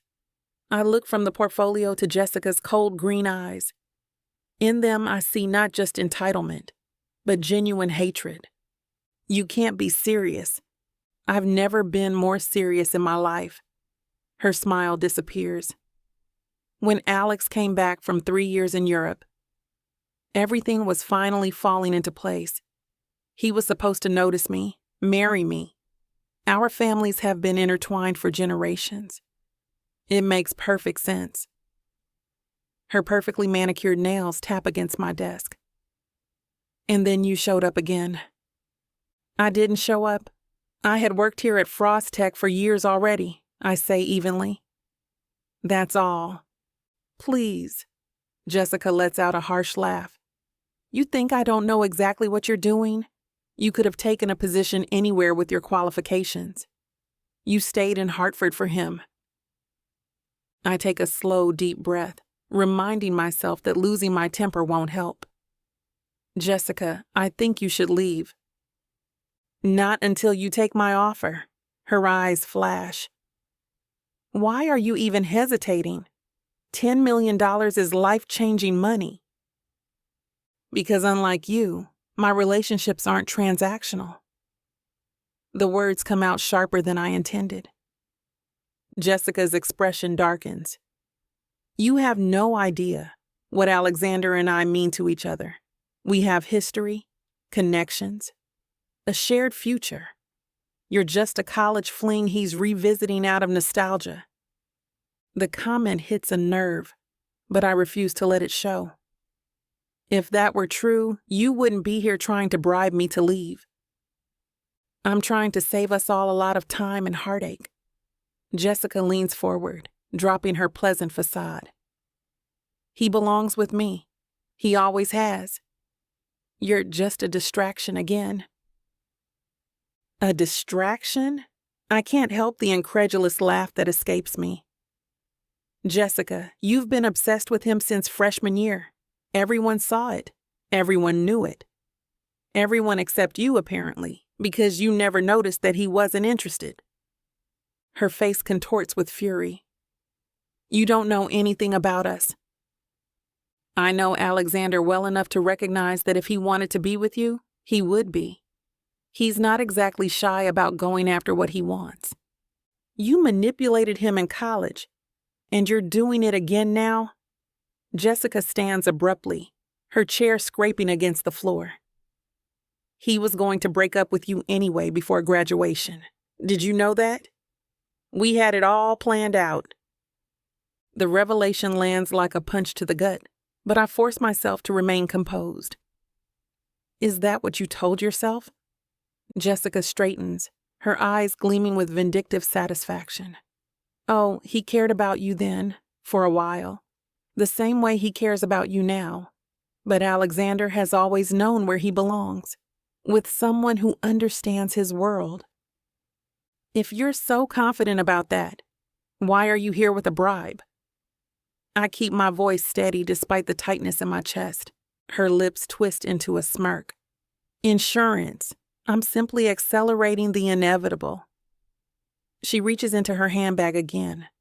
Since money doesn't motivate you, perhaps this will help you understand reality. She pulls out her phone, tapping the screen with deliberate slowness before placing it on my desk. Listen carefully, she says. A familiar voice fills the silence of my office, and my heart stutters. Alexander's voice. Claire was a mistake, he says, his tone flat and dismissive. College relationships rarely survive the real world. I should have known better. Sometimes I wish I'd never met her. Would have saved us both a lot of pain. The recording stops. I stare at the phone, feeling like the floor has dropped out from under me. His voice sounds so cold, so detached, exactly how he sounded after our breakup. He said this 2 days ago, Jessica says, sliding her phone back into her purse. We were discussing business and relationships over dinner. Your name came up. I swallow hard, my mind racing. 2 days ago, something doesn't add up. I study Jessica's face, the slight twitch at the corner of her mouth, the too eager gleam in her eyes, and then it hits me. This recording is from college, isn't it? I say quietly. Her smile falters for just a fraction of a second. Don't be ridiculous. Alexander doesn't talk like that anymore. I stand up, feeling steadier as pieces fall into place. His voice is deeper now, and he doesn't use phrases like, I should have known better. That was something he said all the time in college. Jessica's nostrils flare. You're delusional. No, I'm observant. I lean forward, placing both hands on my desk. That recording was from right after our breakup, wasn't it? When you convinced him I'd cheated on him. Her silence is confirmation enough. You recorded him when he was hurt and angry, and you've been saving it all these years. I shake my head, disgust rising in my throat. That's not just manipulative, Jessica. It's sick. It doesn't matter when he said it. Her voice rises, losing its polished edge. It's how he really feels. Deep down, he knows you'll never fit into his world. If that were true, you wouldn't need to manipulate, bribe, and lie. I gesture toward my office door. It's time for you to leave. You're making a mistake. Jessica snatches up her portfolio, shoving it back into her bag. You think you're different, special. You're just another distraction before he comes back to where he belongs. If Alexander belongs with you, then let him make that choice. I stand my ground, refusing to be intimidated. But he won't, will he? That's why you're here, because you know he's choosing me. Her face contorts with fury. He'll never choose you. Not when he knows what loyalty means. Not when our families have spent generations building connections. Connections aren't the same as love, Jessica, and bribes aren't the same as respect. I walk to my office door and hold it open. Now get out of my office before I call security. Jessica grabs her bag and stalks toward the door, stopping directly in front of me. This isn't over. Actually, it is. I meet her gaze steadily. It was over before it began. Her lips press into a thin line as she steps past me into the hallway. I watch as she marches toward the elevators, back rigid with fury. When she's gone, I close my door and lean against it, exhaling a shaky breath. My hands tremble as the adrenaline starts to fade. The recording still echoes in my mind. Alexander's voice, raw with pain and anger. Words spoken years ago when we were both broken. I push away from the door and return to my desk, sinking into my chair. $10 million. A voice recording from our past. How desperate is she? Chapter 24. Alexander. The dust particles dance in the afternoon sunlight streaming through my office windows, tiny constellations spinning in their own private universe. I trace one with my eyes as it floats past the stack of reports on my desk, a welcome distraction from the endless parade of numbers and projections. My pen taps against the mahogany surface once, twice, 3 times before I catch myself. A nervous habit I've never been able to shake. The silence of my office feels heavy today, pregnant with anticipation for something I can't quite name. The intercom buzzes. "Mr. Harrington, your father is here to see you." My assistant's voice carries that particular tone she reserves for family visits professional, with a hint of wariness. "Send him in, Marcia, thanks." I straighten my tie, an unnecessary gesture born from years of conditioning. The door swings open and my father strides in with the confidence of a man who's spent decades commanding rooms. "Alexander." He clasps my hand firmly before taking the seat across from me without invitation. "Dad, this is unexpected." I lean back in my chair, maintaining the illusion of ease. "I didn't think you'd be in today." He adjusts his cufflinks platinum, engraved with our family crest, a gift from my mother on their 30th anniversary. "This isn't about the business." "Then what brings you to my humble office?" My smile doesn't reach my eyes, and we both know it. "I had lunch with Gerald Winslow yesterday." He delivers this casually, as though mentioning the weather. He's concerned. My father crosses one leg over the other, settling in. "About Jessica?" I see. The words taste like ashes in my mouth. "She's quite upset, apparently. Gerald seems to think you've been inconsiderate of her feelings." "Inconsiderate?" I almost laugh. That's an interesting way to describe it, considering how she's been trying to tarnish my reputation with fake engagement rumors. My father's eyes, the same blue as mine, people always say narrow slightly. The Winslows have been friends of this family for 3 generations, Alexander. Their investment portfolio represents nearly 12% of our private funding. I'm well aware of the Winslows' financial contribution to Harrington Tech. The pen in my hand stops its tapping, held still by fingers that have suddenly gone rigid. Then perhaps you should consider your actions more carefully. He leans forward, resting his elbows on his knees. Gerald mentioned that he and his wife had always hoped you and Jessica would make a match of it. It's a sensible alliance. A sensible alliance. This time I do laugh, a short, sharp sound devoid of humor. This isn't the 16th century, Dad. We don't arrange marriages to secure business alliances anymore. Don't be dramatic. No one's arranging anything. His voice carries that familiar note of disappointment. But you can't deny that Jessica would make an excellent partner. She understands our world, our responsibilities. I stand abruptly, walking to the window. The Hartford skyline stretches before me, glass and steel reaching toward the clouds. I don't want Jessica. Want has little to do with building a life, son. He sighs, the sound heavy with the weight of unmet expectations.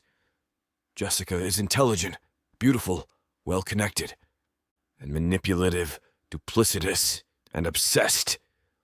I turn to face him. I don't like her, Dad. I never have. His eyebrows inch upward at my bluntness. You seem friendly enough over the years.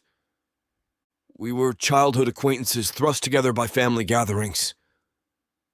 I return to my desk but remain standing. And I've been polite because that's what you and Mom raised me to be. But I will never marry Jessica Winslow. Alexander. If the Winslows want to pull their investment over this, let them. The words flow freely now, years of unspoken truth finally finding air. I can secure another high-donating investor by the end of the quarter. My father stares at me, genuine shock registering on his normally composed face. These are lifelong friends of our family you're dismissing. Friends don't try to manipulate their children into marriages.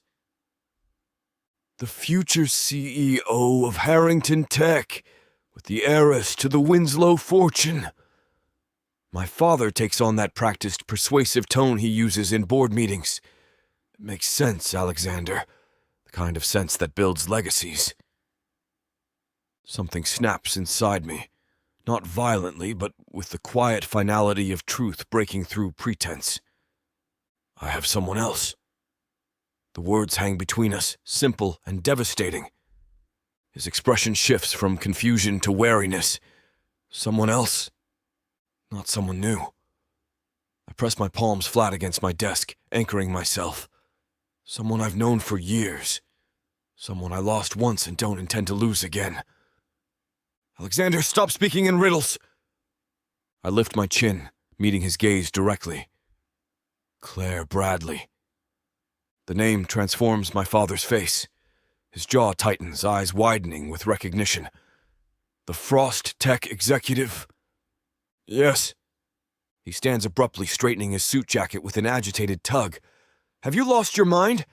She works for our direct competitor. She's the woman I love. Love. He practically spits the word. You're willing to jeopardize everything for... She was mine long before she was Frost Tech's. My voice remains steady while my heart pounds against my ribs. We met at UConn, freshman year, before family legacies and corporate rivalries meant anything to either of us. You dated the Bradley girl in college. Disbelief colors every syllable. Why didn't you tell us? Because it ended badly. Because I made a mistake. The admission costs me, but less than the years of regret have. A mistake I won't make again. My father paces 3 steps, turns, paces back. This is absurd. You can't possibly be considering a relationship with a Frost Tech executive. I'm gonna marry her. He stops dead in his tracks. What did you just say? You heard me. I stand taller, years of deference falling away. I'm going to marry Claire Bradley one day. Whether you and Mom approve, whether the Winslows throw tantrums about it, whether it complicates business, none of that matters to me. You can't possibly. I can! I will! The certainty flows through me, washing away doubt. I've spent years trying to forget her, and I can't. Won't. Not anymore. My father's face darkens with anger, then shifts through calculation to something that might almost be concern. Son, think about what you're doing. Frost Tech have been trying to undercut us for years. How do you know she's not using you? How do you know this little business alliance with Mason Frost will actually bear fruit? The suggestion ignites something dangerous in me. Don't even suggest that. It's a reasonable question. No, it isn't. I move around the desk, eliminating the barrier between us. Claire is brilliant, driven, and fiercely loyal. She would never use anyone, least of all me, to gain corporate advantage. You can't know that. I do know that. My voice drops lower. I know her in ways you never will. And I'm not asking for your permission or approval. I'm informing you of my decision. He studies me and really looks at me, perhaps for the first time in years. You're serious about this? Completely. The board won't like it. The security concerns alone. I'll handle the board. I fold my arms across my chest. I'll sign whatever confidentiality agreements legal wants to draft. I'll recuse myself from discussions involving direct competition with Frost. But I will not give her up. Not again.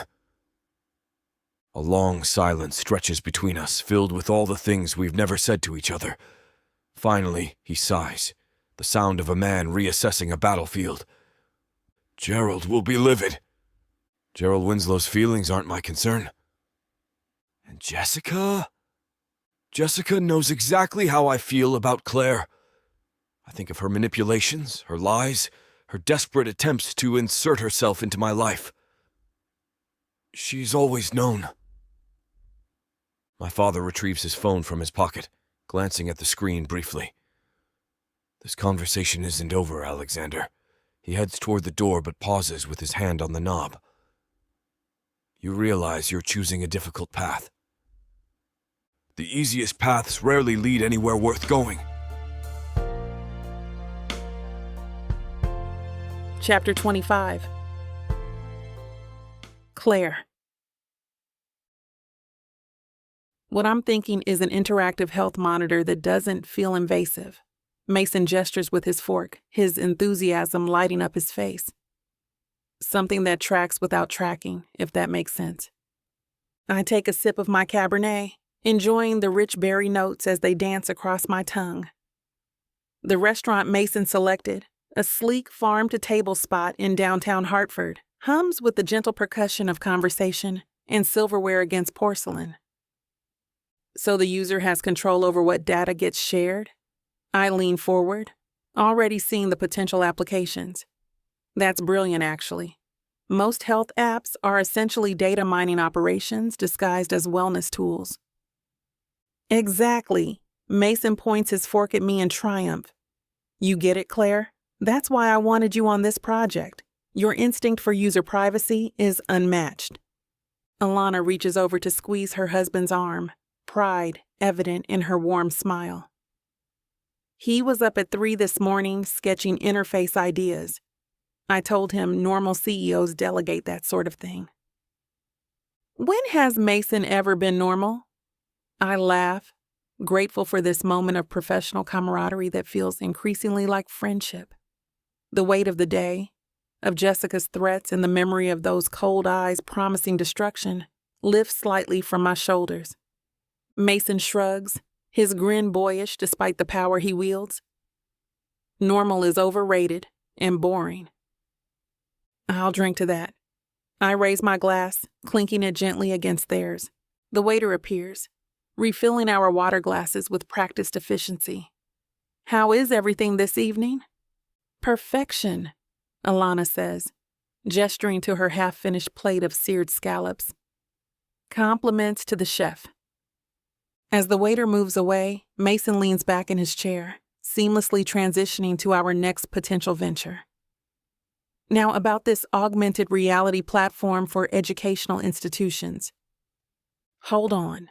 Alana's brow furrows as she glances down at her phone, which has just lit up with a notification. Her finger scrolls across the screen, eyes widening. Oh my God. What is it? Mason asks, immediately alert. Alana looks up, her expression stunned. Jessica Winslow attacked, sent to hospital. She reads directly from the headline glowing on her screen. The wine turns sour in my mouth. What? I reach for my own phone instinctively, though I haven't set alerts for Hartford gossip. It just broke. Alana continues reading. Jessica Winslow, socialite and daughter of tech investor Gerald Winslow, was admitted to Hartford Memorial following what witnesses describe as a violent altercation near La Maison d'Or. That's only a few blocks from here, Mason murmurs, looking toward the restaurant entrance, as if expecting to see ambulance lights. My stomach knots. The timing is too perfect, too suspicious. Just hours ago, Jessica stood in my office, her face a mask of entitlement, as she offered me $10 million to disappear from Alexander's life and leave Hartford forever. Does it say what happened? I keep my voice neutral, even as my pulse quickens. Who attacked her? Alana's eyes narrow as she continues reading, her finger scrolling through the article. This doesn't make sense. It says here that Jessica is claiming... Her voice trails off, gaze flicking up to meet mine with unmistakable concern. Claiming what? The wine glass feels suddenly heavy in my hand. That you orchestrated the attack. Alana's voice drops to a hush. She's telling reporters you sent someone to hurt her after a confrontation at your office today. The restaurant continues its ambient symphony around us, but I've gone deaf to it all. The clink of silverware, the murmur of conversation, the soft piano music, all of it fades beneath the thundering of blood in my ears. Words fail me. I set down my glass before I drop it. That's absolutely insane. Mason's jaw tightens, his eyes laser-focused on my face. Claire, tell me straight. Is there any truth to this? Any at all? No, of course not. The vehemence in my voice startles even me. Jessica came to my office today, yes. She offered me money to leave town, to get away from Alexander. $10 million, actually. I shake my head, disbelief flooding through me. I told her to get out. That was it. I would never. I believe you. Mason cuts off my rambling with a decisive nod. But this is serious. Jessica's family has connections with every major media outlet in the Northeast. Alana passes me her phone. The article includes a photo of Jessica being loaded into an ambulance, her normally perfect blonde hair disheveled, a visible bruise blooming across her cheekbone. My stomach drops as I skim the text, catching phrases like unprovoked attack, hired thug, and jealous revenge. I was with you both all evening. I run a hand over my face, thinking back through my timeline. Before that, I was in meetings. There are security cameras in the building. I can prove where I was. It doesn't matter if you physically did it, Alana says gently. She's claiming you paid someone. The implications hit me like a physical blow. Jessica has masterfully turned our earlier confrontation into a weapon against me. The timing is too perfect to be coincidence. This is calculated character assassination. My phone. I grab it, pulling up my call and text logs. I can show every communication I've had. I've been focused on our project launch, not whatever this is. Mason signals for the check. His dinner forgotten. We need to get ahead of this before it snowballs. Jessica's story is already trending locally. He turns to Alana. Call David in legal. We need a statement prepared. Why would she do this? My voice sounds distant even to my own ears. Why target me like this? But I already know the answer. Alexander. This is about Alexander and Jessica's pathological need to control him, to eliminate any perceived threat to her imagined future with him. Because you're on the rise, Claire. Mason's voice cuts through my spiraling thoughts. Between your breakthrough app and our partnership with Harrington Tech, you're becoming a force in this industry. Some people can't stand seeing others succeed, especially when it threatens their own position. The waiter returns with the check, his professional smile faltering as he reads the tension at our table. Mason hands over his credit card without looking at the bill. I can't believe this is happening. I stare down at my half-eaten dinner, appetite long gone. I was just doing my job, building my career. I never asked to get dragged into some twisted revenge fantasy. Alana reaches across the table, squeezing my hand. We'll fight this, Claire. Mason and I both know who you really are. This is going to spread fast, Mason warns, checking his own phone now. Tech gossip blogs are already picking it up. We need to counter the narrative immediately. The restaurant's warm glow feels suddenly harsh, exposing. I wonder how many people around us are already reading about Hartford's newest scandal, with me cast as the villain. I can prove my whereabouts all day, I say, clinging to reason even as panic threatens to overtake me. There must be security footage of whoever actually hurt her. Mason nods, but his expression remains grim. Evidence matters in court, but public opinion moves at the speed of social media. Jessica knows exactly what she's doing. My phone buzzes incessantly against my palm, notifications multiplying faster than I can dismiss them. Each vibration feels like an accusation, a digital mob gathering outside the gates. We need to get you out of here. Mason's voice is low but commanding as he places a protective hand on my shoulder. Now. The restaurant, so comfortable mere minutes ago, has transformed into a fishbowl. I feel eyes on us, or perhaps it's just paranoia creeping in, convincing me that every diner knows about the allegations cascading across their social feeds. My coat, I start, but Alana is already ahead of me, returning from the coat check with my charcoal pea coat draped over her arm. I've got it. Let's move, and keep your head up, Alana whispers, helping me slip into my coat. Never let them see you flinch. I nod, grateful for her steely composure when mine threatens to crumble.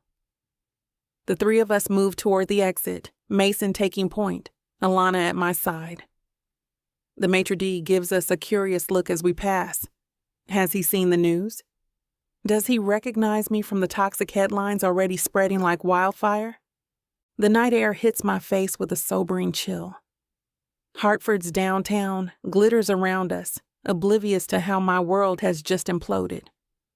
Traffic flows down the street, pedestrians laugh on the sidewalk, restaurant patios hum with conversation.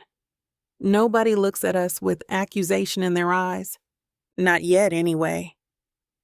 Where are you parked? Mason scans the street with the vigilance of a security detail. The garage on Pratt Street. My voice sounds hollow, disconnected from the chaos churning inside me. Second level. We'll walk you there. It's not a suggestion. Mason places himself between me and the street as we begin moving, his larger frame creating a shield from potential onlookers. The short walk feels endless. Each step on the pavement, a reminder that my life has fundamentally changed in the space of a dinner course. 20 minutes ago, I was discussing health tech innovations. Now I'm being escorted through the night like someone under threat. Because I am under threat. Jessica's accusations won't just disappear into the ether. They'll follow me into boardrooms, client meetings, investor pitches. They'll hover in the air whenever Alexander and I are mentioned in the same breath. I can't believe this is happening, I murmur as we enter the parking garage, our footsteps echoing against concrete. How do you fight something like this? With everything we've got, Mason's jaw is set with determination as we ascend to the second level. First thing tomorrow, I'm calling in the best legal team in the state, not for Frost Tech, for you personally. Alana nods in agreement. And we'll bring in Cassandra Walsh for PR. She's a miracle worker with corporate crises, but she also specializes in personal reputation management. We reach my car, a sleek, midnight blue Tesla that suddenly feels like an extension of the career Jessica is attempting to destroy. I press my thumb to the handle, the door unlocking with a soft click. We'll send a cease and desist immediately, Mason continues, his CEO voice now firmly in place. Jessica can't just spew lies to every reporter in town without consequences. What if it's not enough? The question escapes before I can contain it. What if people believe her? Alana takes both my hands in hers, her grip firm. Then we keep fighting until they don't. This is a marathon, not a sprint. I draw a steadying breath, forcing my shoulders back. Thank you, both of you. I don't know what I'd do without your support right now. You never have to find out. Mason's expression softens momentarily. You're not just a business partner, Claire. You're like family to us, considering all you've done for Frost Tech. And we protect our own. The weight of their loyalty nearly breaks my carefully constructed composure. These tech industry titans, who could easily distance themselves from any hint of scandal, are instead forming ranks around me. I'll call you first thing tomorrow with updates, Mason promises as I slide into the driver's seat. Don't engage with press if they contact you. Direct everything through our team. I nod, fingers gripping the steering wheel to hide their trembling. I can't thank you enough for this. You don't have to. Alana's smile is fierce with determination. Just focus on staying strong. We'll handle the rest. As they step back, I close the door, encasing myself in the quiet sanctuary of my car. Through the window, I watch them standing guard, refusing to leave until I've safely departed. I start the engine, its near-silent hum a stark contrast to the roaring in my head. Whatever storm Jessica has unleashed, at least I won't weather it alone.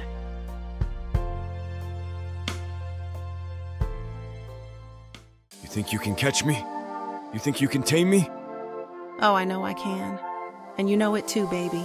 I gotta tell you, you're not the first to try. But don't worry, baby. I'll be the last. With sass like that, maybe I'll be the one that needs to tame you. Let's cut to the chase, big boy. What you selling me? Your appetite is big AF.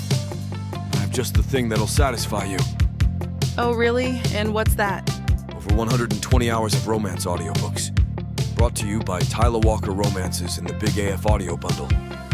120 hours? That sounds amazing.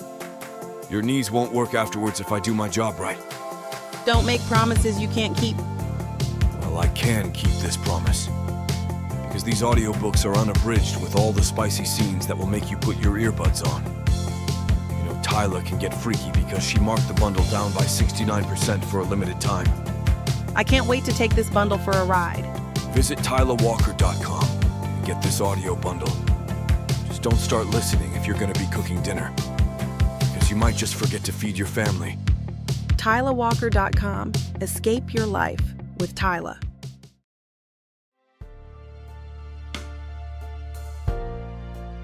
Chapter 26.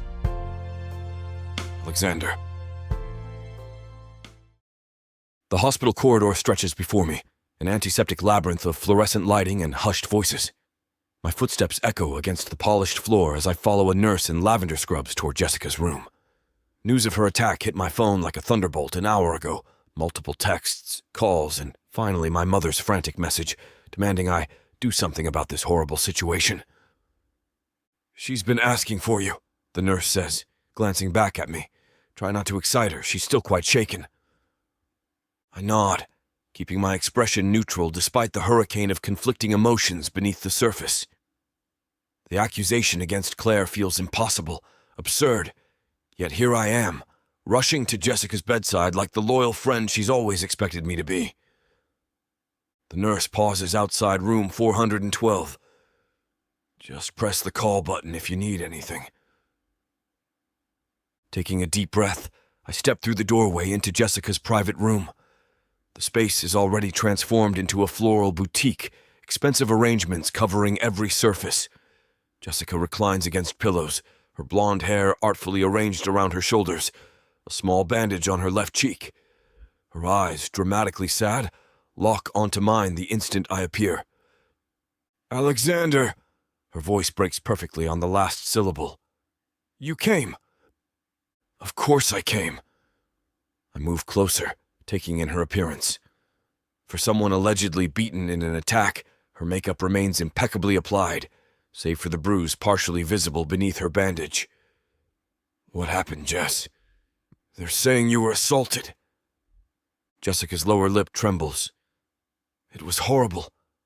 I was walking to my car after shopping, and this brute came out of nowhere." Her hand flutters to her bandaged cheek. "He hit me, grabbed my purse, said it was a message." I settle into the chair beside her bed, my brow furrowing. "A message? From whom?" "From Claire." Jessica's eyes widen dramatically. "He said, 'This is from Claire Bradley. Back off.' Those exact words, Alex." The claim strikes me like cold water. Every instinct rebels against the accusation. That makes no sense. Why would Claire send someone to attack you? "Because I confronted her today."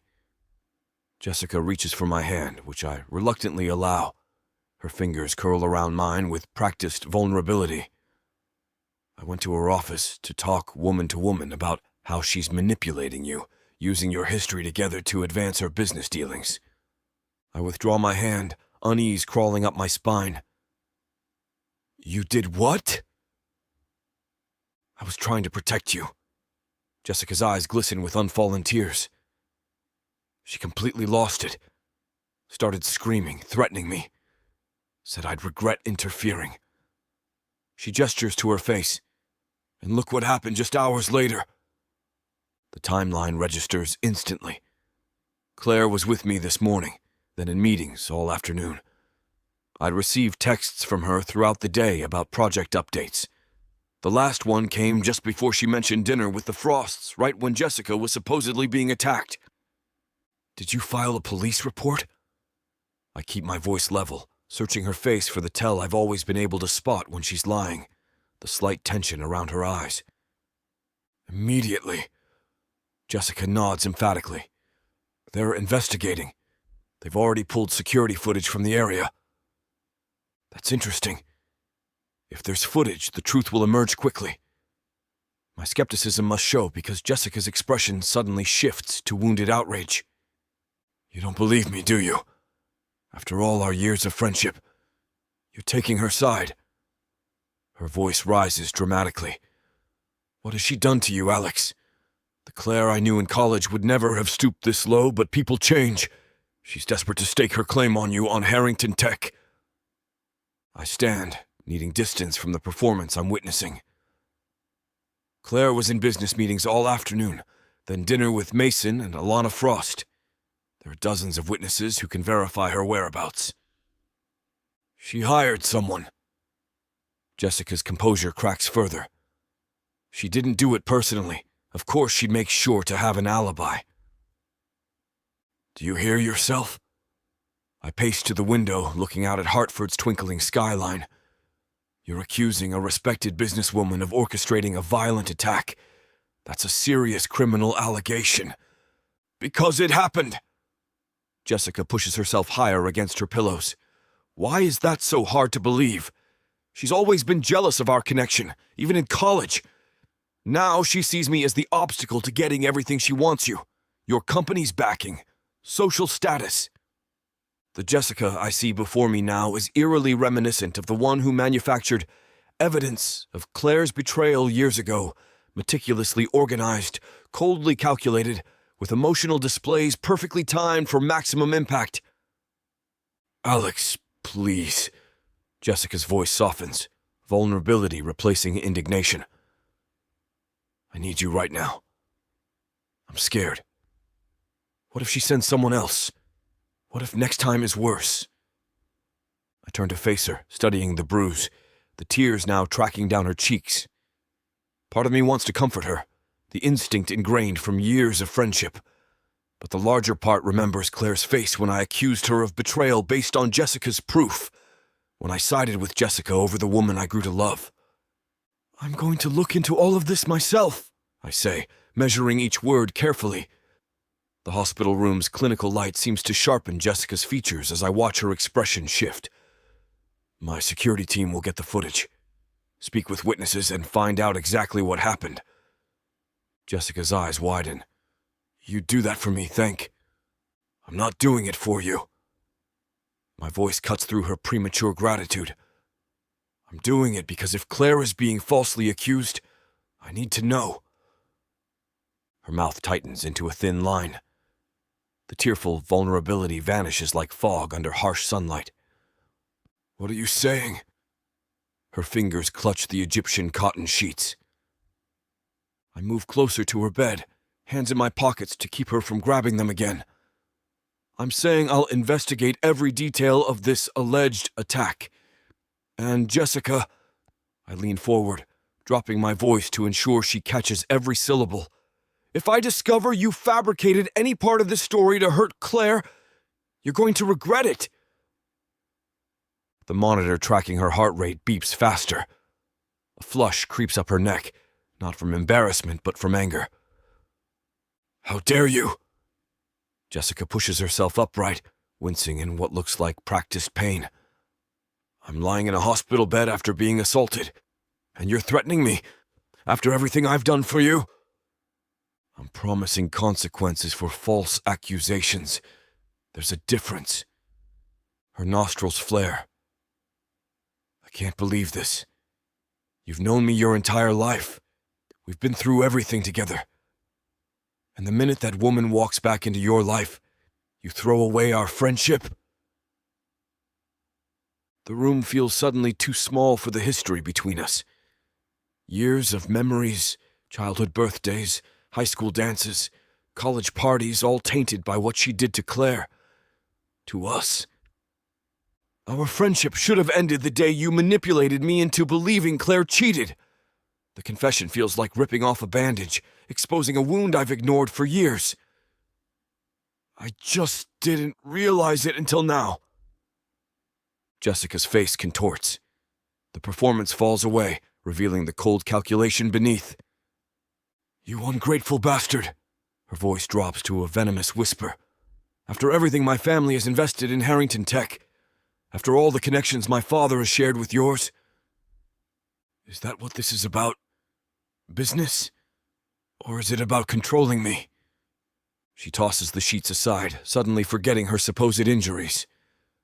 This is the last straw, Alexander. I've stood by you for years while you pined over that woman who couldn't even be bothered to fight for you. The way you're fighting for me now? By trying to destroy Claire's reputation? I shake my head.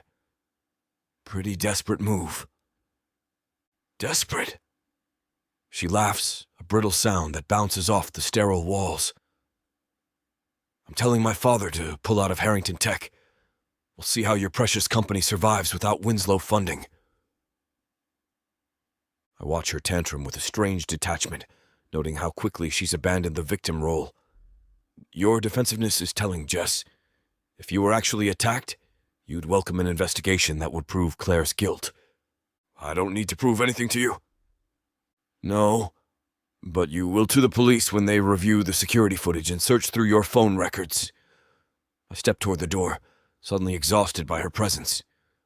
The truth will come out, and you better hope you didn't lie about the whole thing because falsifying a police report is a crime. Jessica's face pales beneath her makeup. For a split second, panic flashes in her eyes.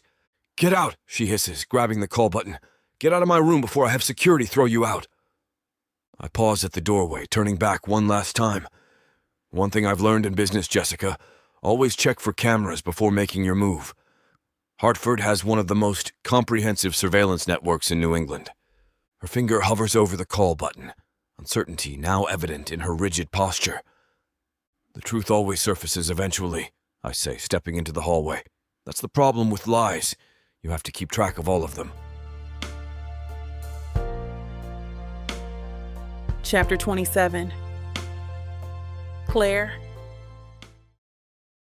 The rain patters against my office window, a steady rhythm that matches my typing as I finish another email to our legal team. 3 weeks since Jessica's accusations hit the press, and my life has become a carefully orchestrated dance of damage control, police interviews, and sleepless nights. I check my phone for the 100th time today. No messages from Alexander. My stomach twists with the familiar ache of disappointment. A small, stubborn part of me had hoped, after everything, that this time would be different, that he would believe me without question when Jessica pointed her perfectly manicured finger in my direction. Claire? Mia appears in my doorway, concern etched across her face. The Hartford Business Journal is online too. They want a statement about the security footage. My heartbeat quickens. What security footage? I don't know the details. The reporter just said new evidence has emerged that contradicts Jessica Winslow's account of the attack. I reach for the phone, then hesitate. Tell them my attorney will issue a formal statement tomorrow. The last thing I need is to say something that could jeopardize the investigation, especially now that things might finally be turning in my favor. Mia nods and disappears, leaving me alone with the rain and my thoughts. I turn to my computer and open a browser, typing Jessica Winslow attack footage into the search bar. The top result is from this morning, a local news site with the headline, "Security footage raises questions about Winslow assault claims." My fingers hover over the trackpad, trembling slightly. Part of me wants to devour every word, to finally see vindication in black and white. Another part fears disappointment, that this will be just another minor development in Jessica's orchestrated smear campaign. A notification pops up on my screen, an email from Detective Rivera requesting a follow-up interview tomorrow afternoon. This would be my 3rd time answering the same questions, providing the same alibi that a dozen witnesses have already confirmed.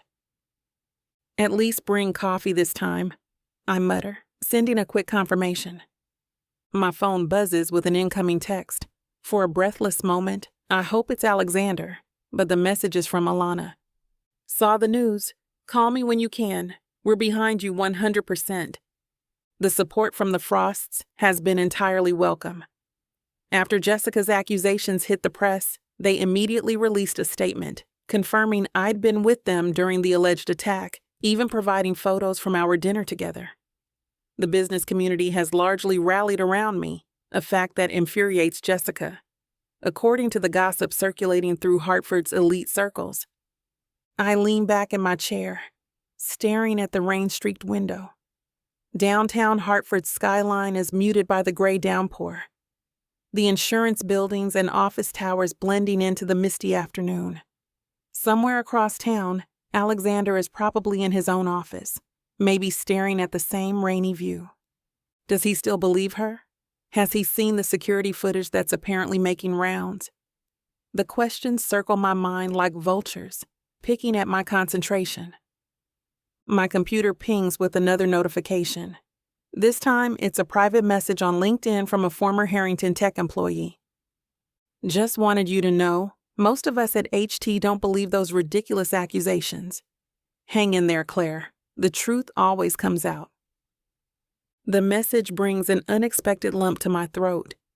For every nasty comment online, there have been 3 supporters, people I've worked with, clients who've known me for years, even strangers who can spot the inconsistencies in Jessica's story.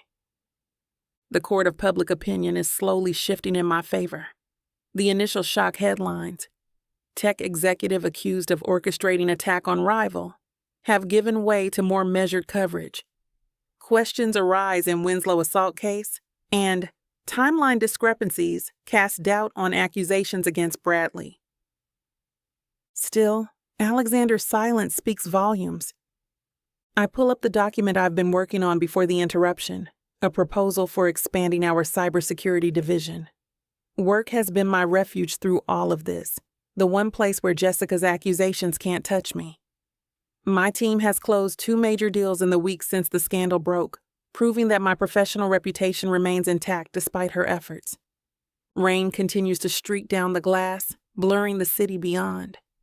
I press my palm against the cool window, feeling the vibration of water against the other side. Like the barrier between Alexander and me, so close yet separated by Jessica's lies and his apparent willingness to believe them. "Not again," I whisper to the empty office. "I won't let her do this to us again." The determined words hang in the air as my phone rings with a number I don't recognize. Another reporter, probably. Another request for a statement I can't give. I let it go to voicemail and turn back to my work, letting the rain and the steady click of my keyboard drown out the noise of a scandal I didn't create, but am determined to survive. My screen suddenly illuminates with an incoming call, the vibration making the phone dance across my desk surface. I grab it absently, expecting yet another reporter, or perhaps Detective Rivera with more questions. Then I see the name. Alexander Harrington. My heart slams against my ribs so hard, I swear it leaves a bruise. His name glows on my screen like some kind of mirage after 3 weeks of absolute silence. I stare at it, fingers frozen, unable to swipe to answer. What could he possibly want now? After believing Jessica's lies, after abandoning me to weather this nightmare alone. The phone continues its insistent buzz. One more ring and it'll go to voicemail. I take a deep breath and answer. "Hello?" My voice sounds foreign to my own ears, too controlled, too neutral for the hurricane of emotions swirling inside me. "Claire?" Alexander's deep voice comes through the line, and despite everything, my traitorous heart skips. I know it's been a while. A while? 3 weeks of character assassination in the press, 3 weeks of police interviews, and sleepless nights is a while? What do you want, Alexander? I keep my tone professional, detached. The rain continues to tap against my window, nature's percussion accompanying this unexpected conversation. I want to apologize. He pauses, and I can picture him running his hand through his hair the way he always does when he's stressed. My silence wasn't because I believed what Jessica was saying. I gripped the edge of my desk, knuckles turning white. Could have fooled me. I deserve that. Another pause. Listen, Claire, I've been conducting my own investigation into Jessica's claims. This catches me off guard. Your own investigation? Yes, after what happened in college, I wasn't going to let her manipulate me again. His voice drops lower, more intense. I've been gathering evidence, talking to witnesses and following paper trails. I've got information that proves she's lying, beyond what the police have found. The rain seems to fade into the background as I process his words. Alexander has been investigating on his own. All this time I thought he'd abandoned me to Jessica's lies. He's been working to uncover the truth. It makes sense, but the hurt doesn't simply disappear with his explanation. 3 weeks, Alexander. 3 weeks of thinking you believed I was capable of organizing an attack on her. I know. His voice softens. And I'll spend as long as it takes making that up to you. But right now, I need to show you what I've found. Can we meet for dinner tonight? My pulse quickens. Dinner? Just the two of us, face to face for the first time since this nightmare began. I'm not sure that's a good idea. The words come automatically, self-protection kicking in despite my curiosity about his findings. Please, Claire. There's an urgency in his tone I've rarely heard before. What I've discovered, it goes deeper than just the assault accusations. You need to see this. I glance at the rain-streaked window, watching droplets race each other down the glass. The thought of seeing Alexander sends conflicting waves of anticipation and anxiety through me. Fine, I finally say. Dinner? Thank you. Relief floods his voice. How about tavern on State at 8? Private booth in the back. I'll be there. I try to ignore the flutter in my stomach at the thought of seeing him again. Claire? His voice drops even lower, intimate in a way that makes my skin tingle despite my best efforts to remain detached. Yes? I never believed you did it. Not for a second. I just needed proof to bring her down once and for all. The line goes dead before I can respond, leaving me staring at my office window, heart pounding and mind racing. I set my phone down with trembling fingers, unsure whether to be relieved or furious, or hopeful. Dinner with Alexander Harrington. After everything that's happened, after all the pain and accusations and silence, we'll be face to face again. The prospect is simultaneously terrifying and exhilarating. I smooth my hair, a reflexive gesture that makes me immediately annoyed with myself. Why should I care how I look for him? But I do. I always have. Chapter 28. Alexander. I arrive at tavern on State 30 minutes early, manila folder tucked under my arm. The hostess recognizes me immediately. One of the downsides of being a Harrington in Hartford, but her professional smile reveals nothing. Your usual booth in the back, Mr. Harrington. Perfect. I straighten my tie, a nervous habit I thought I'd abandoned years ago. And I'm expecting Miss Bradley. Please send her back when she arrives. The restaurant's warm lighting casts everything in amber, from the polished wood tables to the vintage photographs adorning the walls. I slide into the leather booth, positioning myself so I can see the entrance. My fingers drum against the folder containing everything I've gathered these past 3 weeks. The evidence that will finally end Jessica's games. The waitress appears, setting down a glass of Macallan before I can order. Your usual, Mr. Harrington. Thanks, Denise. I take a grateful sip, letting the whiskey burn down my throat. I check my watch every few minutes, replaying my planned explanations in my head. How do I tell Claire I've been secretly investigating the woman I once called a friend? That I let her believe I'd abandoned her because I needed Jessica to think she had me fooled? The front door opens and Claire steps inside, shaking rain from her umbrella. My breath catches. Even after everything, the sight of her hits me like a physical force. She's wearing a deep blue dress that hugs her curves, her natural curls framing her face perfectly.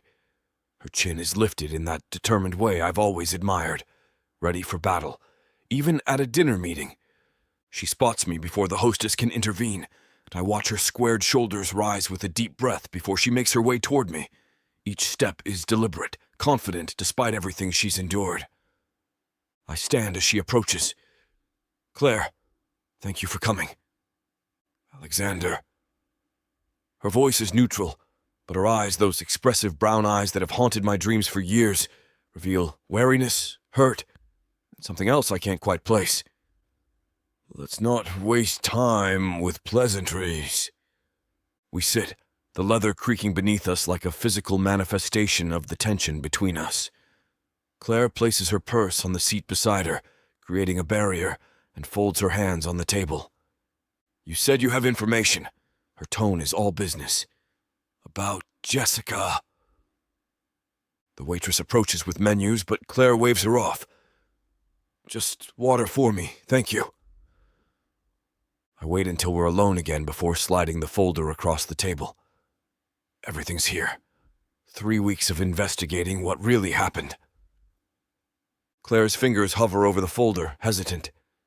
And what exactly did you find?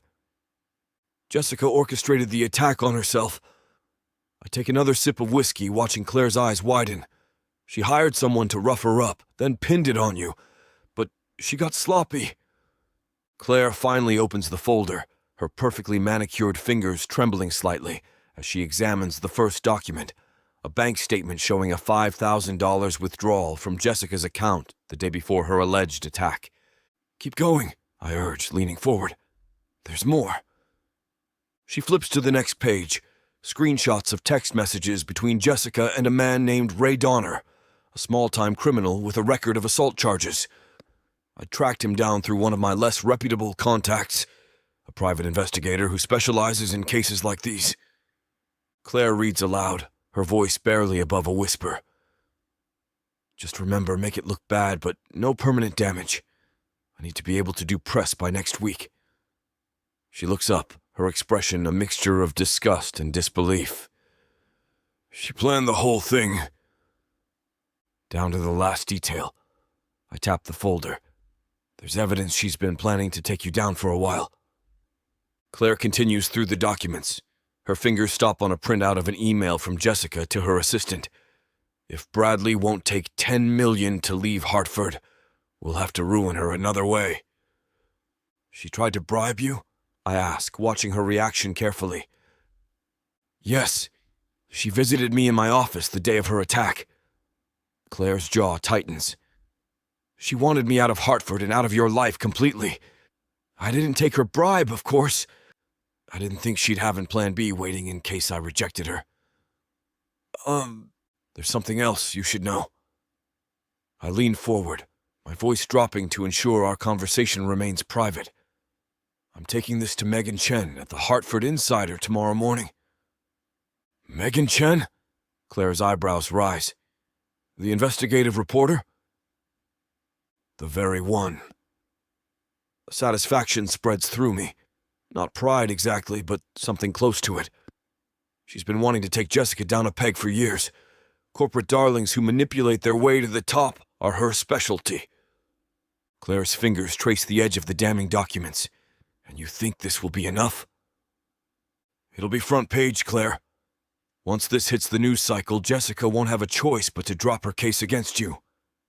The ice in my whiskey clinks as I set the glass down. Her reputation will be in tatters. The board at Winslow Tech won't want the association with someone who manufactured an attack for corporate gain. She might still deny it. She can try. I tap the most incriminating page. But the money trail, the texts, it's all here. And Megan will find more once she starts digging. Jessica acted alone, thinking nobody would look too closely. Claire closes the folder, her face softening in a way I haven't seen since college. The wariness in her eyes gives way to something warmer, something that makes my chest tighten. Why did you do all this, Alex? The question catches me off guard, though I should have expected it. I consider my words carefully, not wanting to overwhelm her with everything I've kept bottled inside for years. Because I know you. The simplicity of my answer belies the complexity of what I feel. I've known you since we were 18, Claire. You're brilliant, driven, ambitious, but you'd never resort to something like what Jessica accused you of. But you stayed friends with her all these years, Claire counters, though there's no accusation in her voice, just a need to understand. After everything. I kept her close because I suspected she wasn't what she presented herself to be. The half-truth tastes bitter on my tongue. The whole truth that I never fully trusted Jessica after our breakup, that I always sensed her manipulation but played along feels too raw to share completely. Plus, cutting her off without a warning would have angered her whole family. I didn't want the fight back then. Now I'm basically inviting it with open arms. And clearly I was right. Claire studies me for a moment, her gaze penetrating. Thank you for believing in me, even when appearances suggested otherwise. Always. The word escapes before I can measure it, too honest and too loaded with history. The waitress returns with Claire's water, asking if we're ready to order. Claire glances at me questioningly. Would you like to stay for dinner? I ask, surprised by how much I want her to say yes. We could celebrate the imminent downfall of our mutual problem. A small smile plays at the corners of her mouth. I could eat. After we order, Claire takes a sip of her water, then sets it down deliberately. So after tomorrow, when this hits the news, Jessica will have no choice but to retreat with her tail between her legs. I can't help the satisfaction that colors my tone. She'll likely leave Hartford entirely. Her family has property in Europe. She'll probably hide out there until the scandal blows over. And us? The question hangs between us, weighted with unspoken history. I'll stand by you. I reach across the table, not quite touching her hand, but close enough that she could bridge the gap if she wanted to. No matter what happens tomorrow, or the day after, or next year, I should have done that from the beginning. Claire's eyes glisten in the amber light. That means a lot, Alex. More than you know. I should have trusted you years ago. Should have seen through Jessica's lies. The regret that's been my constant companion threatens to overwhelm me. I won't make that mistake again. We were young, Claire says softly. We both made mistakes. The space between us feels charged with possibility, not just for tonight, but for all the tomorrows that might follow once Jessica's shadow no longer looms over us. Chapter 29. Claire. I stand behind the podium, acutely aware of the sea of cameras and reporters watching my every move. The Frostech conference room is packed wall to wall today. My fingers tighten around the prepared statement, though I barely need it. I've rehearsed these words 100 times since Alexander showed me Jessica's deception. Good morning. My voice comes out steady, amplified through the microphone. Thank you all for coming on such short notice. Camera flashes erupt, momentarily blinding me. I blink away the spots in my vision and find Alexander standing at the edge of the platform, his encouraging nod giving me strength. Beside him, Mason and Alana Frost present a united front, their presence a clear message to everyone watching that Frostech stands with me. Alana's elegant burgundy suit complements her rich complexion, her natural confidence radiating as she gives me a subtle thumbs up. As many of you have seen in this morning's Hartford Insider, evidence has come to light proving that Jessica Winslow fabricated the assault against herself and falsely accused me of orchestrating it. I pause, letting the words sink in. This evidence conclusively shows that Miss Winslow planned and paid for her own attack, with the explicit intention of destroying my reputation and career. The room erupts in overlapping questions. I hold up my hand, grateful when the clamor subsides. I came to Hartford with one goal: to innovate and contribute to the tech community. Instead, I became the target of a calculated attack meant to drive me out of this city. The truth of these words still stings, even as I speak them. But today, I stand before you vindicated. My eyes scan the crowd, recognizing Megan Chen from the Hartford Insider in the front row, her notebook already half filled with notes.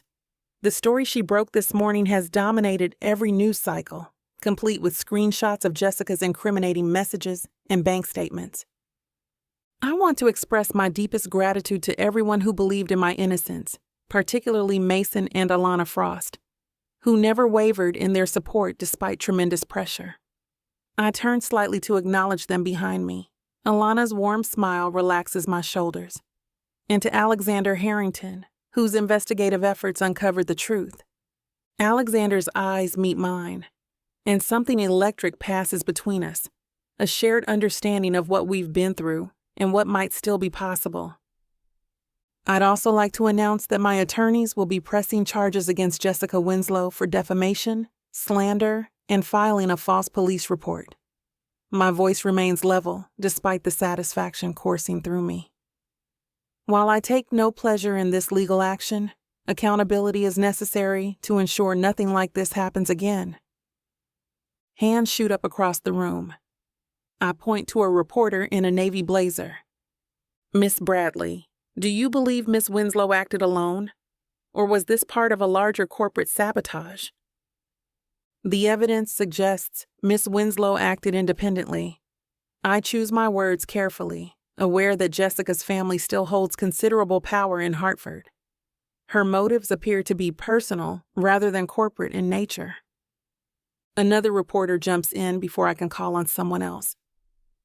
Will you be suing the Winslow family as well? My legal action is directed at Jessica Winslow as an individual, not at the Winslow family. I glance at Alexander, whose slight nod confirms I'm navigating these waters correctly. The family does not appear to have had knowledge of her actions. Miss Bradley, a woman near the back, raises her voice above the others. How do you respond to Jessica Winslow's statement this morning that she's checking into a wellness facility for exhaustion and stress? A convenient excuse. The thought flashes through my mind, but I maintain my professional demeanor. I wish Miss Winslow well as she addresses her personal challenges. My focus remains on clearing my name and continuing my work here at Frostech. What's next for your career? Will you stay in Hartford? The question hits close to my current internal debate. I feel Alexander's gaze intensify. Hartford is my home now, I say with more certainty than I felt just days ago. I came here to build something meaningful, and that hasn't changed. If anything, I'm more committed than ever to proving myself through my work, not through media battles. Mason steps forward, placing a supportive hand on my shoulder. If I may add, he speaks into the microphone, Claire is a vital part of our executive team at Frostech. We couldn't be more proud of how she's handled this situation with grace and professionalism. Alana joins him, her presence commanding immediate respect. Claire represents everything our company stands for: innovation, integrity, and resilience. We stand behind her 100%. Their support warms me from the inside, a stark contrast to the isolation I felt when Jessica's accusations first surfaced. Just a few more questions, I announce, knowing I need to maintain control of the narrative. I scan the room again, settling on a reporter with a thoughtful expression, rather than the hungry look of someone chasing a scandalous headline. Miss Bradley, do you believe Jessica Winslow's actions stem from personal history between you two? The question cuts closer to the truth than I'm comfortable with, but I've prepared for this. Miss Winslow and I have known each other since college. While I won't speculate on her psychological motivations, it appears her actions were driven by personal resentment rather than professional competition. My careful phrasing draws curious looks. A reporter from Tech Weekly jumps in. Can you elaborate on the nature of that resentment? Was there a specific incident that triggered this vendetta? I take a measured breath. Alexander shifts his weight behind me, a subtle movement only I notice. I believe Miss Winslow has harbored certain insecurities for years. We moved in similar social circles during college, and there were differences of opinion regarding personal relationships. The understatement of the decade. However, I never imagined those feelings would manifest in such a destructive way after so many years. A woman in a crisp white blouse raises her hand. Sources close to Miss Winslow suggest she felt threatened by your relationship with Alexander Harrington. Would you care to comment on that aspect? My pulse quickens. Of course they'd go there. I straighten my shoulders, maintaining my composure despite the heat creeping up my neck. I can't speak to Miss Winslow's feelings about my professional collaborations with Mr. Harrington. I deliberately emphasize the word professional. What I do know is that attempting to destroy someone's career over perceived personal grievances crosses ethical and legal boundaries. This isn't high school drama. These actions have serious consequences in the business world. A murmur ripples through the crowd. I've struck the right note, reminding them of the professional stakes without diving into the messy personal history. One final question, I say, nodding to a senior reporter I recognize from the technology section of the Boston Globe. Miss Bradley, given everything that's happened, what message would you like to send to women in tech who may face similar character assassination attempts? This is why I agreed to this press conference in the first place.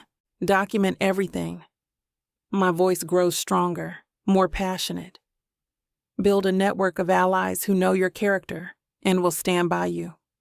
Don't let fear of retaliation silence you. I gesture toward Mason and Alana. I'm fortunate to work with people who valued evidence over gossip. But not everyone has that support. The tech industry must do better at examining accusations rather than jumping to conclusions that can destroy careers overnight. Mason steps forward again. Thank you all for coming. Miss Bradley has been more than generous with her time, but we'll be wrapping up now. A full press packet with all relevant information is available from our media relations team. Alana adds, Claire will be back at work tomorrow, focusing on what she does best, innovating at Frost Tech. The reporters surge forward with last-minute questions, but security creates a path for us to exit. I offer a final nod to the room, maintaining my composure until we're safely behind the closed doors of a private conference room.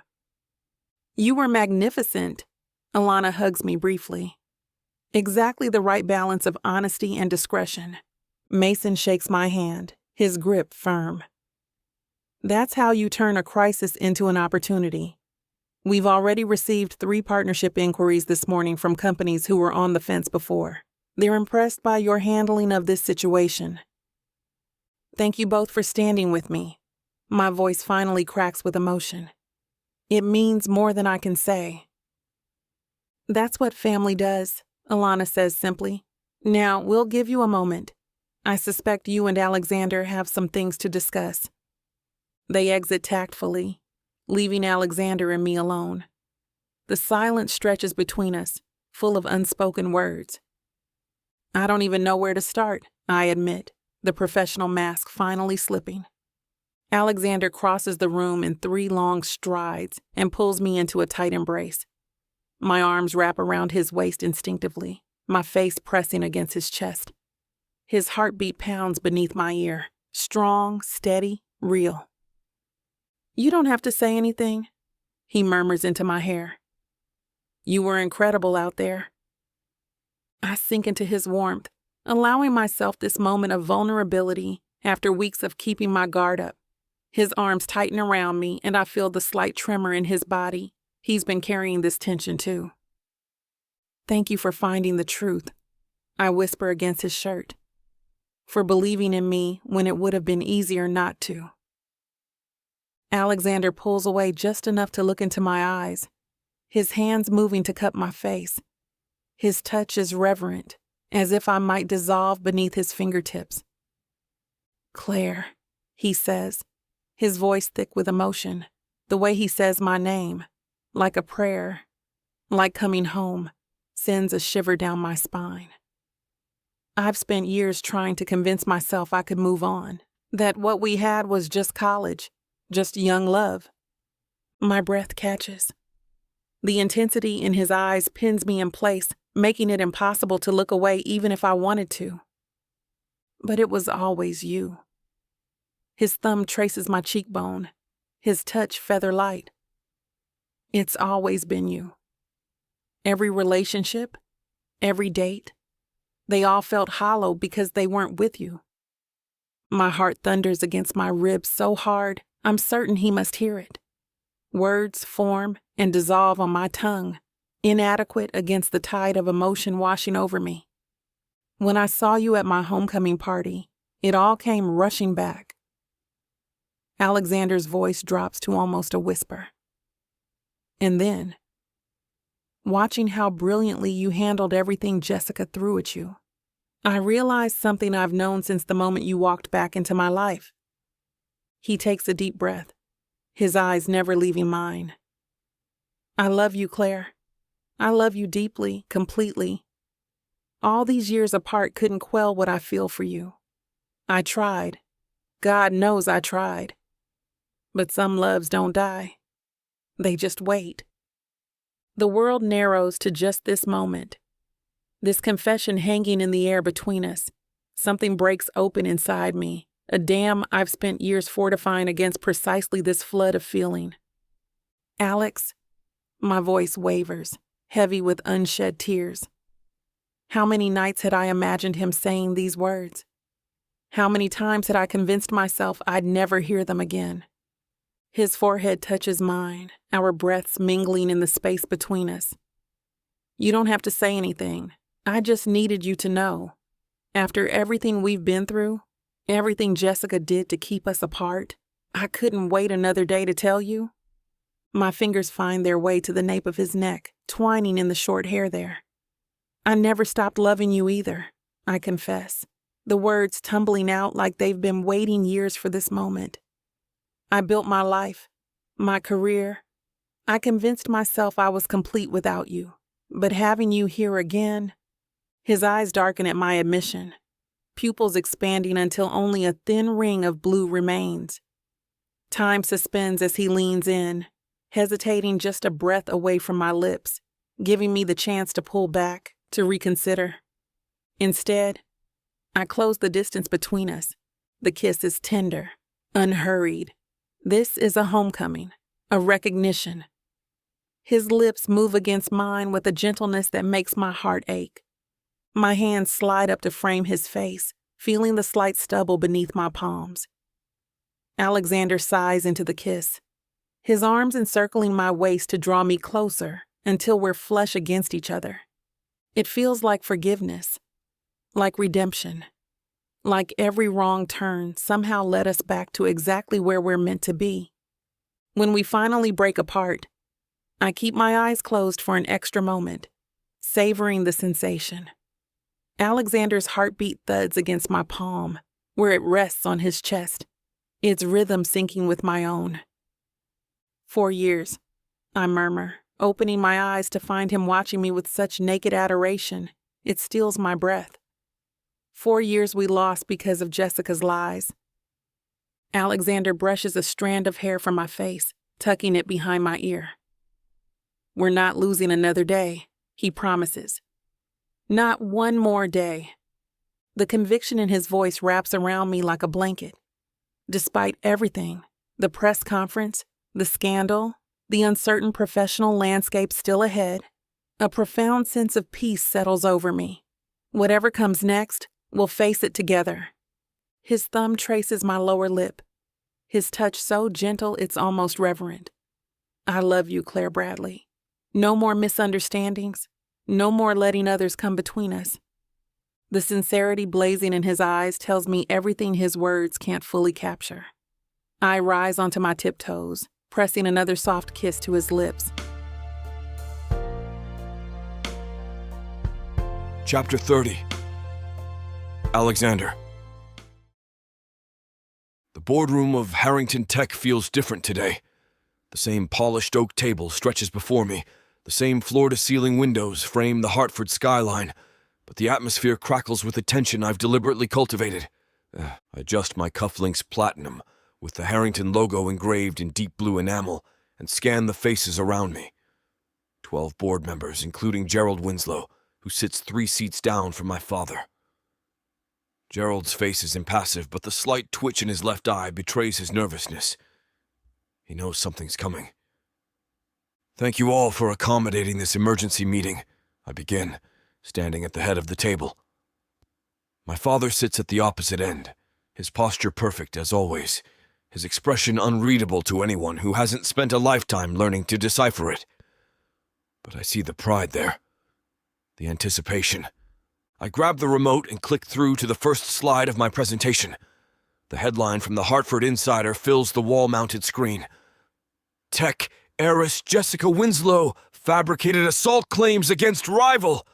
Gerald's face drains of color. Good. No preamble needed. As you're all aware, recent events have placed Harrington Tech in an uncomfortable position. My voice remains level, professional. Jessica Winslow's actions have created significant blowback for our company, given her family's long-standing association with Harrington. Board member Eliza Thornton leans forward. Alexander, while I understand this is troubling, I'm not certain it's a board-level concern. Miss Winslow is no longer an employee. With respect, Eliza, I interject smoothly, the Winslow name has been intertwined with Harrington Tech for over 2 decades. Gerald sits on our board. Jessica has represented us at multiple industry functions. The public perception is clear when Jessica behaves unethically. It reflects on Harrington. I click to the next slide, a graph showing our stock's 3-point dip following the initial assault allegations, followed by yesterday's modest recovery after the truth emerged. Our investors certainly think it's relevant, I add. Gerald clears his throat. My daughter's actions, while regrettable, were personal in nature. She's seeking help. Personal? I laugh, the sound sharp enough to make him flinch. Gerald, your daughter orchestrated a false assault claim against a competitor, used her connection to our company to amplify those claims, and deliberately attempted to tarnish the reputation of an executive at Frost Tech, all while leveraging her relationship with Harrington. I pace slowly around the table, stopping directly behind Gerald's chair. When she attacked Claire Bradley, she did so as Jessica Winslow of the Harrington Winslows. That's how every industry publication referred to her. The distinction between personal and professional doesn't exist at our level, as I'm sure you've reminded your own associates many times. A murmur of agreement ripples through the room. I've done my homework. Gerald has been ruthless about holding others to this exact standard. My father speaks for the first time. What do you propose, Alexander? All eyes shift to me. This is the moment I've been building toward not just today, but for months.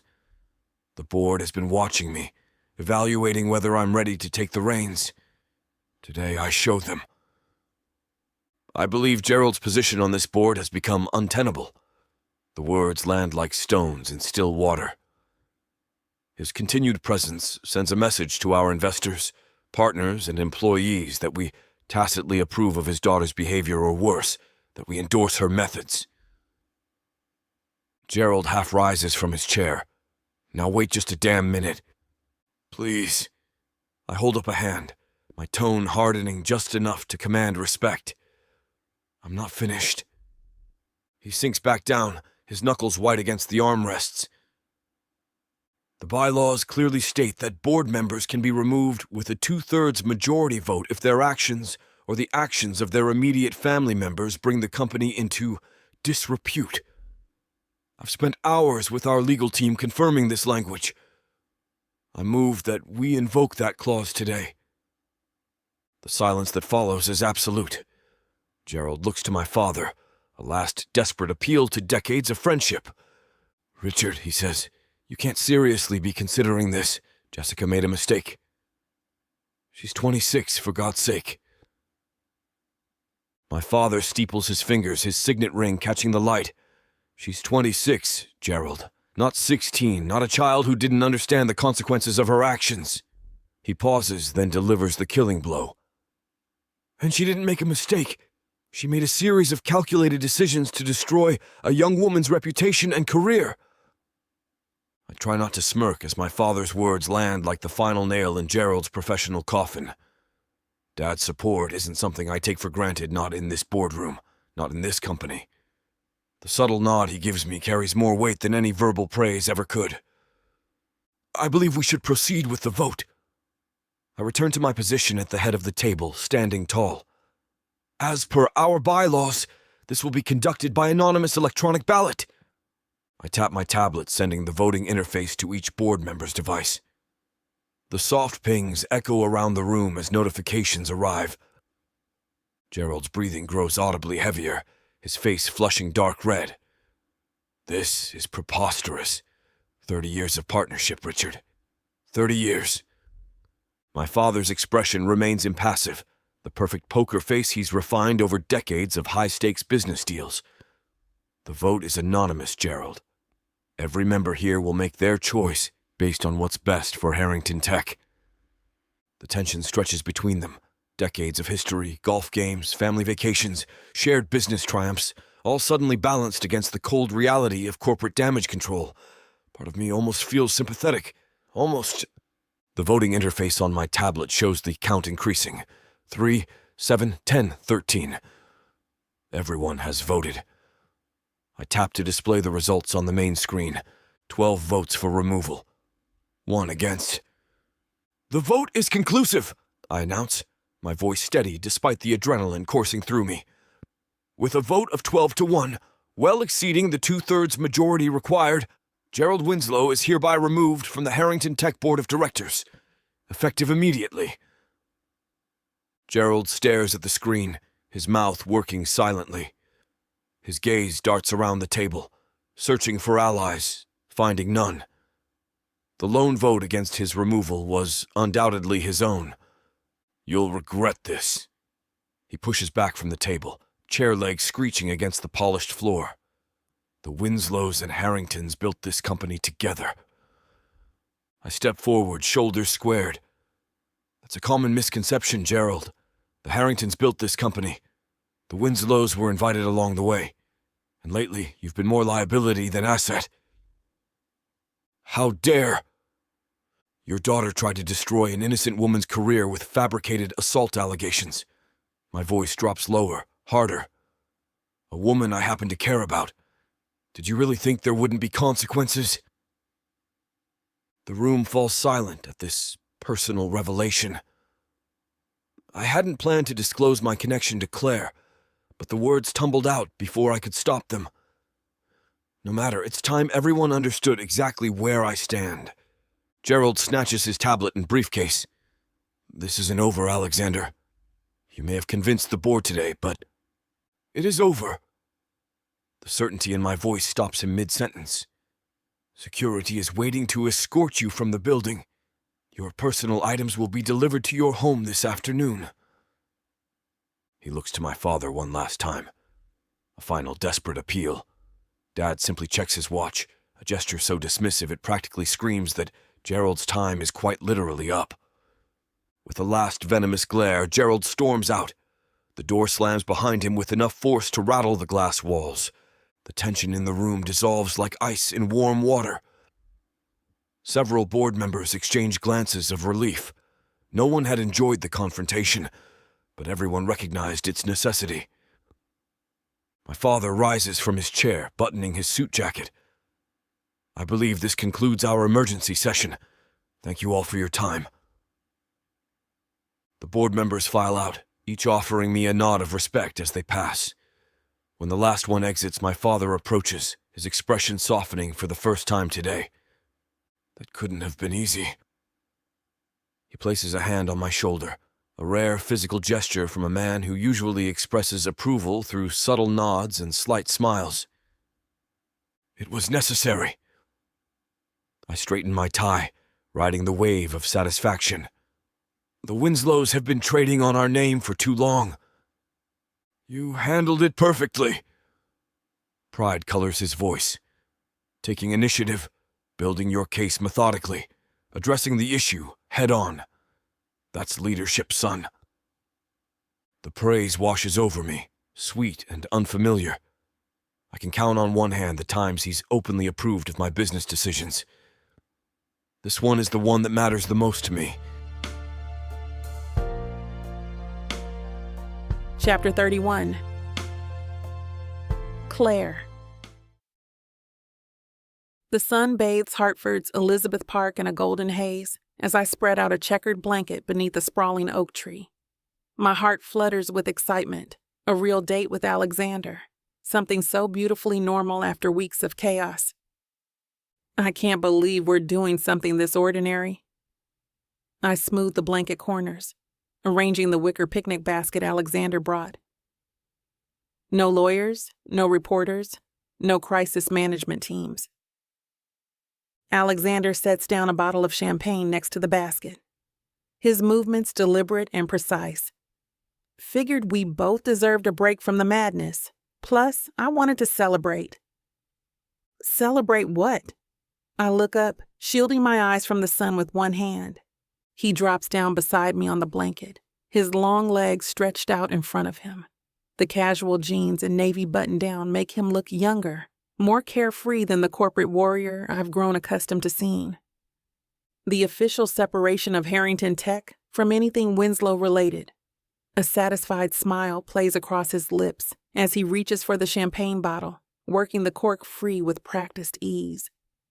The cork pops, and he pours the bubbling liquid into 2 flutes he produces from the basket. Gerald Winslow is no longer on our board of directors. What? I accept the glass he offers, our fingers brushing in a way that sends electricity up my arm. When did this happen? Yesterday morning. Alexander clinks his glass against mine. An emergency board meeting that wasn't on his calendar until the night before. I take a sip, letting the champagne fizz on my tongue as I process this information. Tell me everything. Alexander leans back on one elbow, looking more relaxed than I've seen him in weeks. Called the meeting, presented evidence of how Jessica's actions had negatively impacted our stock value, and invoked the bylaw clause that allows for removal of board members whose family members bring the company into disrepute. That's a real clause. It is when your legal team works overnight to find the right language. His smirk is devilish, proud. 12-1 vote. Guess who cast the single no? I laugh, the sound carrying across the park. I wish I could have seen his face. It was satisfying, Alexander admits, reaching into the basket to unpack our lunch. But not nearly as satisfying as what I'm about to tell you. He hands me a sandwich wrapped in brown paper and tied with twine. The attention to detail is so Alexander. Even a simple picnic must be executed perfectly. What could possibly top getting rid of Gerald Winslow? Alexander's expression darkened slightly. Jessica never checked into any treatment facility. The sandwich stops halfway to my mouth. What? My security team has been keeping tabs. Despite the public statement from the Winslows about her seeking help for her issues, she boarded a private jet yesterday afternoon. He pulls out his phone, swipes to a photo, and hands it to me. Destination, Monaco. The phone screen shows a distant but clear image of Jessica boarding a sleek jet, oversized sunglasses hiding half her face, a designer bag slung over her shoulder. Nothing about her posture or expression suggests remorse or a person in crisis. So the whole getting help thing was just more lies. I hand his phone back, a strange mix of anger and relief washing over me. The Winslows excel at saving face, if not much else. Alexander takes a bite of his sandwich, chewing thoughtfully before adding, "But they're not our problem anymore. Not yours, not mine, not Harrington Tech's." The weight that lifts from my shoulders is almost physical. I lean back on the blanket, gazing up at the dappled sunlight filtering through oak leaves. I wanted to tell you in person. Alexander's voice softens. Thought you deserved to know that they won't be hurting you again, at least not from any position of power or influence. I reach for his hand, twining our fingers together. Thank you. Not just for handling Jessica and Gerald, but for this. I gesture around us at the peaceful park scene. For remembering we need normal moments too. His thumb traces circles on my palm, the touch sending shivers up my arm. I've been thinking a lot about balance lately, the kind I never had before. Oh? I raise an eyebrow, curious. Between ambition and happiness? His blue eyes meet mine with an intensity that makes my breath catch. Before you came back into my life, the scales were tipped entirely toward the former. I squeeze his hand. And now? Now I'm learning that success means nothing if you don't have someone to share it with. His voice carries no hesitation, just certainty. And now I'm discovering how to be both ambitious and happy, Alexander says. His gaze so focused on me, it's as if nothing else exists in the park. I take another sip of champagne, letting the bubbles dance on my tongue. I'm still learning that too. But for all the chaos these past weeks, I set my glass down on the blanket, tracing its rim with my fingertip. I wouldn't trade any of it if it meant not finding my way back to you. Alexander's smile transforms his entire face, softening the sharp edges of the ruthless businessman into the boy I fell in love with at UConn. He reaches for the picnic basket again, but there's something different in his movement. A slight tension in his shoulders, a catch in his breath. Actually, there was another reason I wanted to celebrate today. His voice has dropped to a lower register, intimate despite the open air around us. You're full of surprises today. I tilt my head, curious at this shift in his demeanor. What else could possibly be better than getting rid of the Winslows? Alexander doesn't answer immediately. Instead, he pulls something from the depths of the basket that he keeps concealed in his palm. My heartbeat quickens, an instinctive reaction I can't control. Claire. The way he says my name has always undone me, like a prayer, a promise. When we were younger, I thought I knew what love was. I thought I understood how deeply one person could feel for another. He shifts his position, moving from sitting beside me to kneeling on one knee, and the world around us seems to slow.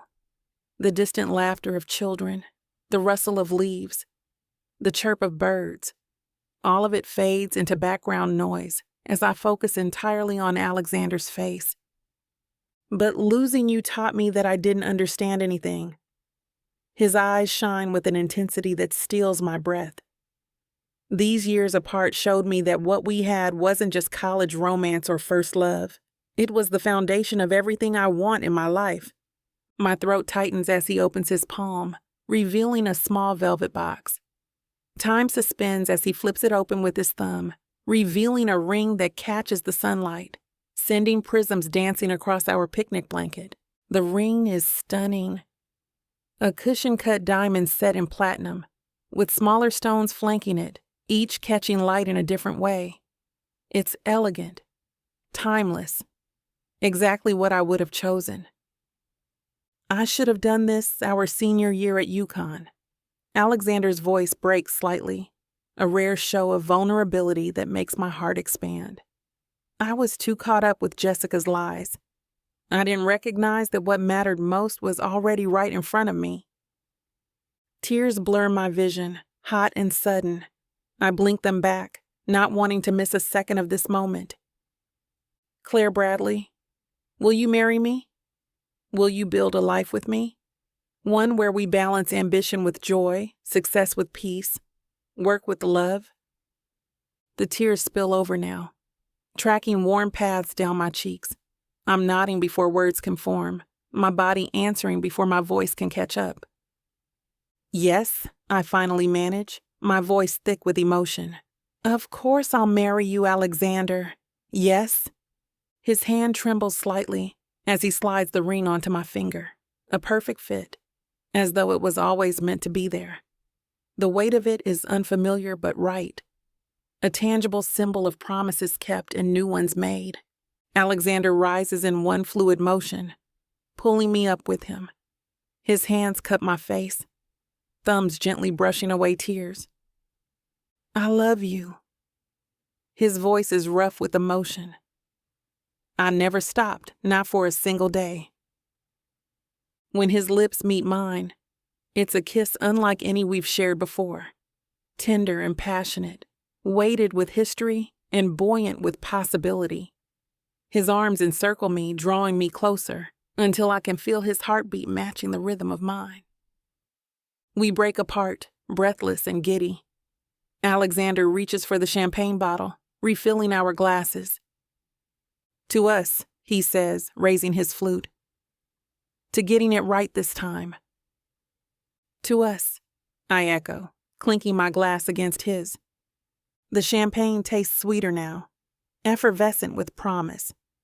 I extend my left hand, watching how the diamond catches the light. It's beautiful. I can't stop looking at it, this symbol of everything we've overcome. It reminded me of you. Alexander's eyes crinkle at the corners. Strong, brilliant, captivating. You're everything to me, Claire, and I never want you to forget that. Chapter 32. Alexander. I drive us back from the park with Claire's hand in mine, her diamond catching the late afternoon light every time she shifts in the passenger seat. She hasn't stopped smiling since I slid the ring onto her finger, and I find myself stealing glances at her whenever traffic allows. Eyes on the road, Harrington. Claire squeezes my hand, but there's no reprimand in her voice, just pure happiness. Hard to focus when the most beautiful woman in Connecticut just agreed to be my wife. I bring her hand to my lips, pressing a kiss against her knuckles just above where the platinum band encircles her finger. The word wife sends a thrill through me. Claire Bradley, soon to be Claire Harrington. The rightness of it settles in my chest, as though a piece that had been missing has finally clicked into place. As I pull up to her apartment building, memories of previous visits flash through my mind. Late-night conversations, early morning coffee, and everything in between. You're thinking something. Claire studies my face as I park in my usual spot. Just remembering all the times I've been here. I cut the engine and turn toward her. How each visit made it harder to leave. Her eyes soften. Well, soon enough I won't ever have to leave you again. The promise in those words makes my heart race. I lean across the console, drawn to her like gravity, and press my lips to hers. She tastes of champagne and possibility. We break apart, both breathless. Let's continue this upstairs, I murmur against her mouth. The elevator ride to her floor is an exercise in restraint. Claire stands pressed against my side, her thumb absently spinning her engagement ring. The simple gesture floods me with satisfaction, a visible claim, a promise made public. Mrs. Harrington, I say quietly, testing the sound of it. Claire looks up at me, a playful sparkle in her eyes. Hasn't happened yet. You're getting ahead of yourself. Just practicing. I wrap an arm around her waist, drawing her closer. It has a nice ring to it. Terrible pun intended. She raises an eyebrow, gesturing to her diamond. Always. The elevator doors open, and we walk the familiar path to her door. Claire fumbles with her keys, her hands less steady than usual. Nervous, Bradley? I tease, leaning against the wall beside her door. You wish. She finally gets the key in the lock, pushing the door open. Just excited. The moment we're inside, the restraint we've both been exercising shatters. I kick the door closed behind us and pull Claire into my arms, capturing her mouth in a kiss that's all fire and need. She responds instantly, her body arching against mine, hands sliding up my chest to grip my shoulders. This kiss feels different, charged with new meaning. We're not just lovers now, we're promises made flesh, futures intertwined. I hate to put a stop to a good time, but it looks like we've hit this platform's limit for spiciness. This platform's got some rules we have to play by if we want to keep giving you these stories for free. And trust me, this scene isn't something you want to miss. While we can't get into all the details here, you can still dive into the full, uncut version at tylawalker.com. Miss Tyla has an entire collection of unabridged audiobooks and ebooks waiting for you. And the best part? You can treat yourself with 40% off when you use the code SAVE40. That's right. You'll save on any digital product, even bundles that are already discounted. Miss Tyla would never let anyone feel the kind of disappointment you must be feeling right now. So why wait? Treat yourself with Miss Tyla.